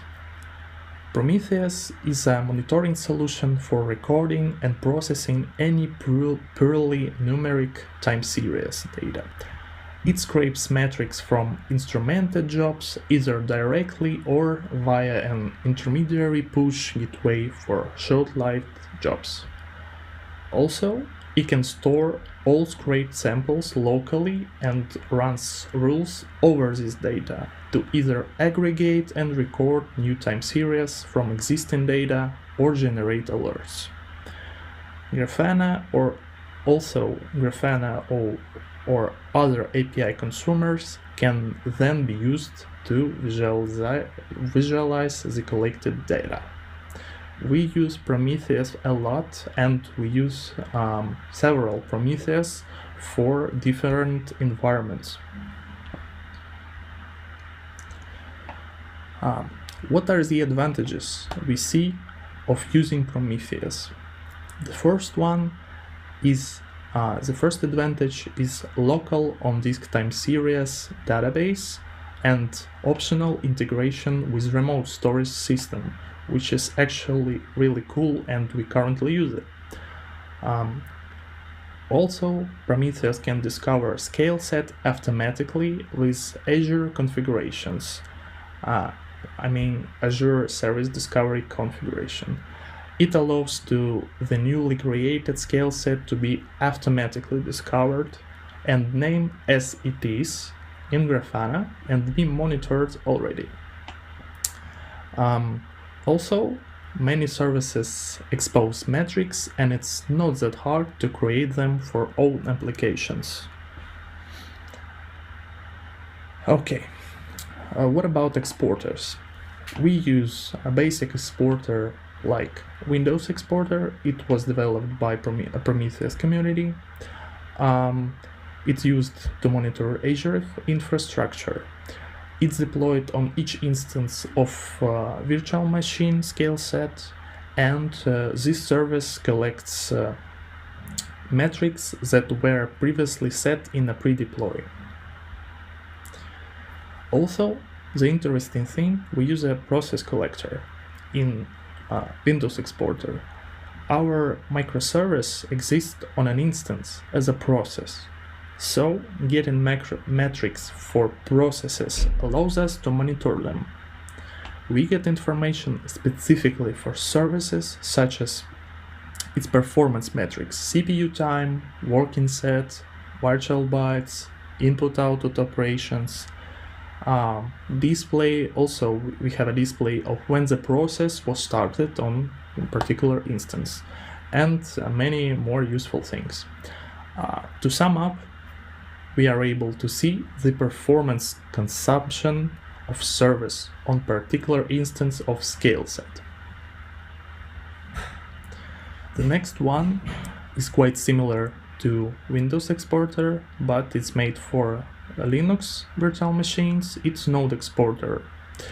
As you can see, it exposes the same performance metrics, and it's deployed on every instance we have on Linux. Splunk. We use Splunk to ingest all the logs from all services.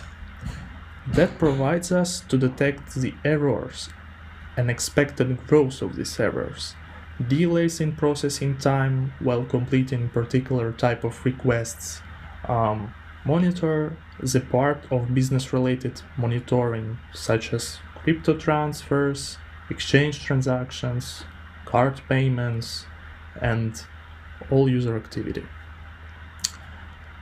For all that, we are able to set up the alerts, which are processed by our own tool and sent to Microsoft Teams and or Grafana Alert. Let's take a brief look to another exporters we use. cAdvisor. It's been used only on Linux virtual machines. It provides the understanding of the resource usage and performance characteristics of Docker containers on a virtual machine. Blackbox. The Blackbox exporter allows black box probing of endpoints over different protocols. Next one is Horizon. It is implemented on our site to control the Stellar network and our Stellar node. It provides Prometheus metrics from all the operation API endpoint of Stellar Horizon network, such as number of operations, number of payments, sum of payments, number of account creations, and many more metrics. The next one is Nexus. This exporter is being integrated to monitor our repository manager that organizes, stores, and distributes artifacts needed for development. Okay, let's move to the next section. This is a security monitoring. We also keep our security under control using the PowerShell scripts, exporters. We are able to catch the unexpected actions made to sensitive resources. For example, just a few of them, it's changes to network security groups, changes to firewalls, also suspicious logins to virtual machines, and suspicious queries to production databases. Okay. Let's move to another part of my presentation. Let's talk about business metrics monitoring. Here are the key targets we consider for business metrics monitoring. We need to monitor anything related to customer experience and what can affect it.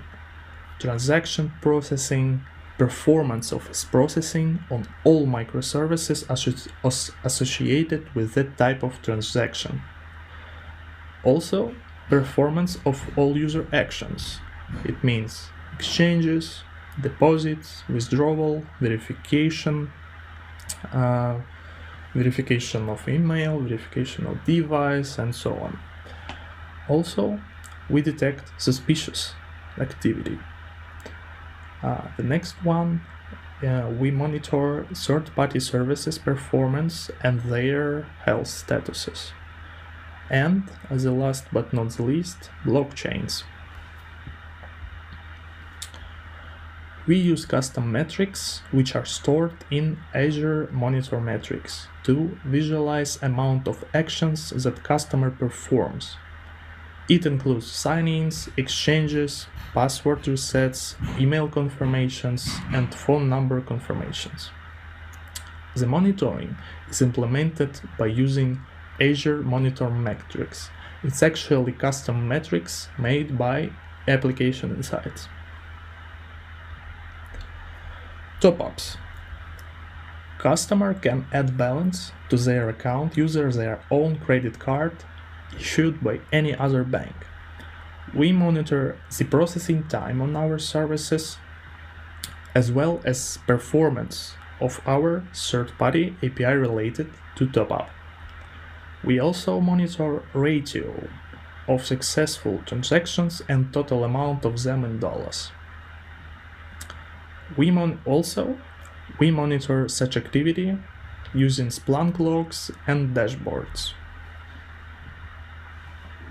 Okay, Wirex cards.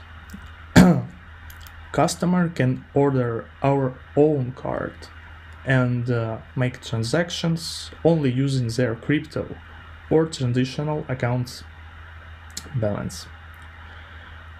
We are taking care of the exchanges if the transaction is performed in not the same currency, automatically and internally.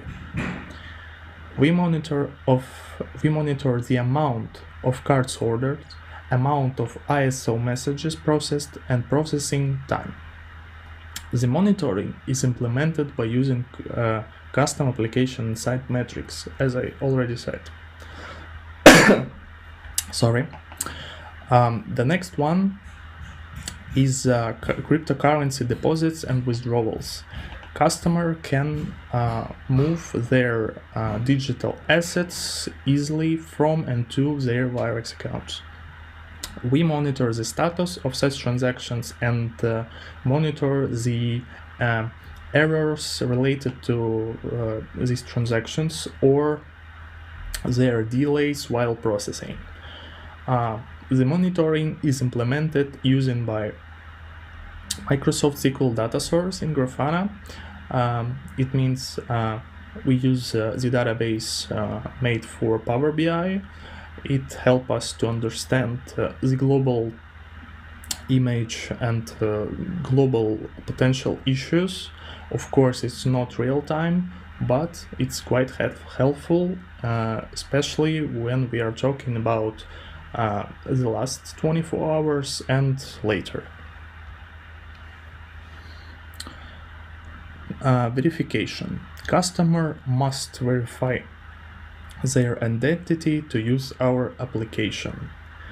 We monitor the amount of successful verifications and failures, what caused a failure.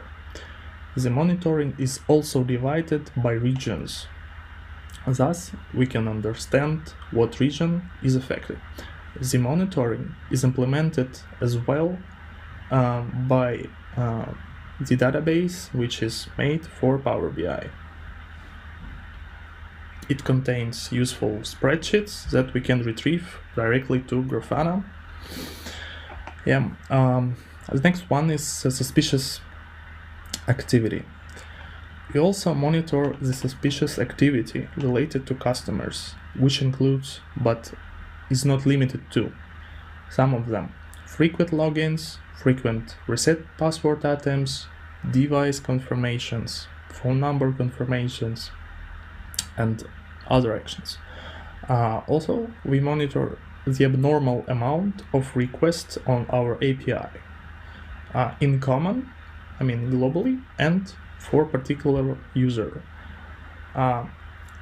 Using Power BI functionality, we created special reports to see suspicious financial activities as well.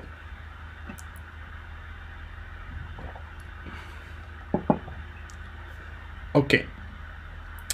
As some functions of our application directly depend on such platforms, we need to monitor them in all the ways possible.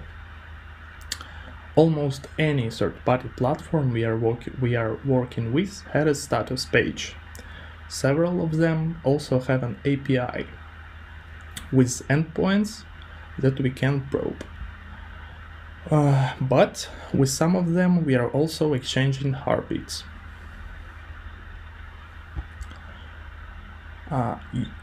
Using Blackbox Exporter, we can also check the endpoints of these platforms periodically. We also utilize the monitoring of heartbeats. If there is no heartbeat received or sent, it signals about possible issues. Obviously, for such a big amount of metrics, tools and services involved, it is really important to properly set up the monitoring process. Now, let me share our experience of monitoring process management. We are constantly working on improving the monitoring process, which includes alerts creation process. Developers, SRE team, DevOps teams are working tightly together to get everything possible, every possible service and action monitored and to be alerted once there is an issue.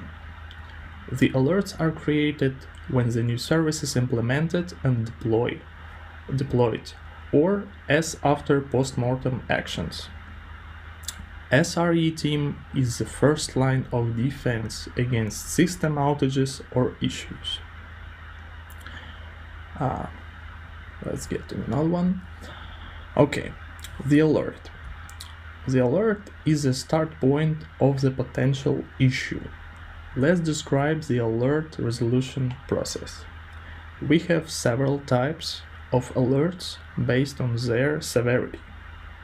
The first and the main, it's a critical severity. When it happens, a call performed to an on-call engineer using Opsgenie. Other alerts may be sent as a simple message in Microsoft Teams to relevant channels to persons who are actually responsible for the service where the alert happened. It can be forwarded by Grafana alerts or Splunk logs alerts directly to Microsoft Teams. Once the alert is acknowledged, the engineer performs playbook actions. We have playbooks that are written for each alert with the following details: how to analyze the issue, what might cause it, and actions to resolve it with a detailed description. If the issue cannot be resolved by the engineer, they escalate it further on developer that wrote the service or on development and operations team, if the issue relates to infrastructure, of course. Once the alert is resolved, engineer performs a post-analyze and write a post-mortem with such fields and topics as short description of the issue, timeline to catch every timing, every moment, and every idea that a relevant person is proposed for fixing the incident, actions to resolve. This is a short, brief description of timeline where the actual ideas were involved in the future for fix deployment. Lead up, this is analyzed sequence of events that happened and leaded and caused the alert firing. Impact describes who was impacted by this alert. It can be users from different regions, or it's not about user experience, it's about infrastructure. The next one is detection. This is the person who initially catched the alert or unexpected system behavior. It can be not only SRE team, also the support team or developer. We are always cooperating together to find unexpected system behaviors. So in this field, we match the person who identified that something goes wrong. Response. This is a list of every single person who was participated in the alert and for the whole incident resolution. Root cause is like an advice how to prevent this in the future by describing the initial reason why the incident happened. When the postmortem is written, not only related teams perform action required to avoid such an issue in the future, but also the playbook is written in order to resolve the issue. Of course, if it's repeated. Thus, we can resolve the potential issues that we already faced with in the past. We can solve it faster in the future. Also, every 2 weeks, our teams, SRE team, development operations team, developers, are conducting a meeting related to all production issues that appeared in the period of 2 weeks and are discussing future actions and relevant tasks status about ongoing fixes for the past incident. Okay, let's go to final part. It's custom solutions we were forced to develop because we didn't find the service or tool that cover our needs. So we created our own. Well, here is third-party statuses exporter, wallets exporter, Office 365 status exporter, and Splunk webhooks handler. We have created an internal tool that parses status pages of these third parties and exposes metrics based on information parsed. It notifies us about scheduled and ongoing maintenances and any opened incidents on their side. Using Prometheus in Grafana, we can create alerts to notify the responsible person. Wallets exporter. We are also dependent on blockchains and we need some external monitoring for this. We monitor the balances of our internal wallets, time of latest successful transactions on these wallets on blockchain, and we can monitor the current block on the blockchain. This is just to be prepared for potential and future hard forks that usually happens really too often. The monitoring of Office 365, 365, as you wish.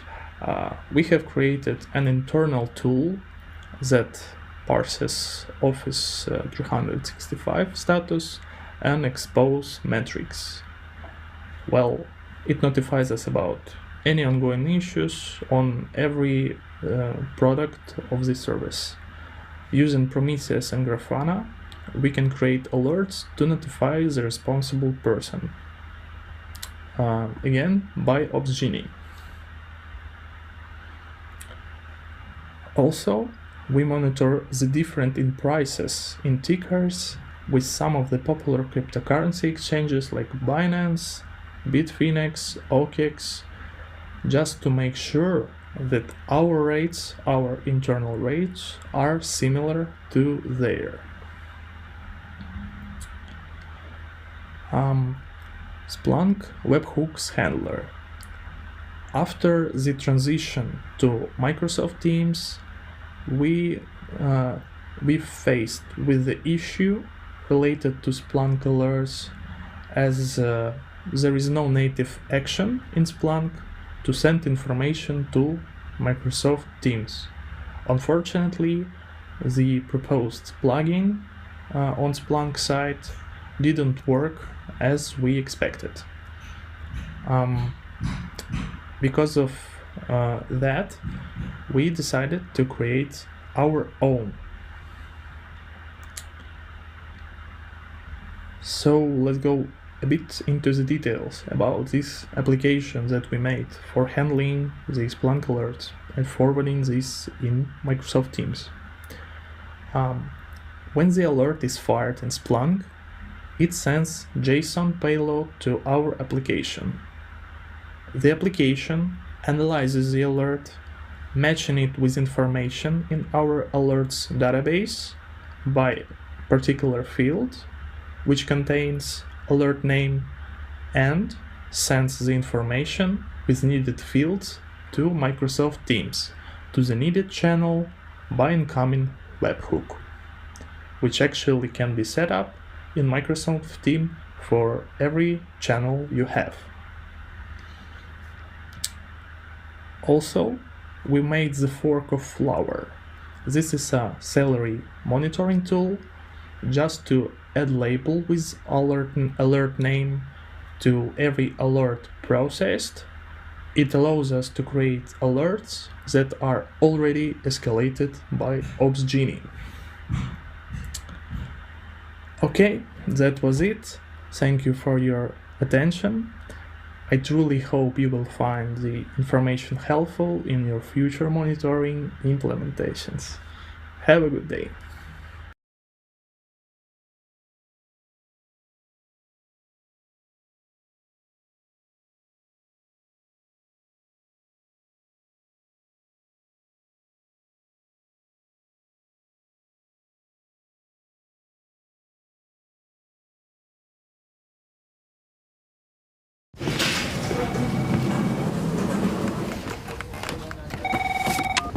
Hello, International Office of Thoughts and Prayers. How may I help you?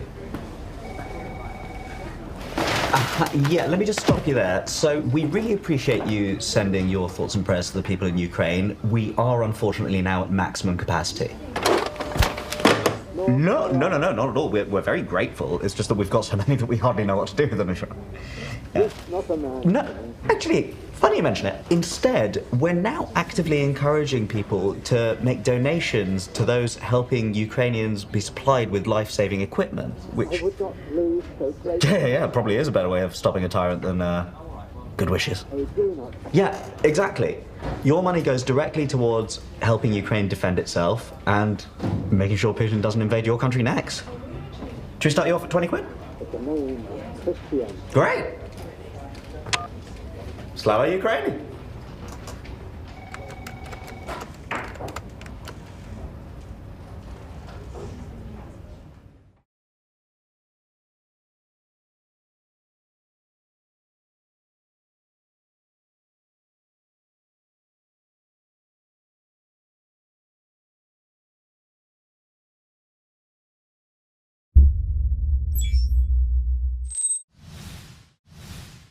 Luxoft is its people.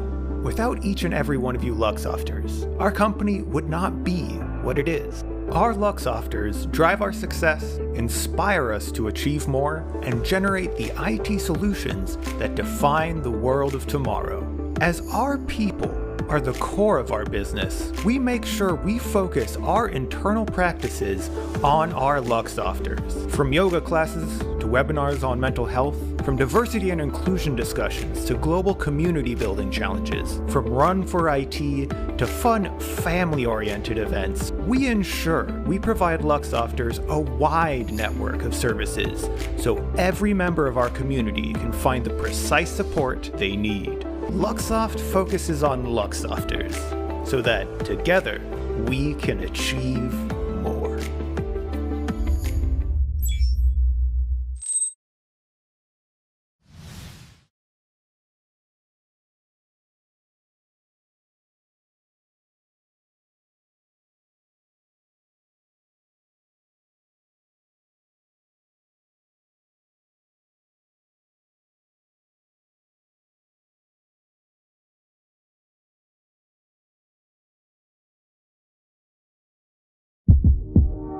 Core of our business.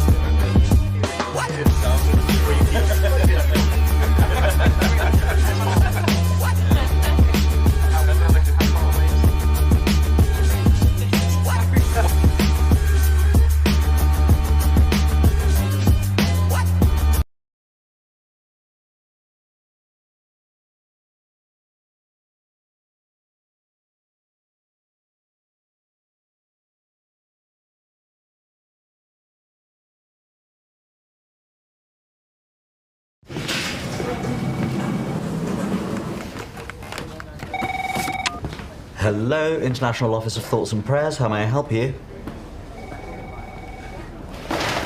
Yeah, let me just stop you there. So, we really appreciate you sending your thoughts and prayers to the people in Ukraine. We are unfortunately now at maximum capacity. No, not at all. We're very grateful. It's just that we've got so many that we hardly know what to do with them. Yeah.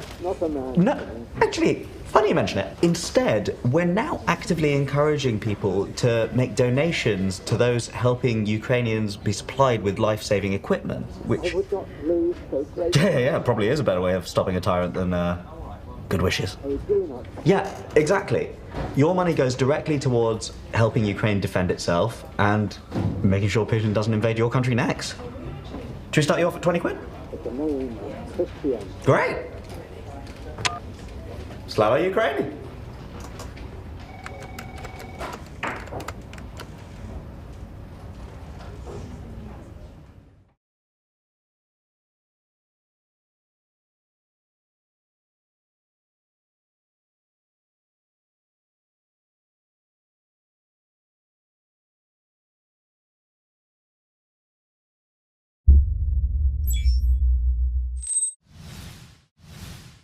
Luxoft is its people. Without each and every one of you Luxofters, our company would not be what it is. Our Luxofters drive our success, inspire us to achieve more, and generate the IT solutions that define the world of tomorrow. As our people are the core of our business, we make sure we focus our internal practices on our Luxofters. From yoga classes to webinars on mental health, from diversity and inclusion discussions to global community building challenges, from Run for IT to fun family-oriented events, we ensure we provide Luxofters a wide network of services so every member of our community can find the precise support they need. Luxoft focuses on Luxofters so that together we can achieve more.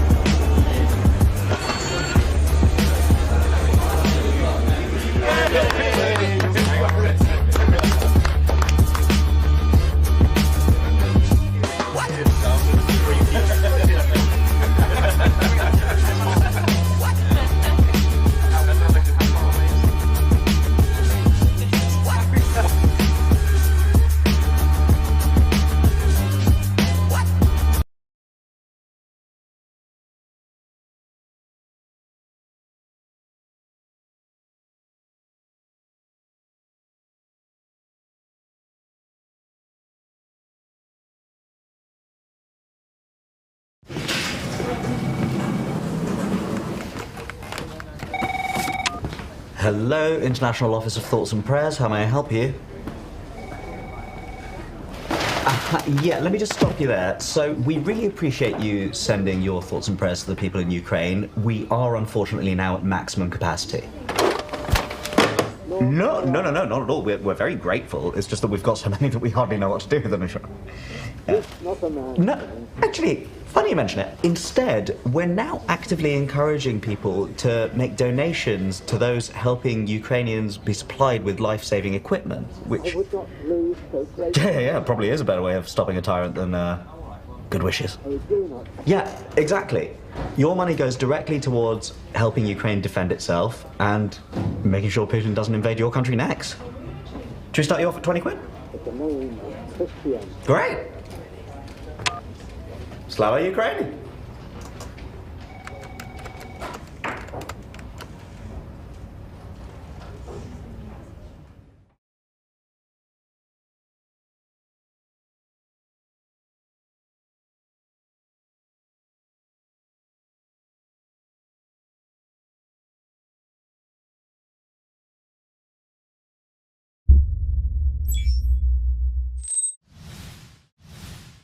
Luxoft is its people. Without each and every one of you Luxofters, our company would not be what it is. Our Luxofters drive our success, inspire us to achieve more, and generate the IT solutions that define the world of tomorrow. As our people are the core of our business, we make sure we focus our internal practices on our Luxofters. From yoga classes to webinars on mental health, from diversity and inclusion discussions to global community building challenges, from Run for IT to fun family-oriented events, we ensure we provide Luxofters a wide network of services so every member of our community can find the precise support they need. Luxoft focuses on Luxofters so that together we can achieve more.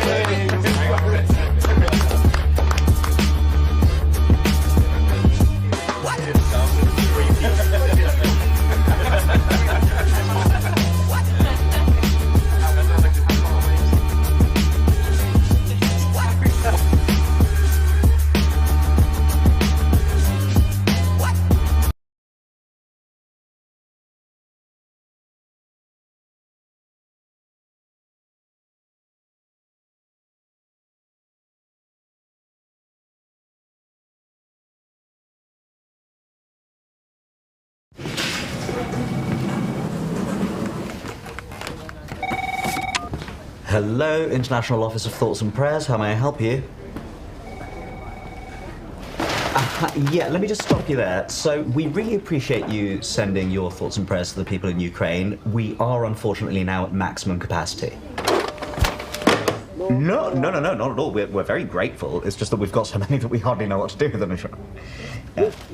No, actually, funny you mention it. Instead, we're now actively encouraging people to make donations to those helping Ukrainians be supplied with life-saving equipment, which... Yeah, probably is a better way of stopping a tyrant than good wishes. Yeah, exactly. Your money goes directly towards helping Ukraine defend itself and making sure Putin doesn't invade your country next. Should we start you off at 20 quid? Great! Slava Ukraini!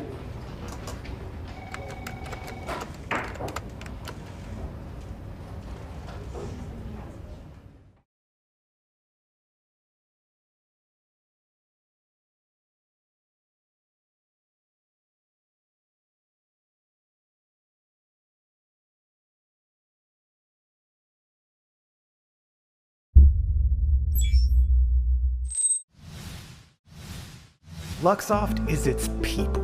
Without each and every one of you Luxofters, our company would not be what it is. Our Luxofters drive our success, inspire us to achieve more, and generate the IT solutions that define the world of tomorrow. As our people are the core of our business, we make sure we focus our internal practices on our Luxofters. From yoga classes to webinars on mental health, from diversity and inclusion discussions to global community building challenges, from Run for IT to fun family-oriented events, we ensure we provide Luxofters a wide network of services so every member of our community can find the precise support they need. Luxoft focuses on Luxofters so that together we can achieve more.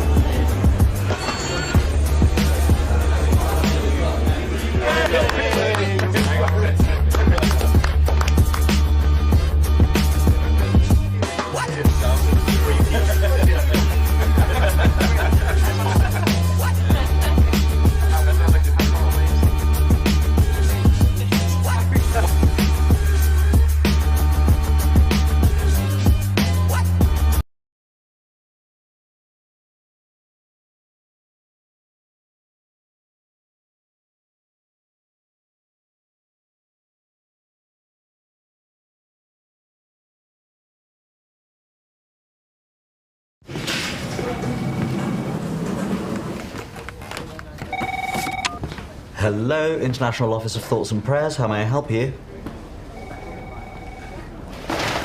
Yeah, let me just stop you there. So, we really appreciate you sending your thoughts and prayers to the people in Ukraine. We are unfortunately now at maximum capacity. No, not at all. We're very grateful. It's just that we've got so many that we hardly know what to do with them. Yeah. No, actually, funny you mention it. Instead, we're now actively encouraging people to make donations to those helping Ukrainians be supplied with life-saving equipment, which... Yeah, probably is a better way of stopping a tyrant than good wishes. Yeah, exactly. Your money goes directly towards helping Ukraine defend itself and making sure Putin doesn't invade your country next. Should we start you off at 20 quid? Great! Slava Ukraini!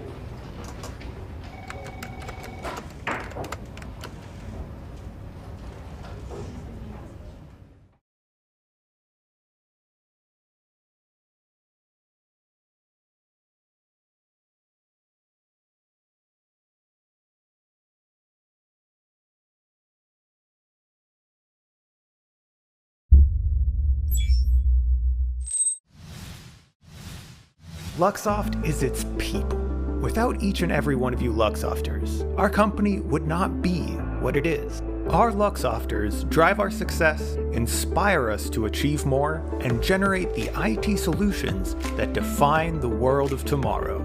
As our people are the core of our business, we make sure we focus our internal practices on our Luxofters. From yoga classes to webinars on mental health, from diversity and inclusion discussions to global community building challenges, from Run for IT to fun family-oriented events, we ensure we provide Luxofters a wide network of services so every member of our community can find the precise support they need. Luxoft focuses on Luxofters so that together we can achieve more.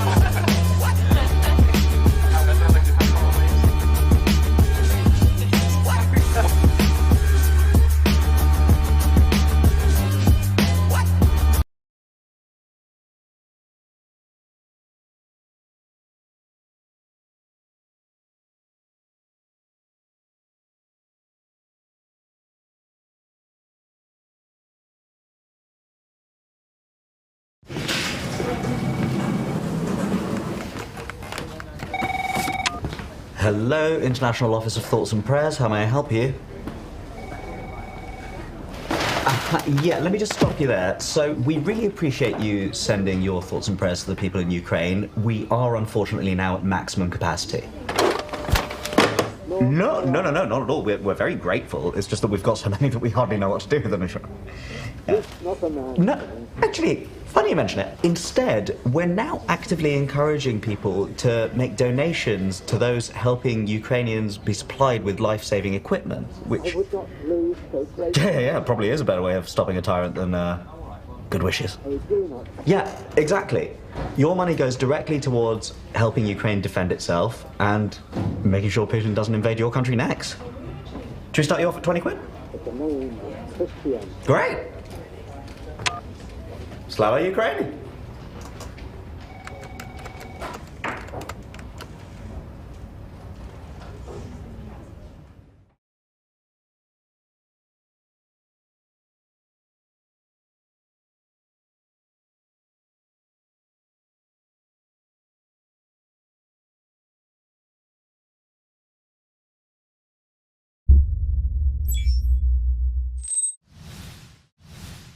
Luxoft is its people.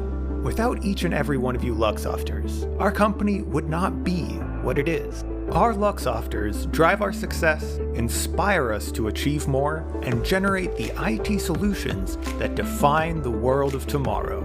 As our people are the core of our business, we make sure we focus our internal practices on our Luxofters. From yoga classes to webinars on mental health, from diversity and inclusion discussions to global community building challenges, from Run for IT to fun family-oriented events, we ensure we provide Luxofters a wide network of services so every member of our community can find the precise support they need. Luxoft focuses on Luxofters so that together we can achieve more.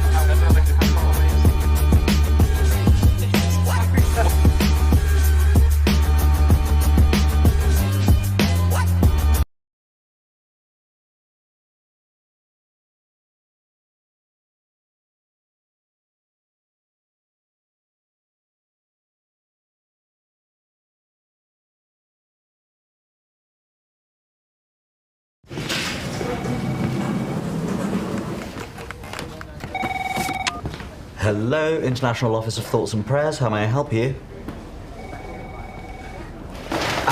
Yeah, let me just stop you there. So, we really appreciate you sending your thoughts and prayers to the people in Ukraine. We are unfortunately now at maximum capacity. No, not at all. We're very grateful. It's just that we've got so many that we hardly know what to do with them. Yeah. No, actually, funny you mention it. Instead, we're now actively encouraging people to make donations to those helping Ukrainians be supplied with life-saving equipment, which... Yeah, probably is a better way of stopping a tyrant than good wishes. Yeah, exactly. Your money goes directly towards helping Ukraine defend itself and making sure Putin doesn't invade your country next. Should we start you off at 20 quid? Great! Slava Ukraine!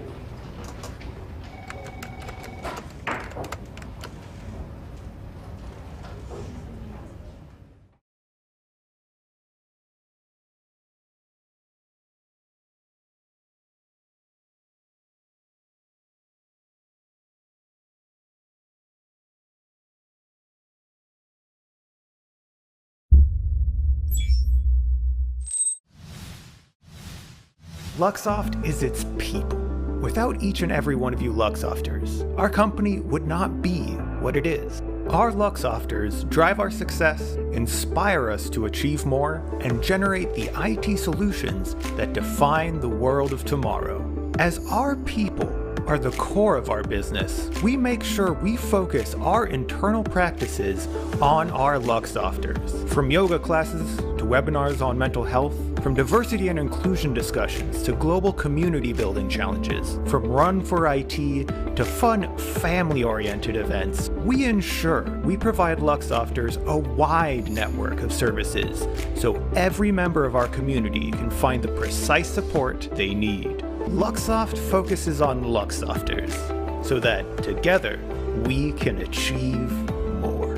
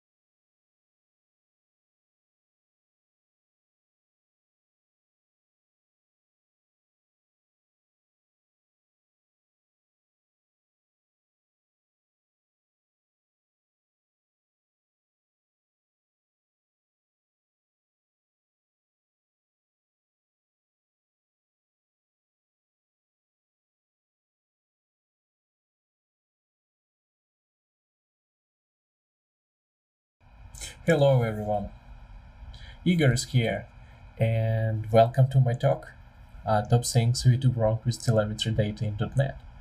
And before we start, let me introduce myself. My name is Igor Fisenko. I am Microsoft Most Valuable Professional in Developer Technologies, Solution Architect at SoftServe, and I really love .NET. And you can see from screenshot, from information that I try to find some interesting thing about .NET. Yes, and I think that my .NET is a best friend. And by the way, best friend is real attribute as a wants to be best friends attribute, and you can find them in machineLearning.net repo. So if you want to get slides or link to GitHub repo with all source code, feel free to visit ifisenko.com. So for the next 40 minutes, my main idea is to provide some code snippets, some information, some knowledge that you can easily use on your new project or incorporate into existing project. So this is my real experience, and I'd like to share this experience with you. So let's start. Okay, telemetry data. What is it? So according to Wikipedia, telemetry is the collection of measurements or other data at remote or inaccessible points, and their automatic transmission to receiving equipment for monitoring. Okay, this is according to Wikipedia. Also, you can see on the slide, this is data path, and it's much easier to define from right to left when we have our end user, and we have a lot of physical and logical layers and tools that requests should go from user to our application and then back from our application to user to provide some response to user. So, and this is data bus, and all tier write some data and send some signals to our system, and it helps us to navigate and find the root cause of some issue if we have. Okay, this is definition, but in other words, we can say telemetry data. This is known metrics, events, logs, and traces. You can easily remember there is another acronym, MELT. So I think that almost of you are familiar with metrics, but events, logs, and traces. But let me give a quick definition and provide some examples so we can talk about the same things. So metrics, for the instance, it is number representing the current state. For example, we have 5 megabytes memory available, or our CPU utilization is 30%, or now our server handles a lot of 100 requests per second. It is metrics. Also, we have events, right? That's something that happened. For example, we get request and we start processing this request. So request started, and also there is some associated data. For example, in our request we have query, right, with some parameters. It's also part of our event. And of course, everyone loves text messages that we usually write when some code snippets are invoked, and we see some details. For example, okay, our application is started now, and hosting environment is development, not production, and we are listening on our local host endpoint with port 5001, something like that. And last item in this telemetry data that we are going to talk about today, it's traces. And traces is a combination of events or logs, even sometimes metrics, that are correlated between each other. So we can create some chain of events or logs from point A to point B. So now we know this information, and let's move to telemetry data lifecycle. And in theory, we have first step, it's produce our logs, events, or metrics, or maybe capture them, right? Record them. Because if we use some library, it is already produced by this library, and we can capture them, or we can ignore. It depends on us. But after that, we transmit this data to some storage, to some service to analyze. We can analyze, aggregate, do some math, and after that we store this information, aggregated information, or maybe we archive our records, our data. So, and maybe you have some retention policy, and you should keep your records, all the information for years, or maybe it's enough for 30 days. And in theory, we should delete data. We don't need data that we won't be using. So, okay, this is in ideal world. But actually, telemetry data lifecycle, as I see it on different types of projects, we produce, record, transmit, store, and delete. You see that missing step is analyze, and we do not analyze data. And there are different reasons why we don't do it. Okay, if you see your data lifecycle, telemetry data lifecycle in your project on the screen, probably it's not the end. You can go to the another lifecycle process. It's easy, but sometimes it happens. We produce, record, maybe even a lot of data, really a lot of data. We have everything, we capture everything that happens inside our system and outside our system. But we do not do anything useful with this data. And at the end, we just delete this data. So, and actually, we can simplify and say that some team, some dev team, do this practice. They write logs, they maybe even transmit somewhere, store somewhere, but real value is nothing. So you can easily delete, nothing happens. Yeah, and this is possible. Even possible another situation, right? When we try to capture all available information, right? And in this scenario, even possible to have denial of service of our system, of our product. So, and this is a real case when logging system even not help you, even make something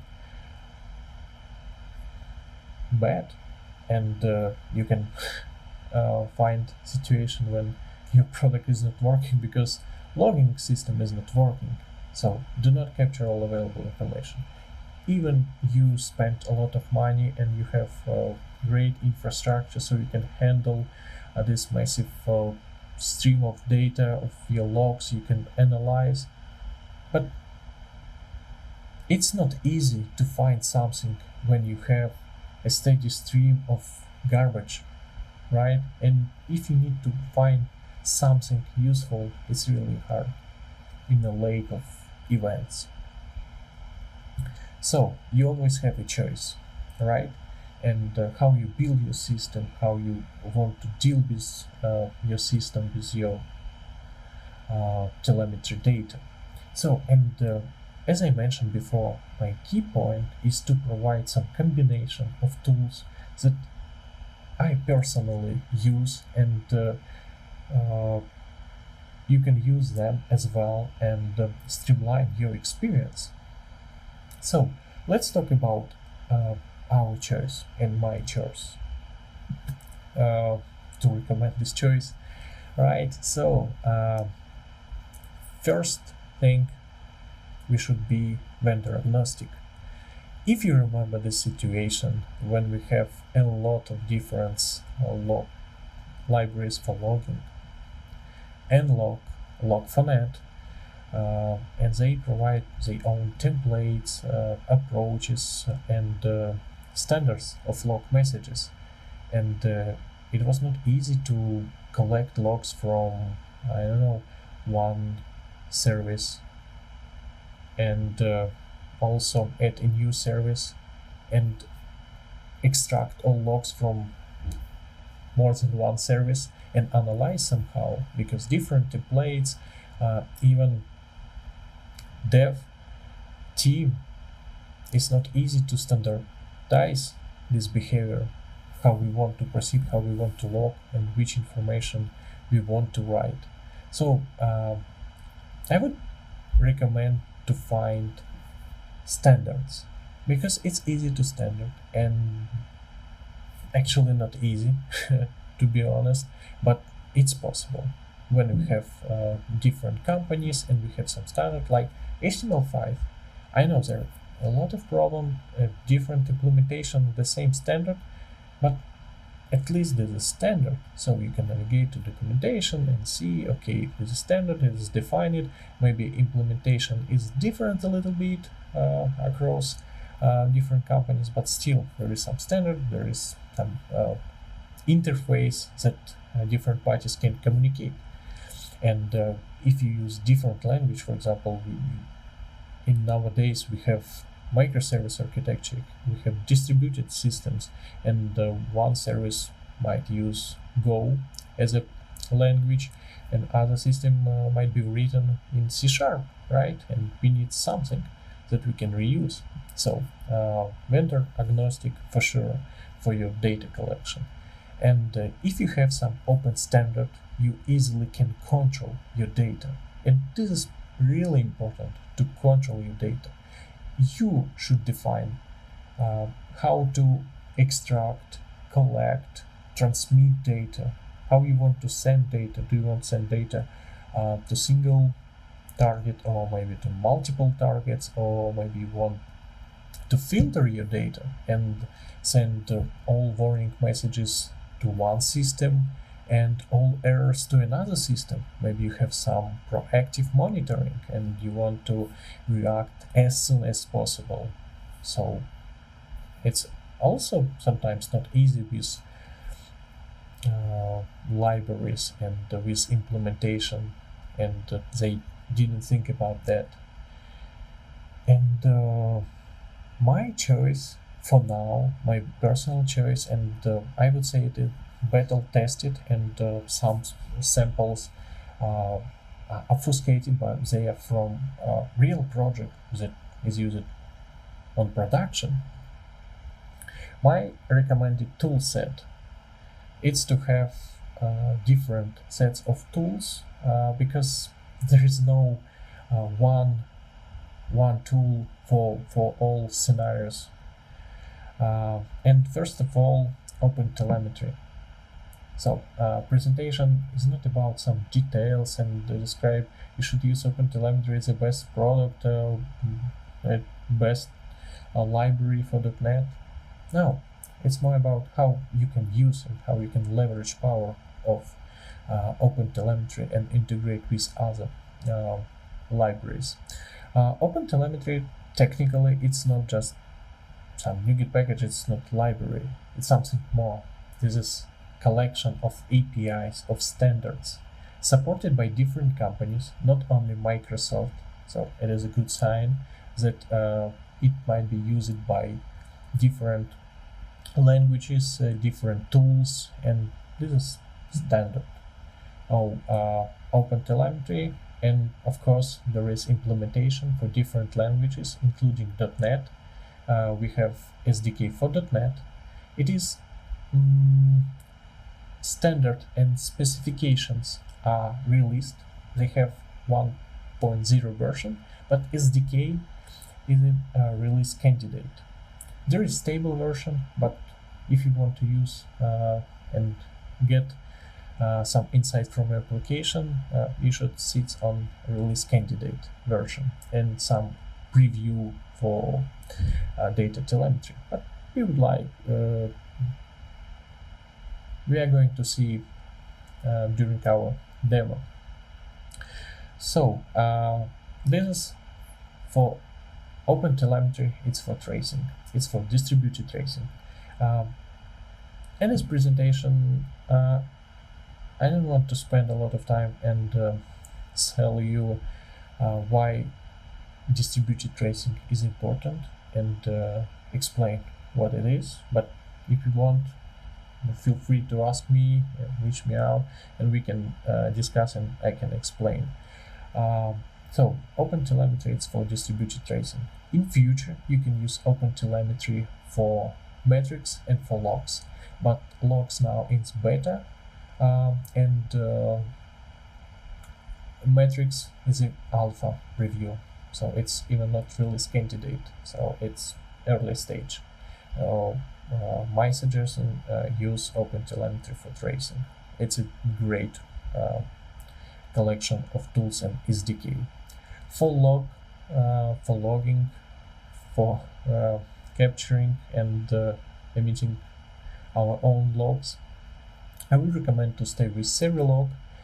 I know we have iLogger and all other stuff around .NET, but Serilog is easily might be integrated, so it is something like superset of logs, and you can add different extension with Serilog and integrate easily with OpenTelemetry.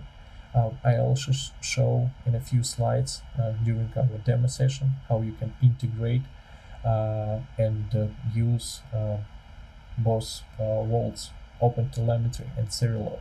So Serilog, it's structured logging on steroids.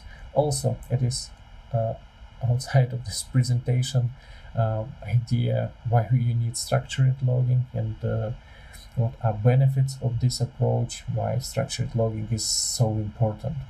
But I would provide some samples during our demo session. And of course, monitoring tools. I think that you can select any model tool like Application Insight. You can use not only Microsoft, you can use New Relic or Datadog or some other stuff. They are good and they support OpenTelemetry, by the way. So it is great that you can easily switch, right? You have some extra layer, and if you want to switch, for example, from Application Insight, from Azure Application Insight, and send all your telemetry data to Datadog, you can do this through configuration file. Yeah, there are some code-specific changes, but you can do it. So, and you don't need to go and change each line of your log approach of your source code. And also for local development, because sometimes it's okay, yeah, we use Application Insight, our distributed system, we have all traces, all logs, all metrics inside Application Insight. But what about your local development? How you deal? Do you create a new application inside and you have some dev instance or something like that? It's also okay, but sometimes it's not a optimal solution. And with OpenTelemetry and Serilog, you can use two great products. They are available for free for development usage and for personal usage. I'm talking about Serilog Sec. This is UI where you can navigate through your logs and do some filtering, searching. But if you want to use for production, there's commercial license. But for development, for local development, commercial, you can use. So it's a great, and also this is available like a Docker image, and also I'll provide you some instruction how you can easily spin up a new instance. And for distributed systems, we want to see all traces and how our request from goes from one point to another point. So for this, there is Zipkin. I recommend to use Jaeger. I don't know, nothing personal, but I like Jaeger, but you can use Zipkin or other tools to visualize your traces. And also during demo, I show how you can easily spin up a Jaeger and analyze your traces. So, and with that, we are good with sliders. So let's go and see real tips and tricks so you can use in your project. So first of all, let's start with simple idea about log levels, because for me they are not clear, and I would say that it is okay to have log debug, log trace, log information, log error, log critical, but you should ask what is different between log error and log critical, and when I should use log warning and not log error or something like that. And if you don't have clear understanding in your team and you don't have records in wiki and some specification, what type of errors and what type of log level we should associate to this type of error, it won't be clear for all team members. So this is my vision, and I also think about different log levels, something like not log warning, or maybe this is to investigate tomorrow, or log critical means for me wake me in the middle of the night. So I guess instead of log critical and log debug, log warning, we should have more clear names of our log system. So you can try, you can create maybe some wrapper around iLogger library, but also you can discuss with your team. Do you want to write log information and store all information on our production, or we don't need? Because, for example, if we have gigabytes of data of our logs, is it easy to analyze and find the root cause? And if you write all your requests to health endpoint, that okay, we have 200, is it useful information? Can you extract some insights from this information? Probably yes, right? Response time, for example. But for that you can use some adaptive sampler. You don't need to send and analyze all 10 requests if they are pretty similar, right? If this is the same performance bucket, so you can easily send 2 or 3 from this 10 and filter. It is also possible, by the way, with OpenTelemetry, you can configure this as well. So let's talk about demo sample. It is available on GitHub, and as I mentioned, I provided some configuration so you can provision your dev environment. I am using Docker for Jaeger, Serilog, and RabbitMQ. If you use Rider and clone repo from GitHub, all configuration will be available. You just need to select and run, or you can analyze, open this configuration, because it just Docker run an image with some exposed ports and environment variables. And we use RabbitMQ. It does to show something to simulate distributed system, and not just simple flow with HTTP calls or something like that, more than HTTP calls. And we have system. It is order system. We can create a new order, and there are couple services, billing services, shipping services, and order services. So, and we have order generator. It simulates our users or another API layer. So it's pretty straightforward, but let's go and see some tricks that you can achieve inside your code. And sometimes we are doing some things not optimal, and it is okay. This is my knowledge, my experience. It means that I did this wrong. So please do not repeat my mistakes and do more optimal than I did before.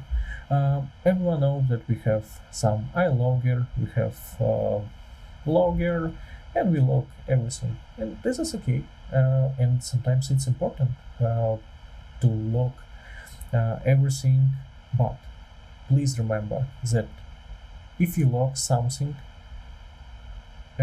using iLogger, using ASP.NET Core, iLogger, please do not use interpolated strings. You should pass everything as parameter. So, and this is saves a small amount of memory, and you avoid some unwanted memory allocation. But if it is critical path and you cannot remove logging information, but you configure, for example, in debug, in develop mode, you write all logs, all information level using configuration or something like that, it is okay. And for production, you disable and say configuration minimum log level, for example, warning.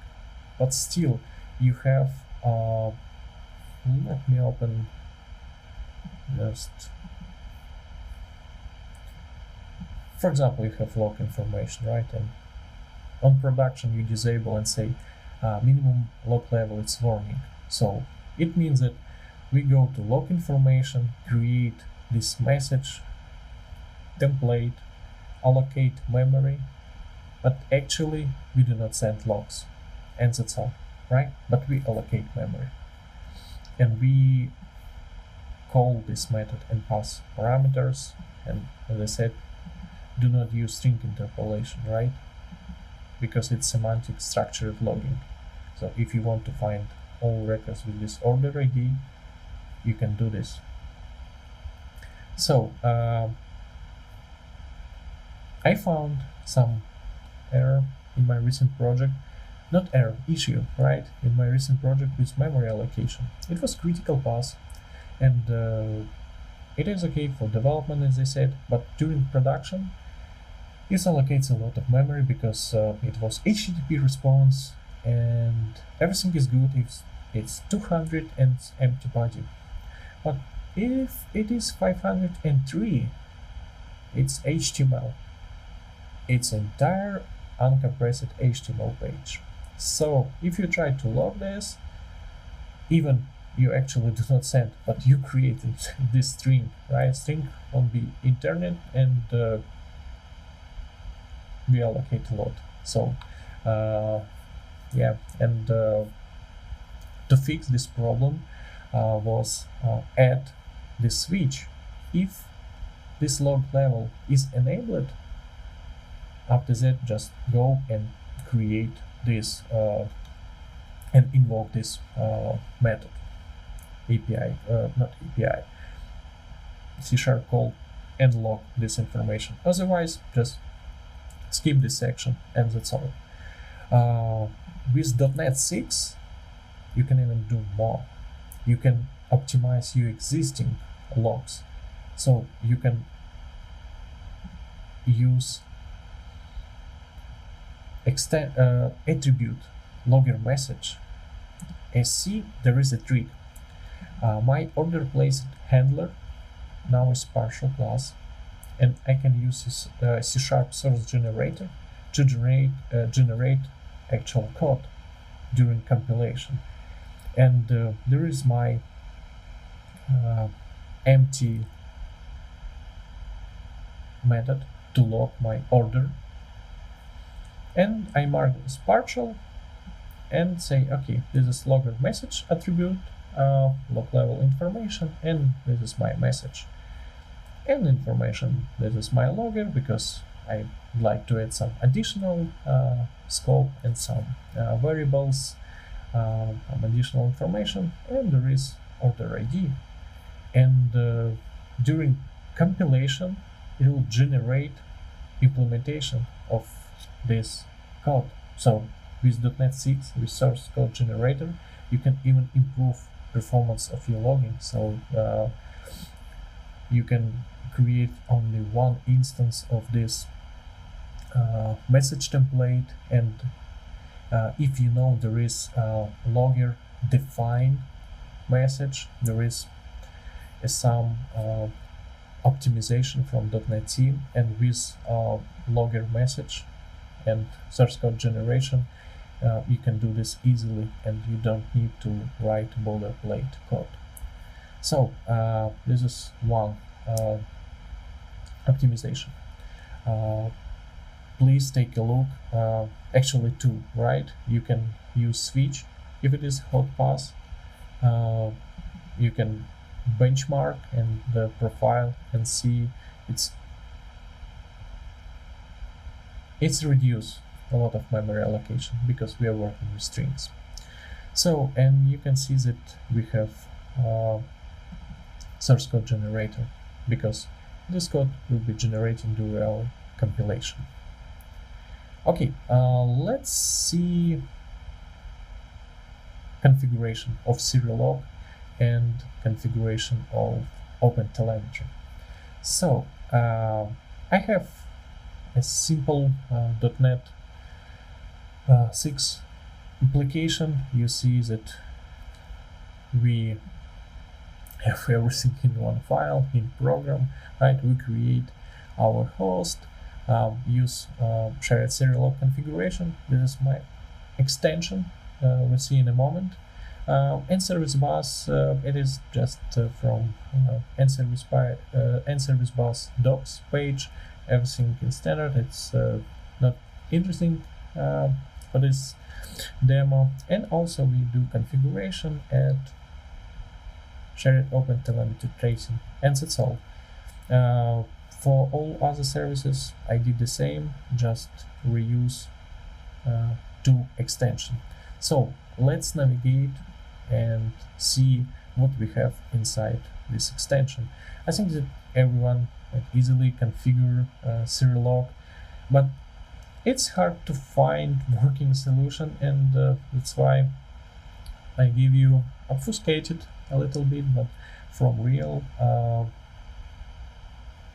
project from that on production. So it's not something that I just collect, grab, and feel free to use. Feel free to use, yes, but this is a working sample, and I use really not each day, but sometimes troubleshooting, it helps. So use Serialog is pretty straightforward. Read from configuration, read from services if you have some dependency injection, and configuration using DI. Cool things that you can, using Serialog, you can override from source code. Sometimes it's important because it is shared across all projects. And sometimes I want something specific for project. I can use my configuration file using app settings, the development JSON or app settings JSON, or sometimes I want just to get rid of this logging section that is not clear. Sometimes maybe your runtime try to overwrite and you don't know about that. I want to control this, and if I am in development, I would like to set minimum level for debug for everything, or if it is production, let's say minimum level warning. Yes, technically I can override and configure, but sometimes I want to stop explicitly and say, okay, this is let's say, and send everything to console, or everything error sent to another target. Also great that you can enrich all your logs automatically, and you can provide span, and with span means integration with OpenTelemetry, and I'll talk about OpenTelemetry in a minute. Or you can enrich with exception details. You don't need to do this manual and boilerplate code. For example, if you get entity framework DB update exception, you know that, okay, I can go navigate to some property and extract information, or if it is HTTP request and it is too many requests, I can log somehow different. In C# we have cool feature destructuring, sorry. Yes, and in Serialog there is integration. You can use destructors that, for example, for DB update exception. This is idea that extension, if you have DB update exception, it can quickly extract, because it's not it doesn't use reflection, and it's not slow. It's C# code that actually use property and do this really fast.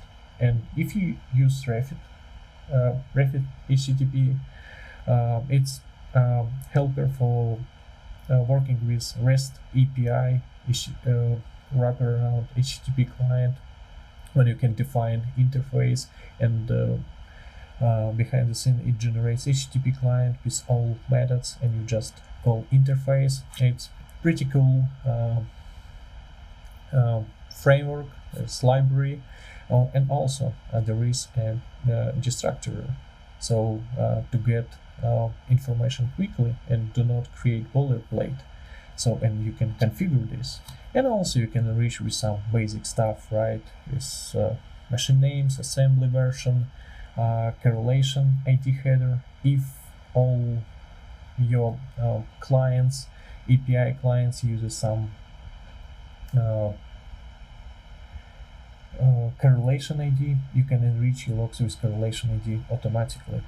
So this is idea, and one more just to share with you. For example, I like application sites, and I use application sites. And for example, if you want to send all information to application inside, you can do this also easily, right? And there is a source code. Unfortunately, documentation is not updated yet on Serialog official page, and sample that is provided on official docs for now working on Windows, but not working on Linux app service. And this is a working solution, verified and tested more than 6 months. So feel free to use. And also I need to send pull request and make sure that documentation is up to date. So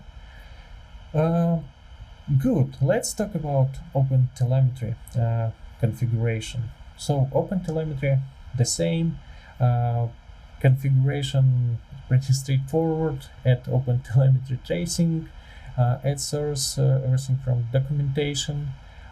From my experience, please filter some requests for health endpoint, for some internal stuff. For example, this is robots.txt. It is Azure App Service internal. If you host in container, they request your URL /robots 9334556txt, and usually you don't have such file, and your application returns 404 are not found, and they say, okay, we know that your application is up and running, it's not 500, not something like that, it's just 404, so you're up and running, so you're ready to serve requests. Swagger, you don't need this information in your open telemetry and in your traces. Also, great feature of open telemetry out of the box, you have automatic instrumentation, so you don't need to go and change your code and add some additional boilerplate, right? You can easily extract this information using modern approach, because we have different event listener, diagnostic listener, and we can, for example, for HTTP client using diagnostic listener that under hood instrument everything and send to our target system. So also from my experience, if you use application inside, you don't want to have duplicate requests that send only information to application inside host, or maybe call local host and send information to your local Jaeger instance. We can add the same for entity framework, SQL,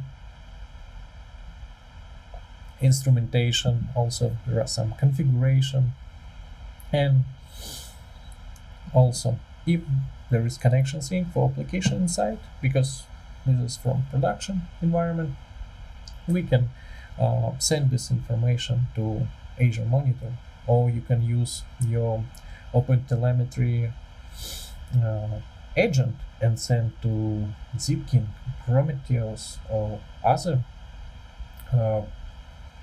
target systems that you're going to use to analyze your data. So also cool feature in ASP.NET 6, you can easily add HTTP logging for all your request and response information, because before I had to create my own middleware, and it was not optimal, and it was additional overhead even for 20% just to capture body of request and response. Since .NET 6, ASP.NET Core 6, you can easily use add HTTP logging, and that's it. And you can configure, for example, just to write X correlation ID, because if you then specify some, there is a set of whitelisted header attributes. All other will be obfuscated, and instead of actual value, you'll see something like redacted or something like that. And please configure body log limit, because it's really important. You know, it's still overhead if your body has a huge amount of data. It will take some time to get captured, and also this is memory traffic, because it's string allocation. And with ASP.NET Core 6, you have a lot of additional features working around activity, and this is diagnostic information. For example, if you want to add some additional information to activities that will be captured by OpenTelemetry SDK library, you can get this interface HTTP activity feature, but it's available since .NET 6 and adds some additional configuration to your activity. And also, just to save time, if you are migrating or starting working with .NET 6, ASP.NET Core 6, and you use Entity Framework migration, and you generate a SQL script from your code first approach, there is a breaking changes, and they use some internal stop the host exception because they need to spin up a host, generate C# model in memory, and after that generate SQL script. And when they done, they want to somehow signal the host and say, okay, we are done, just stop this process. And now they throw exception, and it is tricky because it's only for entity framework for now, and there is open issue, so we can navigate and check all details.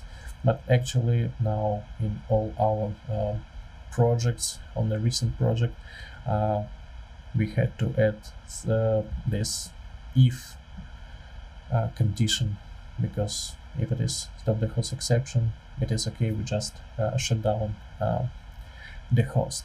So let me quickly run. I know we have run out of time, but let me quickly run and show this is in action. And also you can download, or if you have questions, because it is more like overview, and you can navigate source code and go through it and find, okay, this is cool, I can reuse, because I will definitely reuse and recommend on other projects, and keep these code snippets up to date. So let me send also this available request. I have API just to create a new order. Okay, new order created, our order generator, you see that all information has been logged, request and response, everything. So also this is processed by different services, and sometimes it's not easy to understand, okay, how it is working, and if it is new project, we'll start analyzing source code. It's much easier to navigate and see how your request is going. So let's navigate. We have order generator, we have operations, API orders, my API, and also I have background worker, just send some events. Let's see all. And you can see, okay, we have API orders, for example, I just generated. We see billing service, order generator, order service, shipping service. So let's navigate. So, and we can see now our tracing. So we integrated, we see API orders calls. After that, our order service sent a message, right? We even can see this message. By the way, in Service Bus still use XML for serialization by default. Now see a lot of information. You see that we sent, we have order service that process our message, and everything was good, and information forwarded to shipping service and billing service. We have billing services, and also we enrich our data with payment transaction ID, so you can find inside source code how you can easily enrich, navigate. And also what we can do, we can navigate everything in localhost and see all our logs, right? And using Serilog, and you see our machine name, parent ID, span ID, It's great for navigation. For example, Trace ID. It means find me all operations for this Trace ID. Or I even can go and look up by Trace ID and see this distributed tracing. And you know, it's cool because now when I have this correlation, I can navigate and see how my architecture looks like from request response. Okay, order generator, order service, shipping and billing service. So it was a quick overview, a lot of information. Feel free to ask your question, please. I love to provide answer and details. So, and with that, thank you so much for your time. Have a great conference and be safe. Thank you. Bye.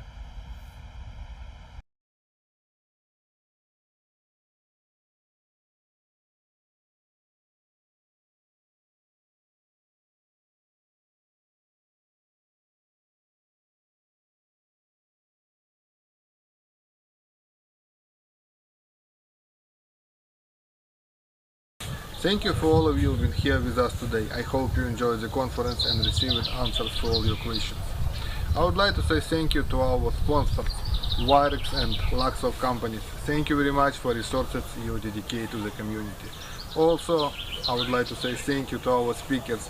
Thank you very much for your time, dedication, and of course for your knowledge you are sharing for free. Vladimir Putin made a fatal mistake. He thought that Ukraine can live kneeling. This is not the case. Let's fight for our future, support our families, friends, and definitely our powerful army. Glory to Ukraine. See you on MS Stage 2023.